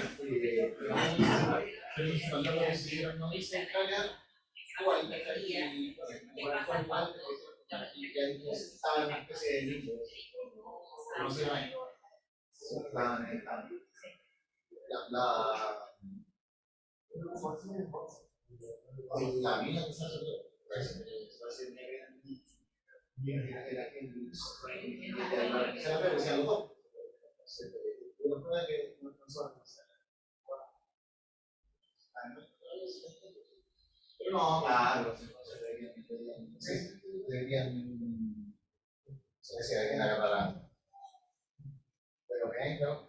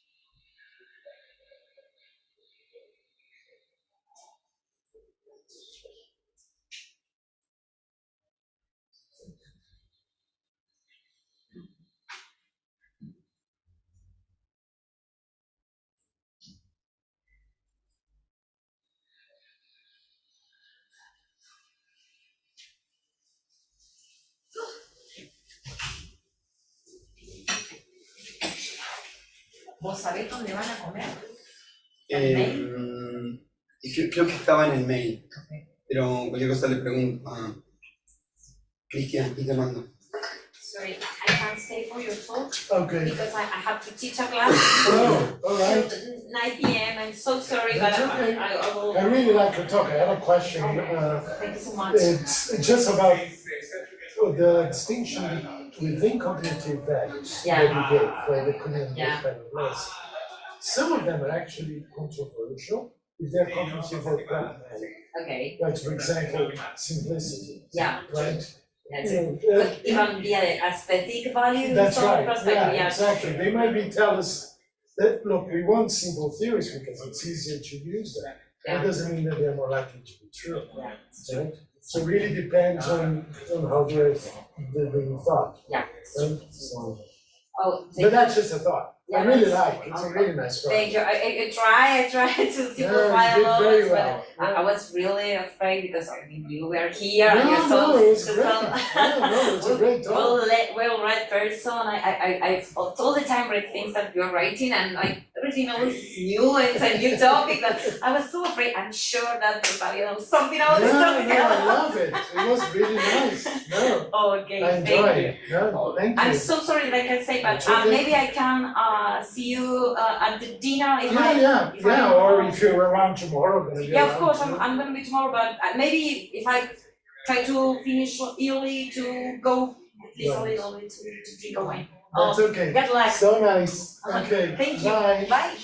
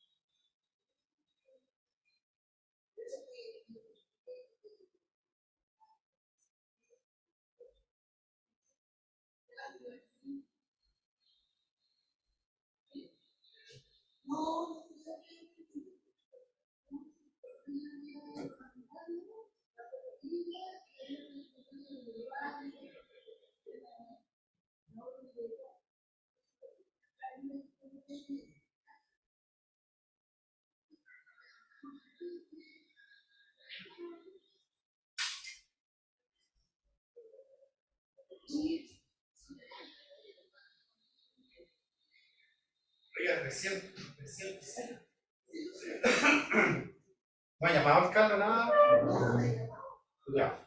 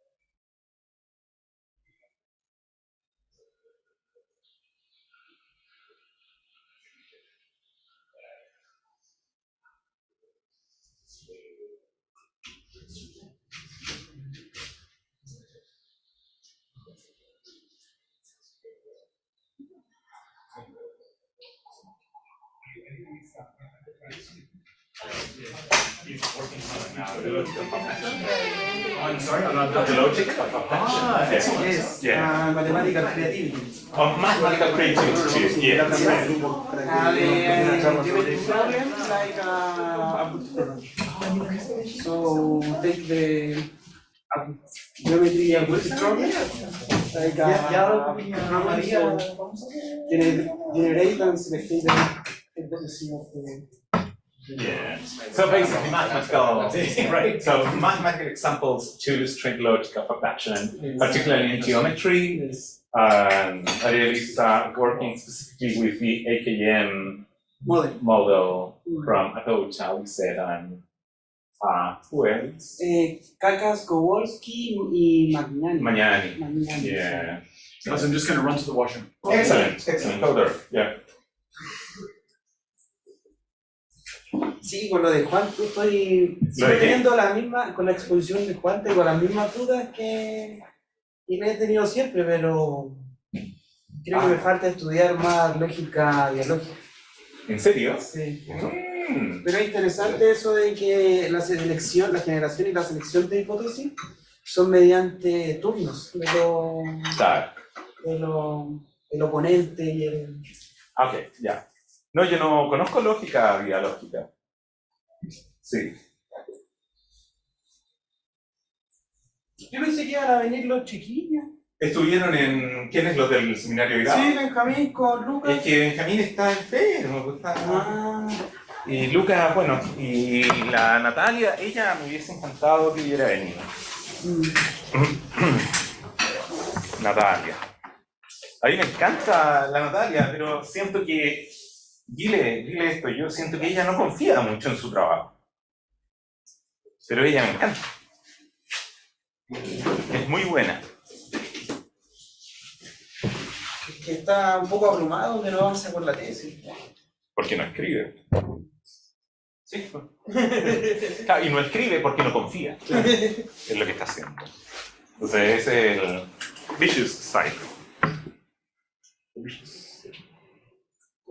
Is she a grad student or? Undergrad. Undergrad student. Yeah.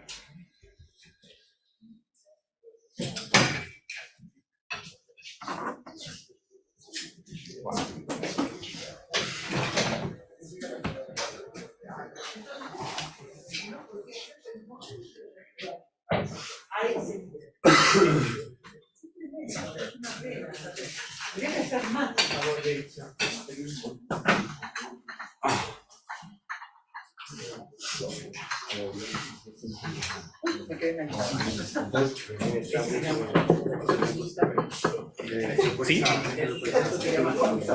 Ay, pensaba que esa mesa la quemaron.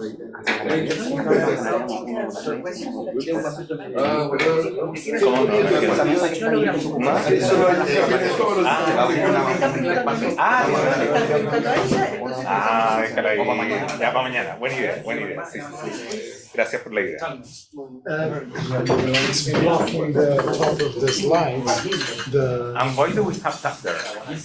Can you? Yeah, I don't know. This one I. Guy put some button that it disappeared, but I don't know what he did. He did something on the keyboard. Maybe it's pink. I'll see if they can call. Ocultar panel de video, maybe? No. Okay, you called one. Yeah, I killed Now, the one that yeah, so now. Ocultar control, yeah. Yeah. Ah, thanks. Okay. Yeah, no, the guy wasn't there. It's because it's 6 p.m. It's gonna be 6 soon. The IT guy? Yeah, he made one from Outway. Yeah. So I think that's the easy thing. Okay, now I don't have control. Do you have your tools as a paper? Sorry? Do you have this as a paper? Because they are A very draft, good. yes. So Okay, yeah, ocultar. I need it. Ocultar, hide it. Yeah, but then so I'll be happy to send to you. But look, it's the keyboard's not working. But you can go with the pointer. Does anybody has the pointer? Okay, now it is, okay. Because there was a pointer. No, this works. Okay. No tengo el pointer, pero. No, it's good. I think this is yours. No. Yeah, but I don't need. It's okay. And I think you may have taken mine. And this is yours. No, diferente. Okay, I'm ready. I'm good to go. So Okay, don't you're worry. good to go. Después lo mostramos. Después lo vemos, yeah. Well, thank you very much for a wonderful day. Now we have the last keynote address with Octavio Bueno from the University of Miami. You have the title of the talk there, Necessity and Contingency, Quantum Mechanics and Empiricist Modalism. Thank you very much, Octavio. Wow. Yeah, thank you. First, thank you, Christian, for the Thanks. wonderful invitation to return to Chile. It's always a pleasure to be back to speak to all of you. I missed Chile throughout the pandemic, so it's nice to come back. And of course, it's very special to me to celebrate Roberto's life and work. I remember as an undergraduate, I read his book on the philosophy of geometry, and I thought it was just beautiful, inspiring, and really interesting. And then over the years, we corresponded, we discussed, we had a common interest in mathematical fictionalism. So a lot of interest in common issues. I'm not sure what he would have made of what I'm about to present. Maybe he said it would be sort of down into a rabbit hole, but there we go. So this is part of a larger project defending what I think it's a more reasonable form of empiricism. One that, as opposed to all traditional forms of empiricism, doesn't shy away from modality. I think modality is absolutely indispensable. It's crucial to make sense of science. And the only reason why empiricists traditionally didn't embrace it was either they had too narrow a conception of what experience is. You find that in Locke and especially in Hume. Or more recently, you have, I think it's a legacy of logical positivism that say, no, these are creatures of darkness, right? We don't understand them and so on. And what I'm going to try to do is, I think today is indicate why that's a big mistake, right? And what an empiricist, a proper empiricist, shouldn't shy away from that, especially if you want to make sense of quantum mechanics. So, I think there's no question that modality plays a crucial role in quantum mechanics, right? From the impossibility of certain quantum configurations, the necessity of radioactive decays, the probability of certain experimental outcomes, all of those things, of course, are up to their neck with modal discourse, right? Now, one of the questions is what is exactly the source of the modality, right? In virtue of what is it that those things are necessary or contingent or possible? right? Should the necessities involved in quantum mechanics be explained in terms of other necessities or in terms of other contingencies, right? So necessity first approach, in the way that Wilson's beautiful book presents it, right, would take that necessity is basic. You need to have the notion of necessity in the background to explain other necessities, including contingencies. Contingency first approach do the reverse. Right?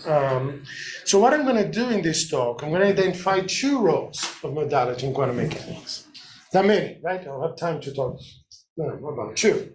One is involving the characterization of the quantum domain itself. What is it that makes something quantum mechanical? Right? I think you need modality to answer that question. The other is about how to specify certain states that a quantum mechanical system can have. I think these are also modal.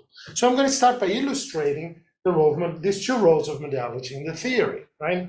Then I'll offer an empiricist modalist approach to the question about the sources of modality, right? Basically, the idea is, well, the modality are properties of the objects under consideration, right?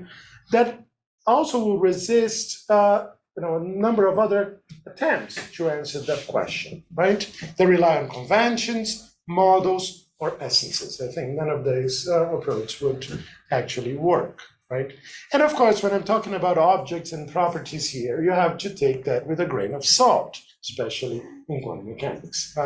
So in the end, this should be clear, this will be a contingency first approach. Each one that it's more congenial, in any case, for an empiricist. We'll see how it goes.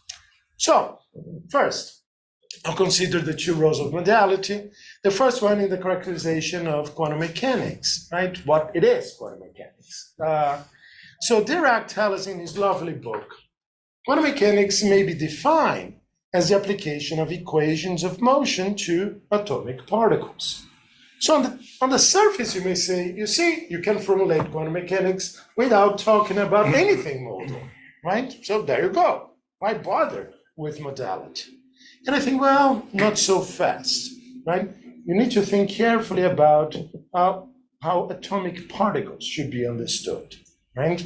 And I think here, what Dirac offers is actually an account in terms of the relational properties of the particle's absolute size, not relative size, absolute size. And in that way, it's going to bypass altogether the thorny issues of the constitution of such particles. It's very clever what he does. So let's spend some time just going over this, right? So he starts with a contrasting classical and quantum explanations. And he tells us, in a classical explanation of the constitution of matter, one would assume matter to be made up of a large number of small constituent parts, and one would postulate laws for the behavior of these parts, from which the laws of the matter in bulk could be deduced. So far, so good. This would not complete the explanation, however, since the question of the structure and stability of the constituent parts is left untouched, or to just pass in the bucket. To go into this question, it becomes necessary to postulate to each constituent part is itself made up of smaller parts, in terms of which its behavior is to be explained. But here, of course, we have a limitation to avoid an infinite regress. You can see how that will take us, right? There is clearly no end to this procedure, Dirac tells us, so that one can never arrive at the ultimate structure of matter in these lines. Not sure why this is blinking, but so long as big and small are merely relative concepts, it's no help to explain the big in terms of the small. It's therefore necessary to modify classical ideas in such a way as to give an absolute meaning to size. So he realized if you only stop at regrets, you better have a notion of size that it's not relative, because otherwise you keep going on forever. So this absolute characterization of size is ultimately required to specify the nature of atomic particles. And in order to do that, Dirac considers the nature of observation and the fact that it requires an interaction between the object observed and some external influence. So far, it's being very classical. Right? He tells us, at this stage, it becomes important to remember that science is concerned only with observable things, and that we can observe an object only by letting it interact with some outside influence. Now, of course, I applaud Dirac here, right? What we have here is a clear empiricist sentiment, and a very sensible one. Of course, the realist is already complaining, right, about the only observable parts and so on, but we can talk about that. He continued, an act of observation is thus necessarily accompanied by some disturbance of the object observed. We may define an object to be big when the disturbance accompanying our observation of it may be neglected, and small when the disturbance cannot be neglected. This definition is on close agreement with the common meanings of big and small. So he says it's usually assumed that by being careful, we may cut down the disturbance accompanying our observation to any desired extent. So you can be being careful enough, not disturb the system, right? Or disturb in any significant way. The concepts of big and small are then purely relative and refer to the gentleness of our means of observation, as well as to the object being described. So that's the usual assumption, right? But what you need is an absolute account of size. So that usual assumption doesn't hold here.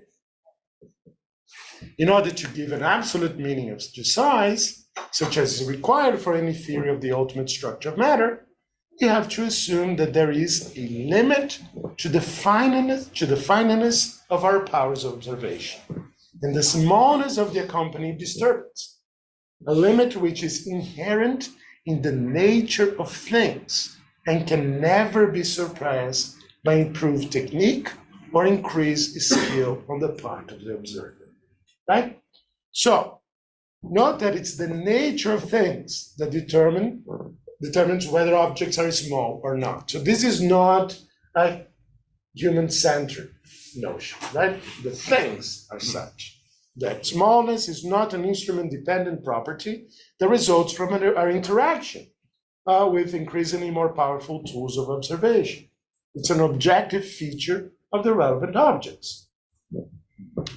So he says, if the object under observation is such that the unavoidable limiting disturbance is negligible, and the object is big in the absolute sense, and we may apply classical mechanics to it. If, on the other hand, the limiting disturbance is not negligible, then the object is small in the absolute sense, and we require a new theory for dealing with it, namely quantum mechanics. Now, we can return to the original characterization that Dirac gave. Quantum mechanics may be defined as the application of equations of motion to atomic particles, right? And if you combine this with the account of the nature of atomic particles that we saw Dirac just giving, here's what we get. Quantum mechanics is the application of equations of motion to small objects, that is, objects that by their very nature necessarily will be disturbed when under observation in a way that cannot be changed. Now, I think the modal content of what quantum mechanics is very salient.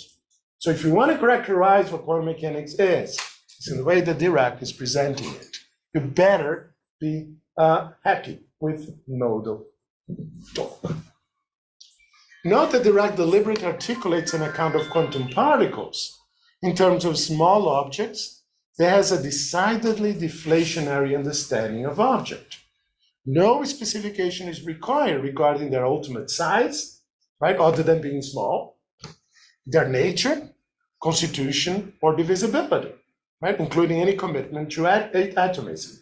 All of those things are left open, right? But this is not to be settled by what quantum mechanics is. So it's very clever the way that he formulates this, leaving all of those plethora of thorny issues undecided, right? So in this way, he bypasses any philosophical difficulties that a more robust notion of object would have brought, right? And of course, this account of object meshes very well, as will become clear, with an empiricist modalist, right? As we're going to see later on. Okay. Second example of modality in quantum mechanics, right? Modality is central in quantum theory in order to specify the states a quantum system can be in. So suppose that you have n indistinguishable quantum particles and consider the interchange of any such pair of particles, right? If the particles are totally symmetric under the interchange of any pair, then they are bosons and satisfy the Bose-Einstein statistics. If the particles are totally antisymmetrical, fermions, and satisfy the Fermi-Dirac, right? Now, as Sakurai says in his beautiful book, an immediate consequence of the electron being a fermion is that the electron must satisfy the Pauli exclusion principle, which states that no two electrons can occupy the same state. This follows because a state like this one is necessarily symmetrical, which is not possible for a fermion. So the very characterization of those particles will require a modal discourse, right? And this is not just flourishing. This is otherwise you don't get the content of what needs to be specified. So which states are possible is then determined by the quantum objects under consideration, right? And this in turn determines the relation that these objects can or cannot enter. This is part of the quantum mechanical description. So it's a modal theory, hot. Sakurai continues. We see that in the fermion case, it's impossible for both particles to occupy the same state. In the boson case, for 2 out of the 3 allowed cats, both particles occupy the same state. In the classical Maxwell-Boltzmann statistics case, both particles occupy the same state for 2 out of the 4 allowed cats. Again, continue with what's possible or not, given the relevant objects under consideration. So the modal content of the formulation is again manifest, right? The possibility of occupying certain states or not is determined by the relevant quantum objects. And this, look, I'm not making this up, right? This is what it's described by the theory. So it's the properties of the objects that are constraining what can or cannot be done in a relevant state. So the modality comes naturally from the things that we consider. Now, so having examined some of these roles of modality in quantum theory, what is the source of modality in this context? Where does it come from, right? Here are 4 possible answers to be considered. Conventionalism. The source of modality is found in linguistic conventions. That's a famous one in the philosophy circles. A model theoretic approach. The source of modality is found in the models of the theory. That's more from the philosophy of science side. Essentialism. The source of modality is found in the relevant essences. We come down from the metaphysics side, right? Or the empiricist modalism. The source of modality is found in the relevant objects. I think that you can get this straight out of the theory, right? And so in that sense, we just read and see these things without much, substantive theorizing. We can just get it. So let me go over each one of them, right? I'll try to identify problems with the first 3 and why they don't quite work, and it should be clear why I favor the last one. All right. So conventionalism. So the source of modality is found in linguistic conventions, right? So of course, this has been around way before any discussion about quantum mechanics, modality in quantum mechanics, right? So we think about, okay, why is it necessary that a bachelor is unmarried? Well, because the term bachelor means unmarried male. And hence we have that an unmarried male is unmarried. Oh, nice, right? But this approach, I think, is inadequate, since it needs to assume the necessity of unmarried male is unmarried in order to get the modality. And arguably, the necessity of this statement is not a matter of convention, right? But it's a logical truth, right? That's something in classical logic. So you're just sort of moving the source of modality to logic rather than convention at this point. It's similarly unclear how the modalities involved in quantum mechanics would be a matter of convention, right? Now, if you apply that to the case we've been discussing. Right? Recall Dirac's formulation. Quantum mechanics, application of equations of motion to small objects, that is, objects that by their very nature necessarily will be disturbed when under observation in a way that cannot be neglected.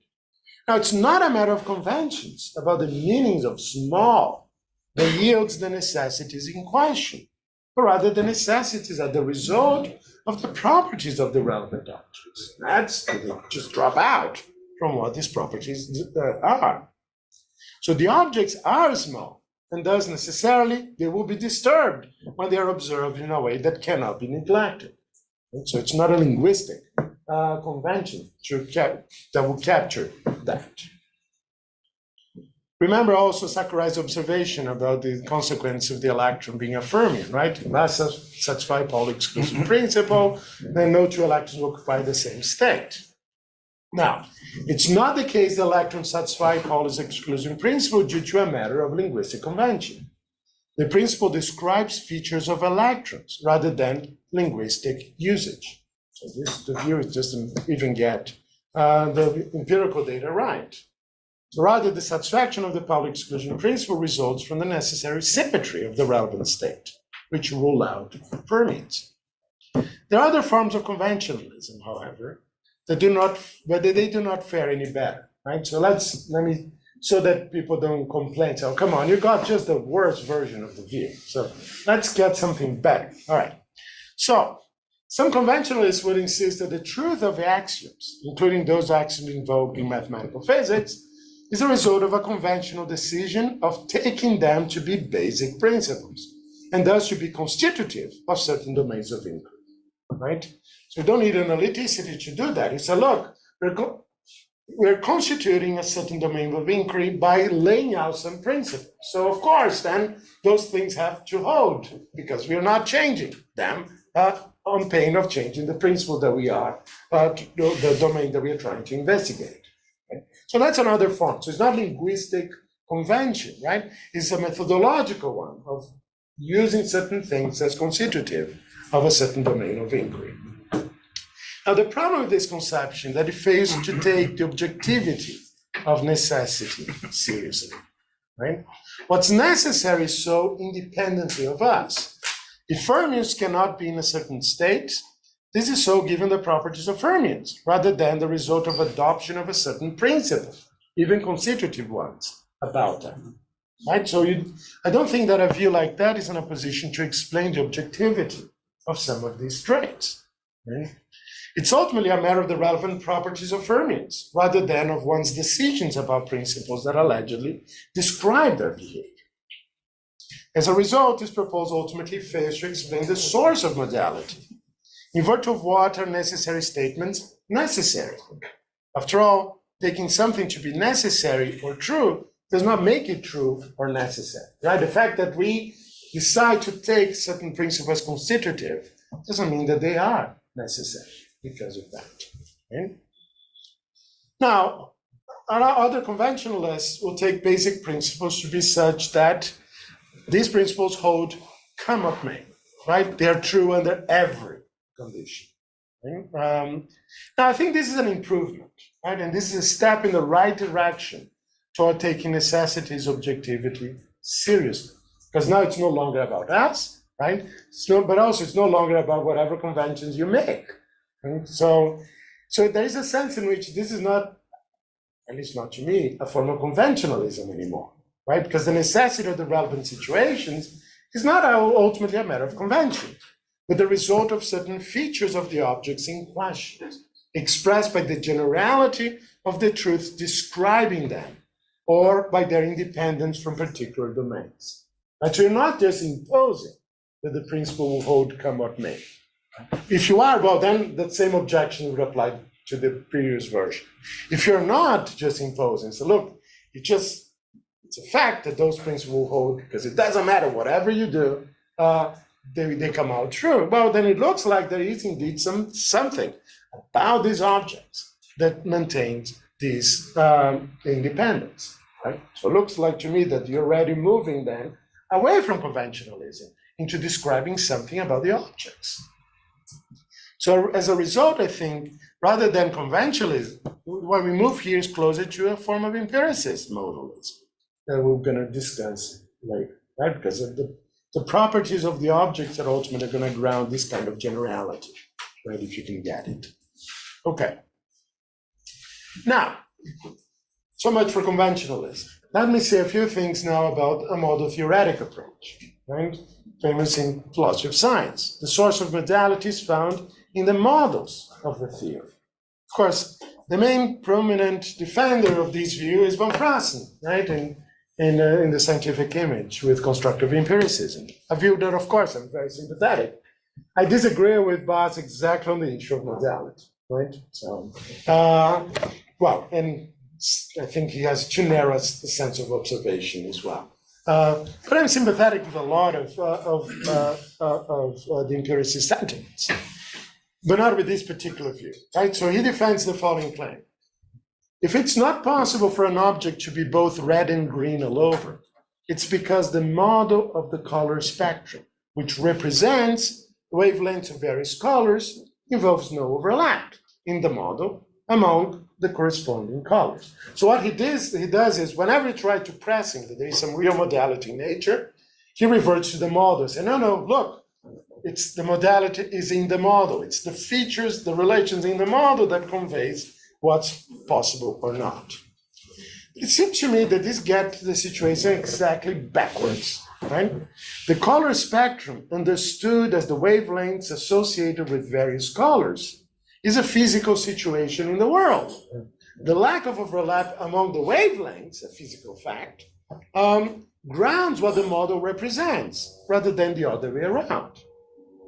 Similarly, being small rather than big, as characterized by Dirac, is not a matter of the models used in quantum mechanics. Rather, these are properties of quantum particles that characterize what they are. The model represents, reflects the relevant phenomena, rather than impose whatever relations to the phenomenon. Also, if electrons must satisfy Pauli's exclusion principle, this is a fact about electrons, properly conveyed in the relevant quantum mechanical models, but not determined by the models themselves. Now, so the answer about the origin of source of modality, essentialism. The source of modality is found in the relevant essences, right? So objects have the properties they have, including the modal properties, because of the kind of objects they are.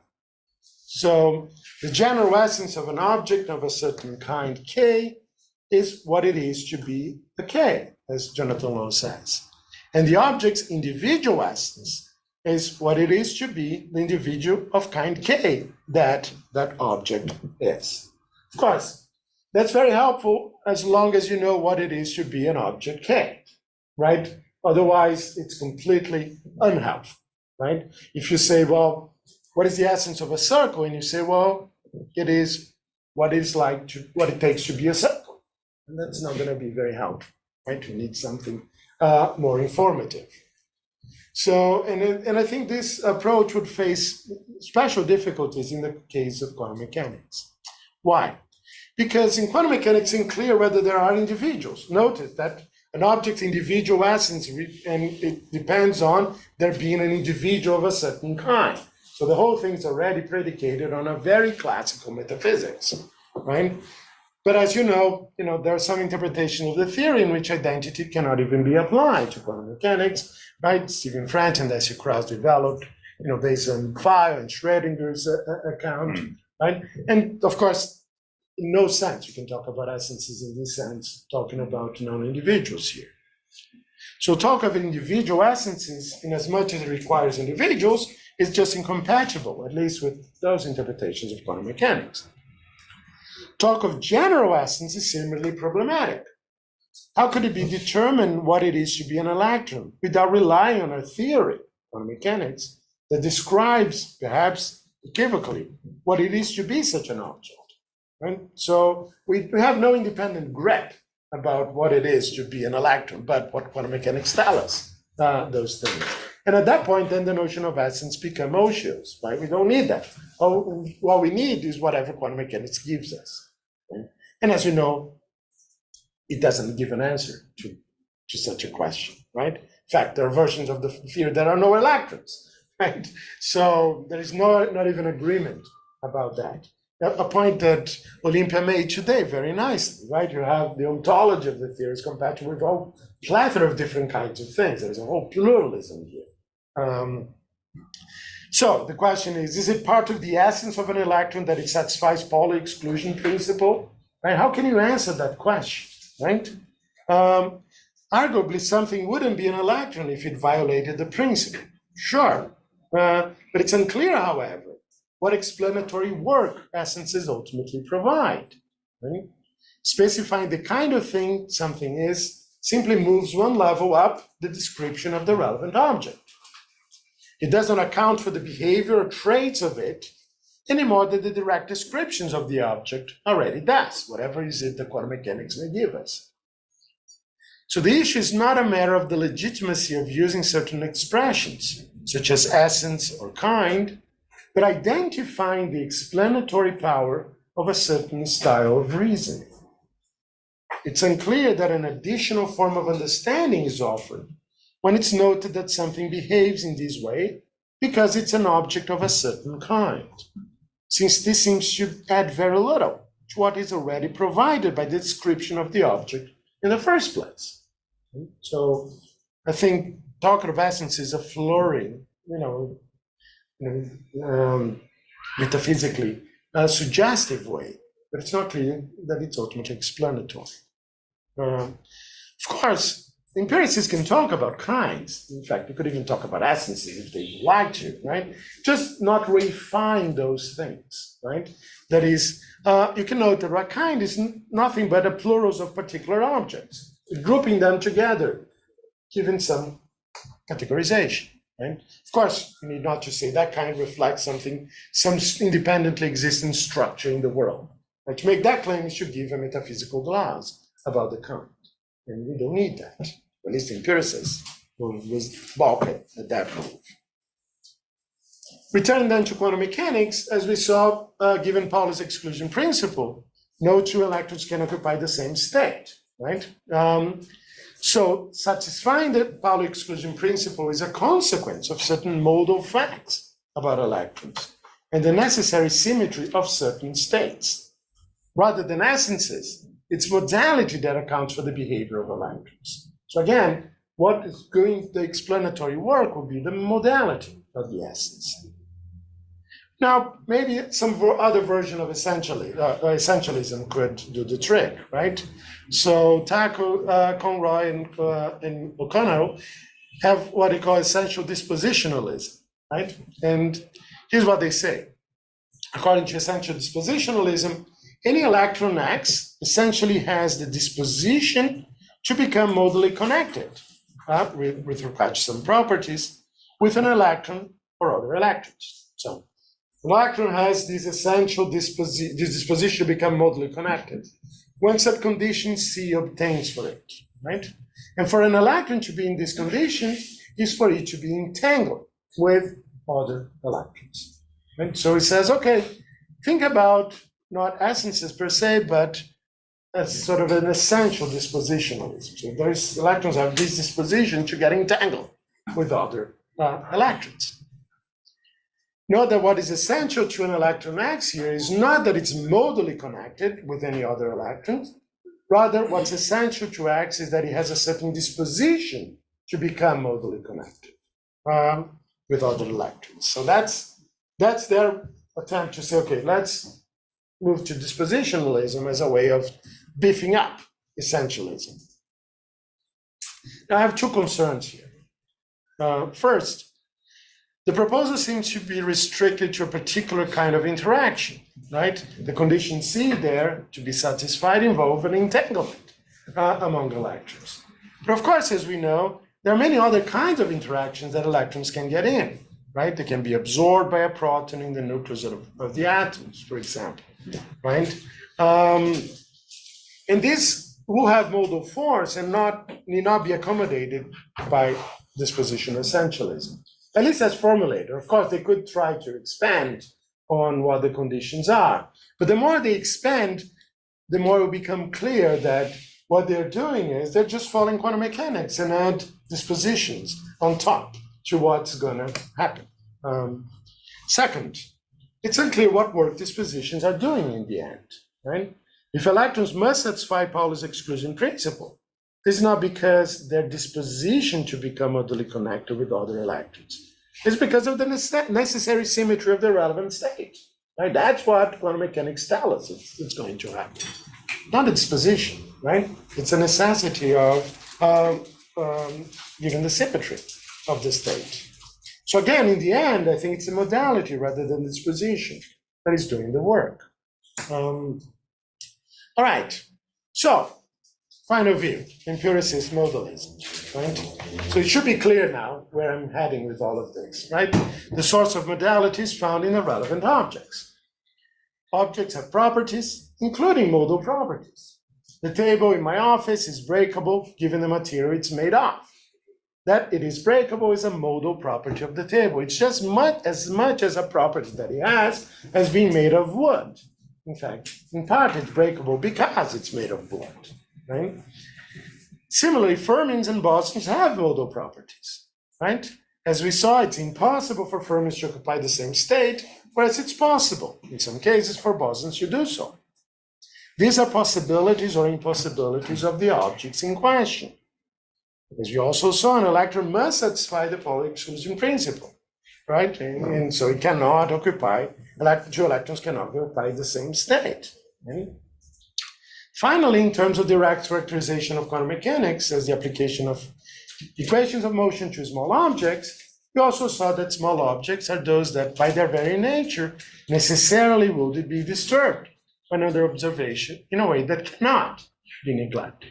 Again, the modality is just dropping out of the objects themselves. All the empiricist is doing is just to point that out, right? These are modal properties of the quantum objects that quantum mechanics focuses on, right? Now, according to the modalist empiricism, modality is primitive. Right? This is very important.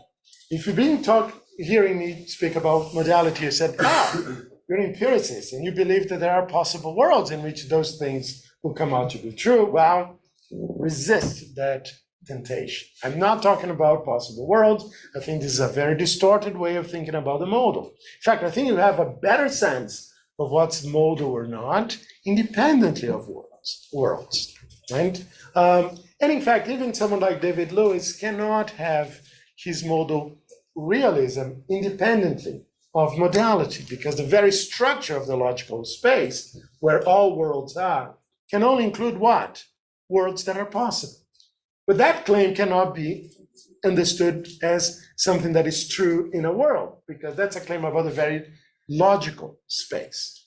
So you need some primitive modality, right? So I might as well embrace it, right? And avoid reductionism about modality. And its appeal to the primitive modality makes the proposal modalist, right? Note that modal considerations in quantum mechanics come in very naturally, both in the characterization of quantum mechanical domain and in the specification of the states a quantum system can be in, something that we saw it already, right? So, based Quine and Lewis, modality understood as what is possible or necessary, not what is true in some or in all possible worlds, is not mysterious, right? In fact, to the extent that we need to have a grip of what's possible or not if you want to make sense of quantum mechanics. Otherwise, how can you even make sense of the Pauli exclusion principle? Okay? Now you may say, but isn't this just realism, right? Why are you an empiricist, right? The proposal focuses on properties of objects can be detected via suitable instruments without reifying such properties, right? Of course, we cannot see an electron, right? It's too small, right? In the sense that Dirac specified, right? We can study properties and we devise instruments to do that, right? Those instruments don't allow us to see, right? So I'll be agnostic whether electrons exist. And And it's perfectly okay because quantum mechanics doesn't even require the existence of electrons, right? There are versions of the theory in which there aren't such things, right? That doesn't mean that we cannot describe their properties and study them, right? Just as we can describe properties of fictional objects. Sherlock Holmes was a detective. If you say Sherlock Holmes could fly over the Atlantic, false. He can't, right? It's not a superhero, right? Superman can, but not Sherlock Holmes, right? So we can describe properties of things that do not exist. Now, I'm not saying that electrons do not exist. I don't know if they exist or not. The point is I can describe their properties, including their model properties, and follow along without reifying these properties, right? That means, similarly to modality, don't get too excited when I talk about properties. Don't think of properties in terms of abstract objects, universals, possible worlds. These are ways of reifying metaphysically those things. Resist the temptation. I think we can talk about properties in a very straightforward, minimal sense, right? They're just features of things, right? Breakable tables, negatively charged electrons, necessarily symmetric states. Right? We understand what those things are.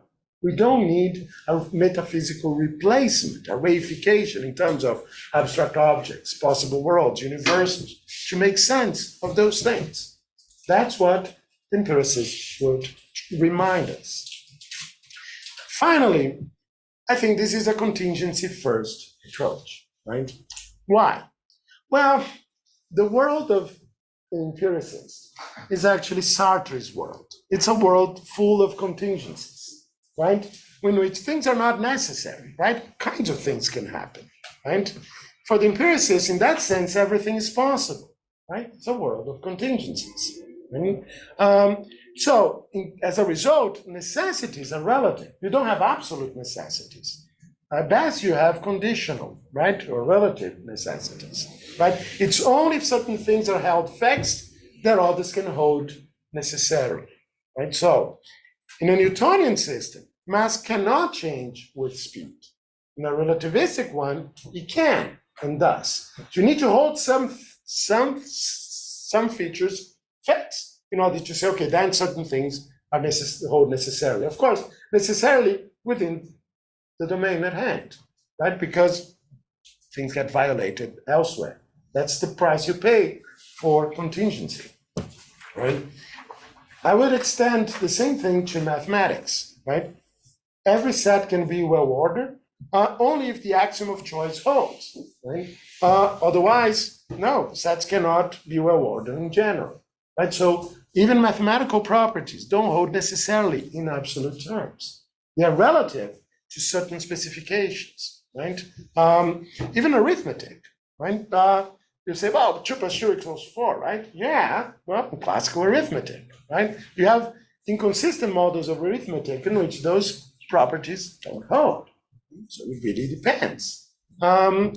So what needs to be explained then is the necessary. The contingent being ubiquitous need no explanation, right? Ultimately, the necessary obtains only on the assumption that something else holds. That's the idea here, right? To make sense of necessity within an empiricist framework. But this something else, right? That's hold fixed, could be otherwise. So it's ultimately contingent, right? You can deny the axiom of choice, in which case, well, then not every set is well ordered, right? Once again, well, everything is possible, right? That's the world of an empiricist, right? Hume was right on that, right? It's just that he had such a narrow understanding of experience that he couldn't look at himself on a mirror, blink, and say, oh, am I still the same self out there, right? But that's just because experience was such narrowly understood. And of course, he missed all the fun, right? But I think experience is a little richer than that, right? So to conclude, the modality is crucial for quantum mechanics, including the characterization of the quantum domain and the specification of the states quantum systems can be in. But the source of modality should not be understood in terms of conventions, models, or essences. Rather, it should be understood in terms of the relevant objects and their properties. Empiricist modalism offers a deflationary account of modality and its source in the context of quantum mechanics.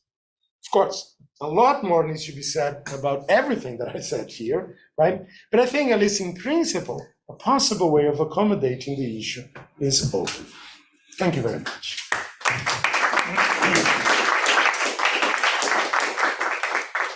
Now it's time for metaphysicians and realists to raise their hands. I don't really know how to go about it. What if we go for people who have not asked questions today first, and then students, if any, and then we keep on moving. I think Carlos, you asked, but other people that raise their hand have asked before, so my criterion doesn't work. Okay, so Carlos, Aldo, and then Paulo, who else was here? Olympia, yeah. Okay. Okay, Carlos, por favor. Okay, so, well, thank you. So, I'm kind of friendly with all the framework, but I have words, maybe I'll explain first one bit. And so we were promised a view according to which modality in question, the source of the modality are the objects, but in the end, it seems like the source of the modality are the properties, not the objects, because it's the properties that have these modal features of being necessary. Right. And I think that's in a way better because, again, as you said with the case of essences, quantum mechanics, at least in some views, does not allow for a notion of object in the way that we classically thought we had. So it's better if modality is not sourced in objects, because perhaps they are not fundamentally speaking from mechanics. Good. So, but then the question is, how is this different from at least certain ways of understanding dispositionalism? Dispositionalism, the source of the modality nature are the model connections between properties. Right. So. Yeah. So the question is, as long as the dispositionalists understand that it's a modality, that it's even grounding the disposition, right? Then I have no problem. The difficulty is, I think the dispositionalists, and I give the example of Taco and his collaborator, they want to say, no, dispositions are more basic than the modal. And when they try to make that move, I think, then I don't see how dispositions can do the work. Because I think the work is actually being done by the modality, right? And so I'll resist that, because I think then you're just adding an extra layer similar to adding essences to a description that can be perfectly well understood independently of adding this extra thing, the disposition or the essence of something, right? So now in terms of the objects and properties, of course, I don't think there are objects without properties, right? A bare thing, right? That kind of, I don't even know what that is, right? So the two go hand in hand. But you're quite right. Of course, if you understand objects in a broad enough way that doesn't require the identity, right? So I'll describe objects, distinguish objects and entities. Usually entities require identity, but an object could be a broader category that need not be something that satisfies identity conditions, right? And then, and of course, that objects in the quantum case, or quantum particles, of course, it's their modal properties, but the modal properties are part of what they are, right? So, but the properties are not floating around, right, on their own, right? Nor are bare objects, right? So those things come hand in hand. Okay. Thank you. Aldo. Yeah, so more or less along a similar line. So in the end, you talk of objects, but then properties of objects become so crucial. And so objects, to begin with, might be ultimately, maybe in quantum mechanics there is already a definition, but you yourself mentioned that individuals are problematic and so on. But I would be interested, maybe you can say, look, I'm thinking of quantum mechanics and yeah, I stop. But maybe you also would like to have something to say about ultimately the fundamental level, the source of modality has to come from there. And talking about objects, there? You mean objects, or In the what do you mean by? fundamental level, there's some story we don't know yet. It might look like quantum mechanics or not. Oh, I see. Okay. And they're talking about objects. You know, it's problematic in quantum mechanics already here, and then you have, you know, the idea of particles. Federico Pollock always made fun of this picture of small particles colliding and all that. Yeah. Maybe, you know, it's not the most sophisticated. Then we could talk of fields and so on and that. But anyway, in the end, you end up talking about properties. The problem I see, that, let's see if you can convince me otherwise, is that if you talk of define objects in terms of properties, that looks good, but then you have to assume some stability of the features, of properties, you say. I'm very sympathetic to not refine them, but still the mystery of the source of modality resides, in my opinion, still in the fact that there are stable across time features. So I don't know, maybe you would like to say, well, that's primitive. Good. So first, I don't think I'm very actually skeptical about the idea of fundamentality, right? I don't think that it plays an explanatory role. I don't think anything in physics gives any support for that idea. It seems to me fundamentality is, part of a bit of a philosophical illusion, right? That some metaphysical projects invite us to engage with. So I'll be very skeptical about the need for that thing. See how clever was Dirac, right? He avoided an infinite regress, right? Without talking about fundamentality at all, right? By leaving the whole thing completely open, right? So, and that's not only him, right? There's nothing in quantum mechanics that requires that kind of ground level, right? So, and I gave the example of Pauli's exclusion principle because often people say, well, look, I cannot get my hand through this table, right? Ultimately, well, because of Pauli's exclusion principle, right? So there are quantum mechanical relations in the end, right? That would, and if you say, well, then you have to, somewhere you're going to stop in something that is known modal. That's what I would challenge, right? Because it seems to be you get modality at each level as you go down, right? However you go, even as Dirac pointed out, even in the characterization of the phenomena you're trying to make sense as being quantum mechanical, right? So yeah, I don't. Now you may say that doesn't explain the source of modality. Well, then I don't know what else you want, right? From me, I'm pointing out that other attempts to explain the source don't work because they actually have to rely on the modal ultimately, despite of what they say. And I'm saying, okay, and the modal is primitive because I don't think, for example, you can explain something being impossible in some other way more basic that doesn't involve the very notion of impossibility. That's what makes it primitive, right? The attempt to explain in some other terms just fail. So now that doesn't mean that we don't know what it is that we're talking about, right? I do think we have a sense of those things. They don't go together, right? So they exclude themselves. So you can say things like that as a way of understanding what's going on.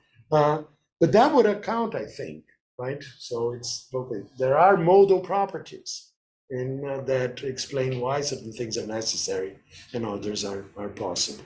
And you say, oh, but you're explaining modalities. Yeah, I am. I have to invoke modality to explain modal things. There's no other way, right? So. Well, I don't want to. Later. Diego. Bruno? Yeah, thank you. Ottavio, sorry about this. Okay. This is a very general question about your take on empiricism in general, specifically about the relationship between your take on modality and the epistemology of modality. And I think it could be helpful to answer my concern to compare the 2 points of tension between your own empiricism and Van Frassen's empiricism. Right. You mentioned it has a narrow notion of observation, and well, you have a different take on modality. So I was wondering if those 2 problems, from your point of view, are connected or not in which way? Right. Yeah. Are they absolutely independent or are connected in the sense of having a, let's say, broader understanding of observation or broader notion of observation could lead to a better understanding of modality, or the other way around, having a proper understanding of what is modality from an empiricist point of view that could lead to a better and broader understanding of what is observation and observability. Good. No, this is a lovely question. And of course, they are connected. Right? The notion of observation ultimately is a modal notion. Right? So, and you require what can or cannot be seen under certain conditions, right?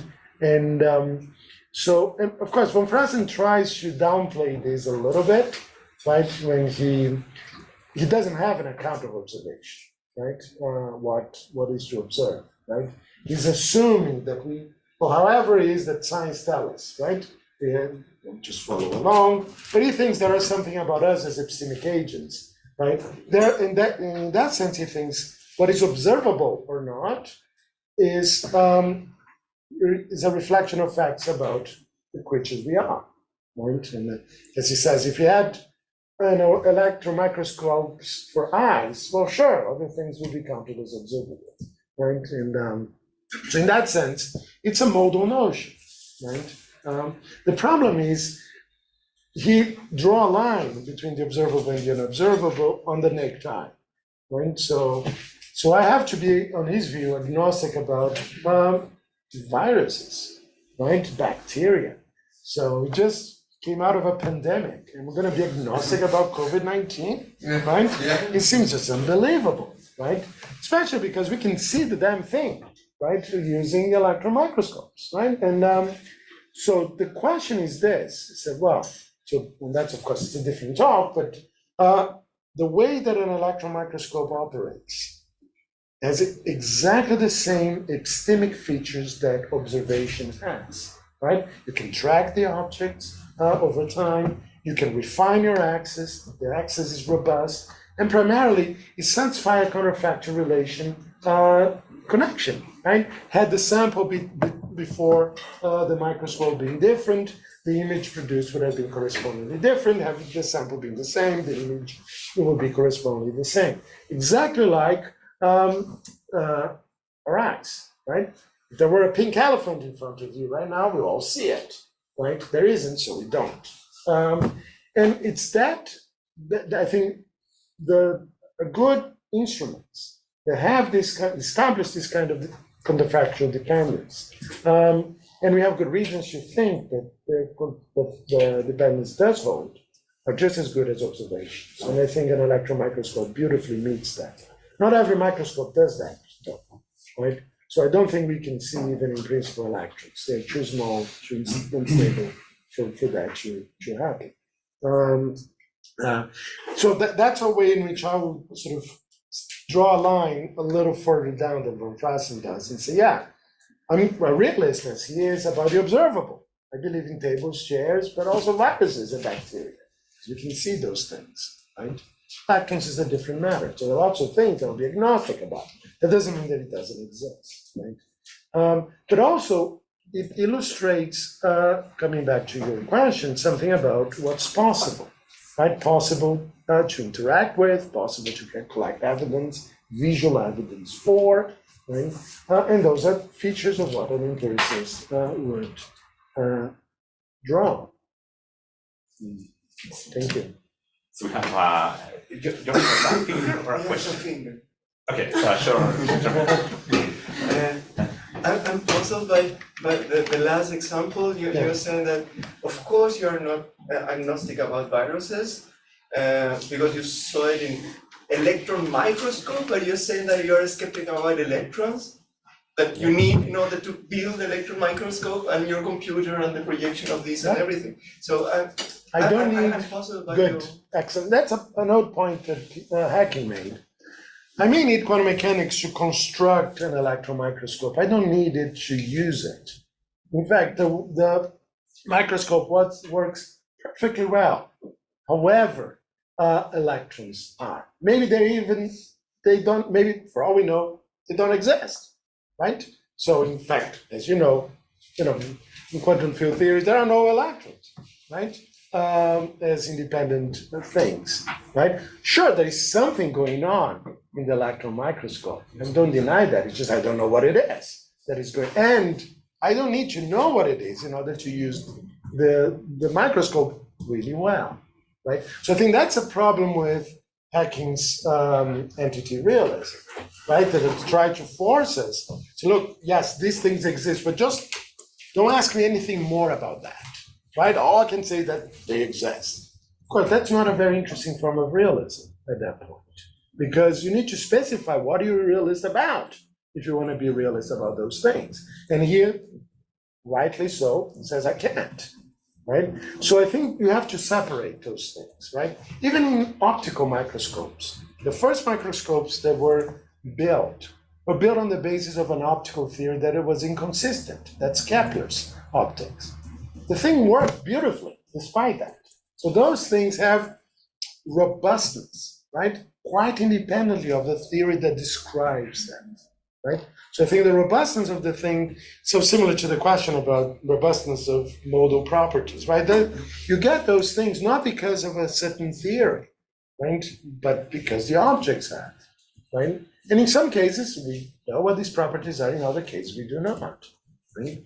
So, but I don't need to be committed to the existence of electrons to think that, yeah, an electron microscope is a very good instrument, right?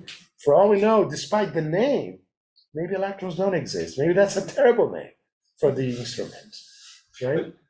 Just to be clear, you require like full knowledge of whatever you're saying. I mean, it might be that electrons are the oscillation of a string or whatever, but at some energy level, it will, I don't know, crowd like an electron and say meow like an electron and have four like an electron, be an electron, essentially. So I'm wondering what you say. Okay, I don't have doubts about virus because I saw it somehow.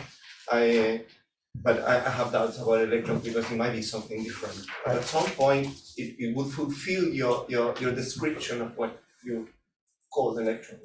So, well, fulfilling the description doesn't make it true, right? Sherlock Holmes. Something will be like that. Not necessarily, right? Sherlock Holmes fulfilled the description given in the novel. The detective solved crime brilliantly, had a friend who actually was in love with him, but this is a Victorian novel, so it doesn't quite get worked out. So they're all kinds. So you can fulfill a description of something that doesn't exist. So, and that's the situation. In this case, fulfilling description. I'm sorry, we need to go with. I can't with other. So yeah. Olympias question. Well, we'll talk more. Sorry. Thank you, Tapio. I'm happy that we agree in many things, particularly the primitivist view of modality and the relativity of modality. And the last examples you used for the relativity of modality, this answered my first question, that was why you cannot apply this to other theories, for instance, saying that a body can, it is not possible for a body to move a velocity higher to the velocity of light. It's impossible in special relativity. It's possible in platonic mechanics. So at this point we agree. But now going to quantum mechanics. I was surprised that you didn't mention another source of modality that is the usual kind of modality mentioned. That is the fact that when you have a property, an observable property, let's see, a determinable property, the determinate property that arises in a measurement, or if you don't want to talk about measurement like me, that it's acquired by the determinable. I'm using the traditional terms of determinable and determinate, and the idea of all determinables.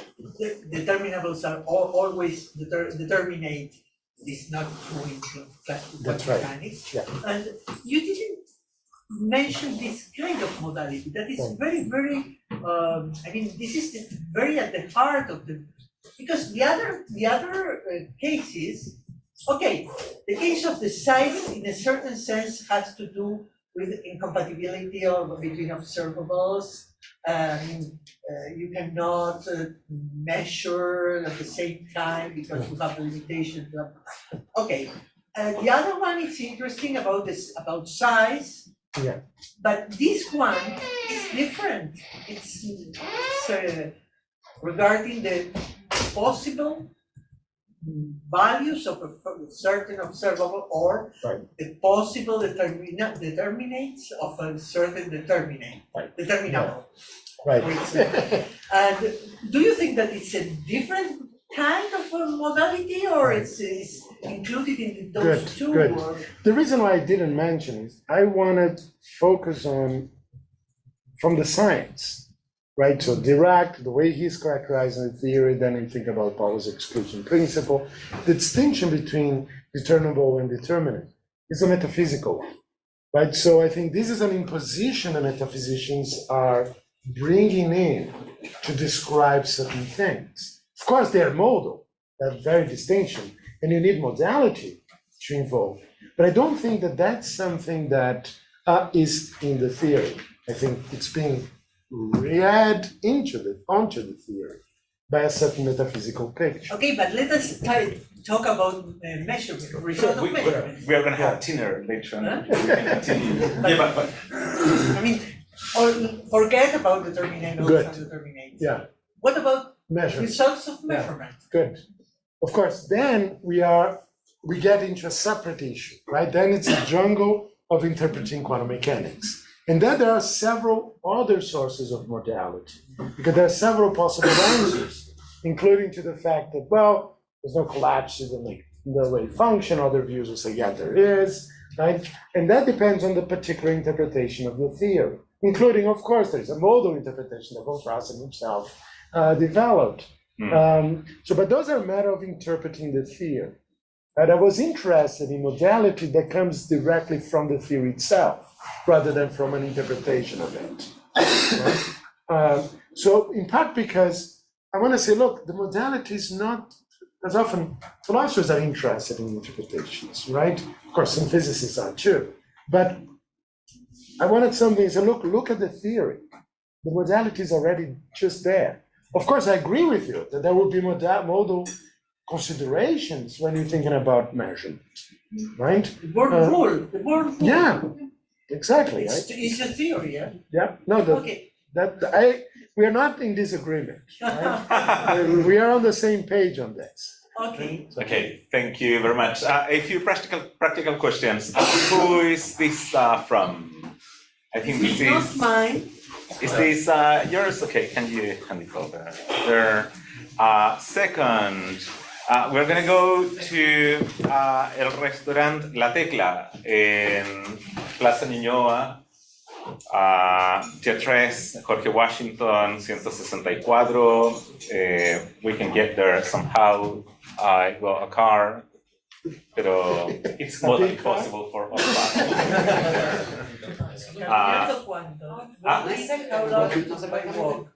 No, you can go with me, Michael. Oh, yes. You. Yeah. You say don't want to. Yeah. And you have to go with me for no, it's a 10-minute walk, but we can go by Uber. Are you gonna go? 10-minute walk.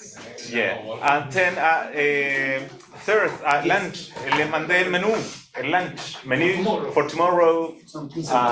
Por ejemplo, si alguno de ustedes va a almorzar con nosotros mañana, yo les puedo mandar el menú para que lo escojan.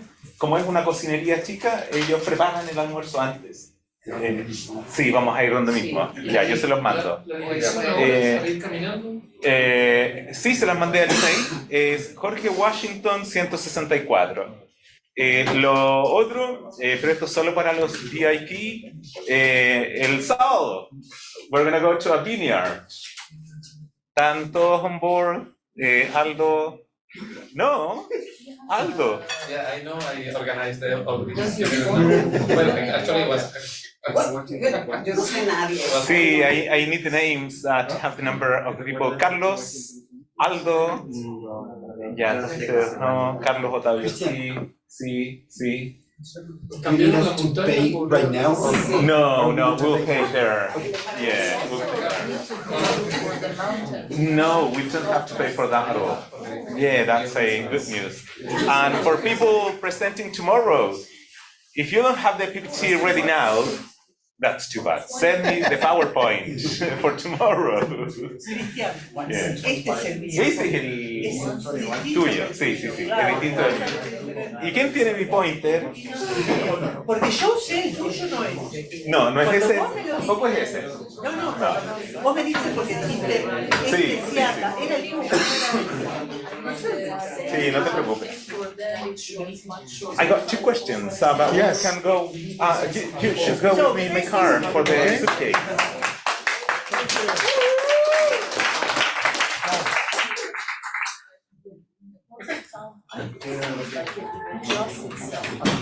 Oh, sorry. So I think we need to disconnect the Zoom, right? No. Someone will come here and do that for us. Yeah. So just leave it.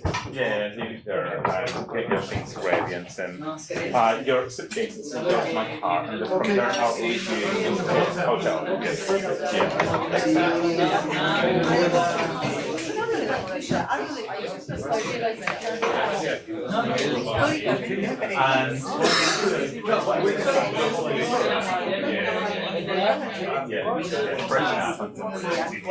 Algo que lo respalde en el libro más o menos. Y el libro va a tener eso.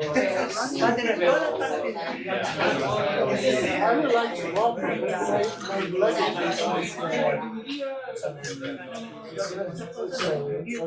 well, at some point I'd like to take it down. That would be even better. That's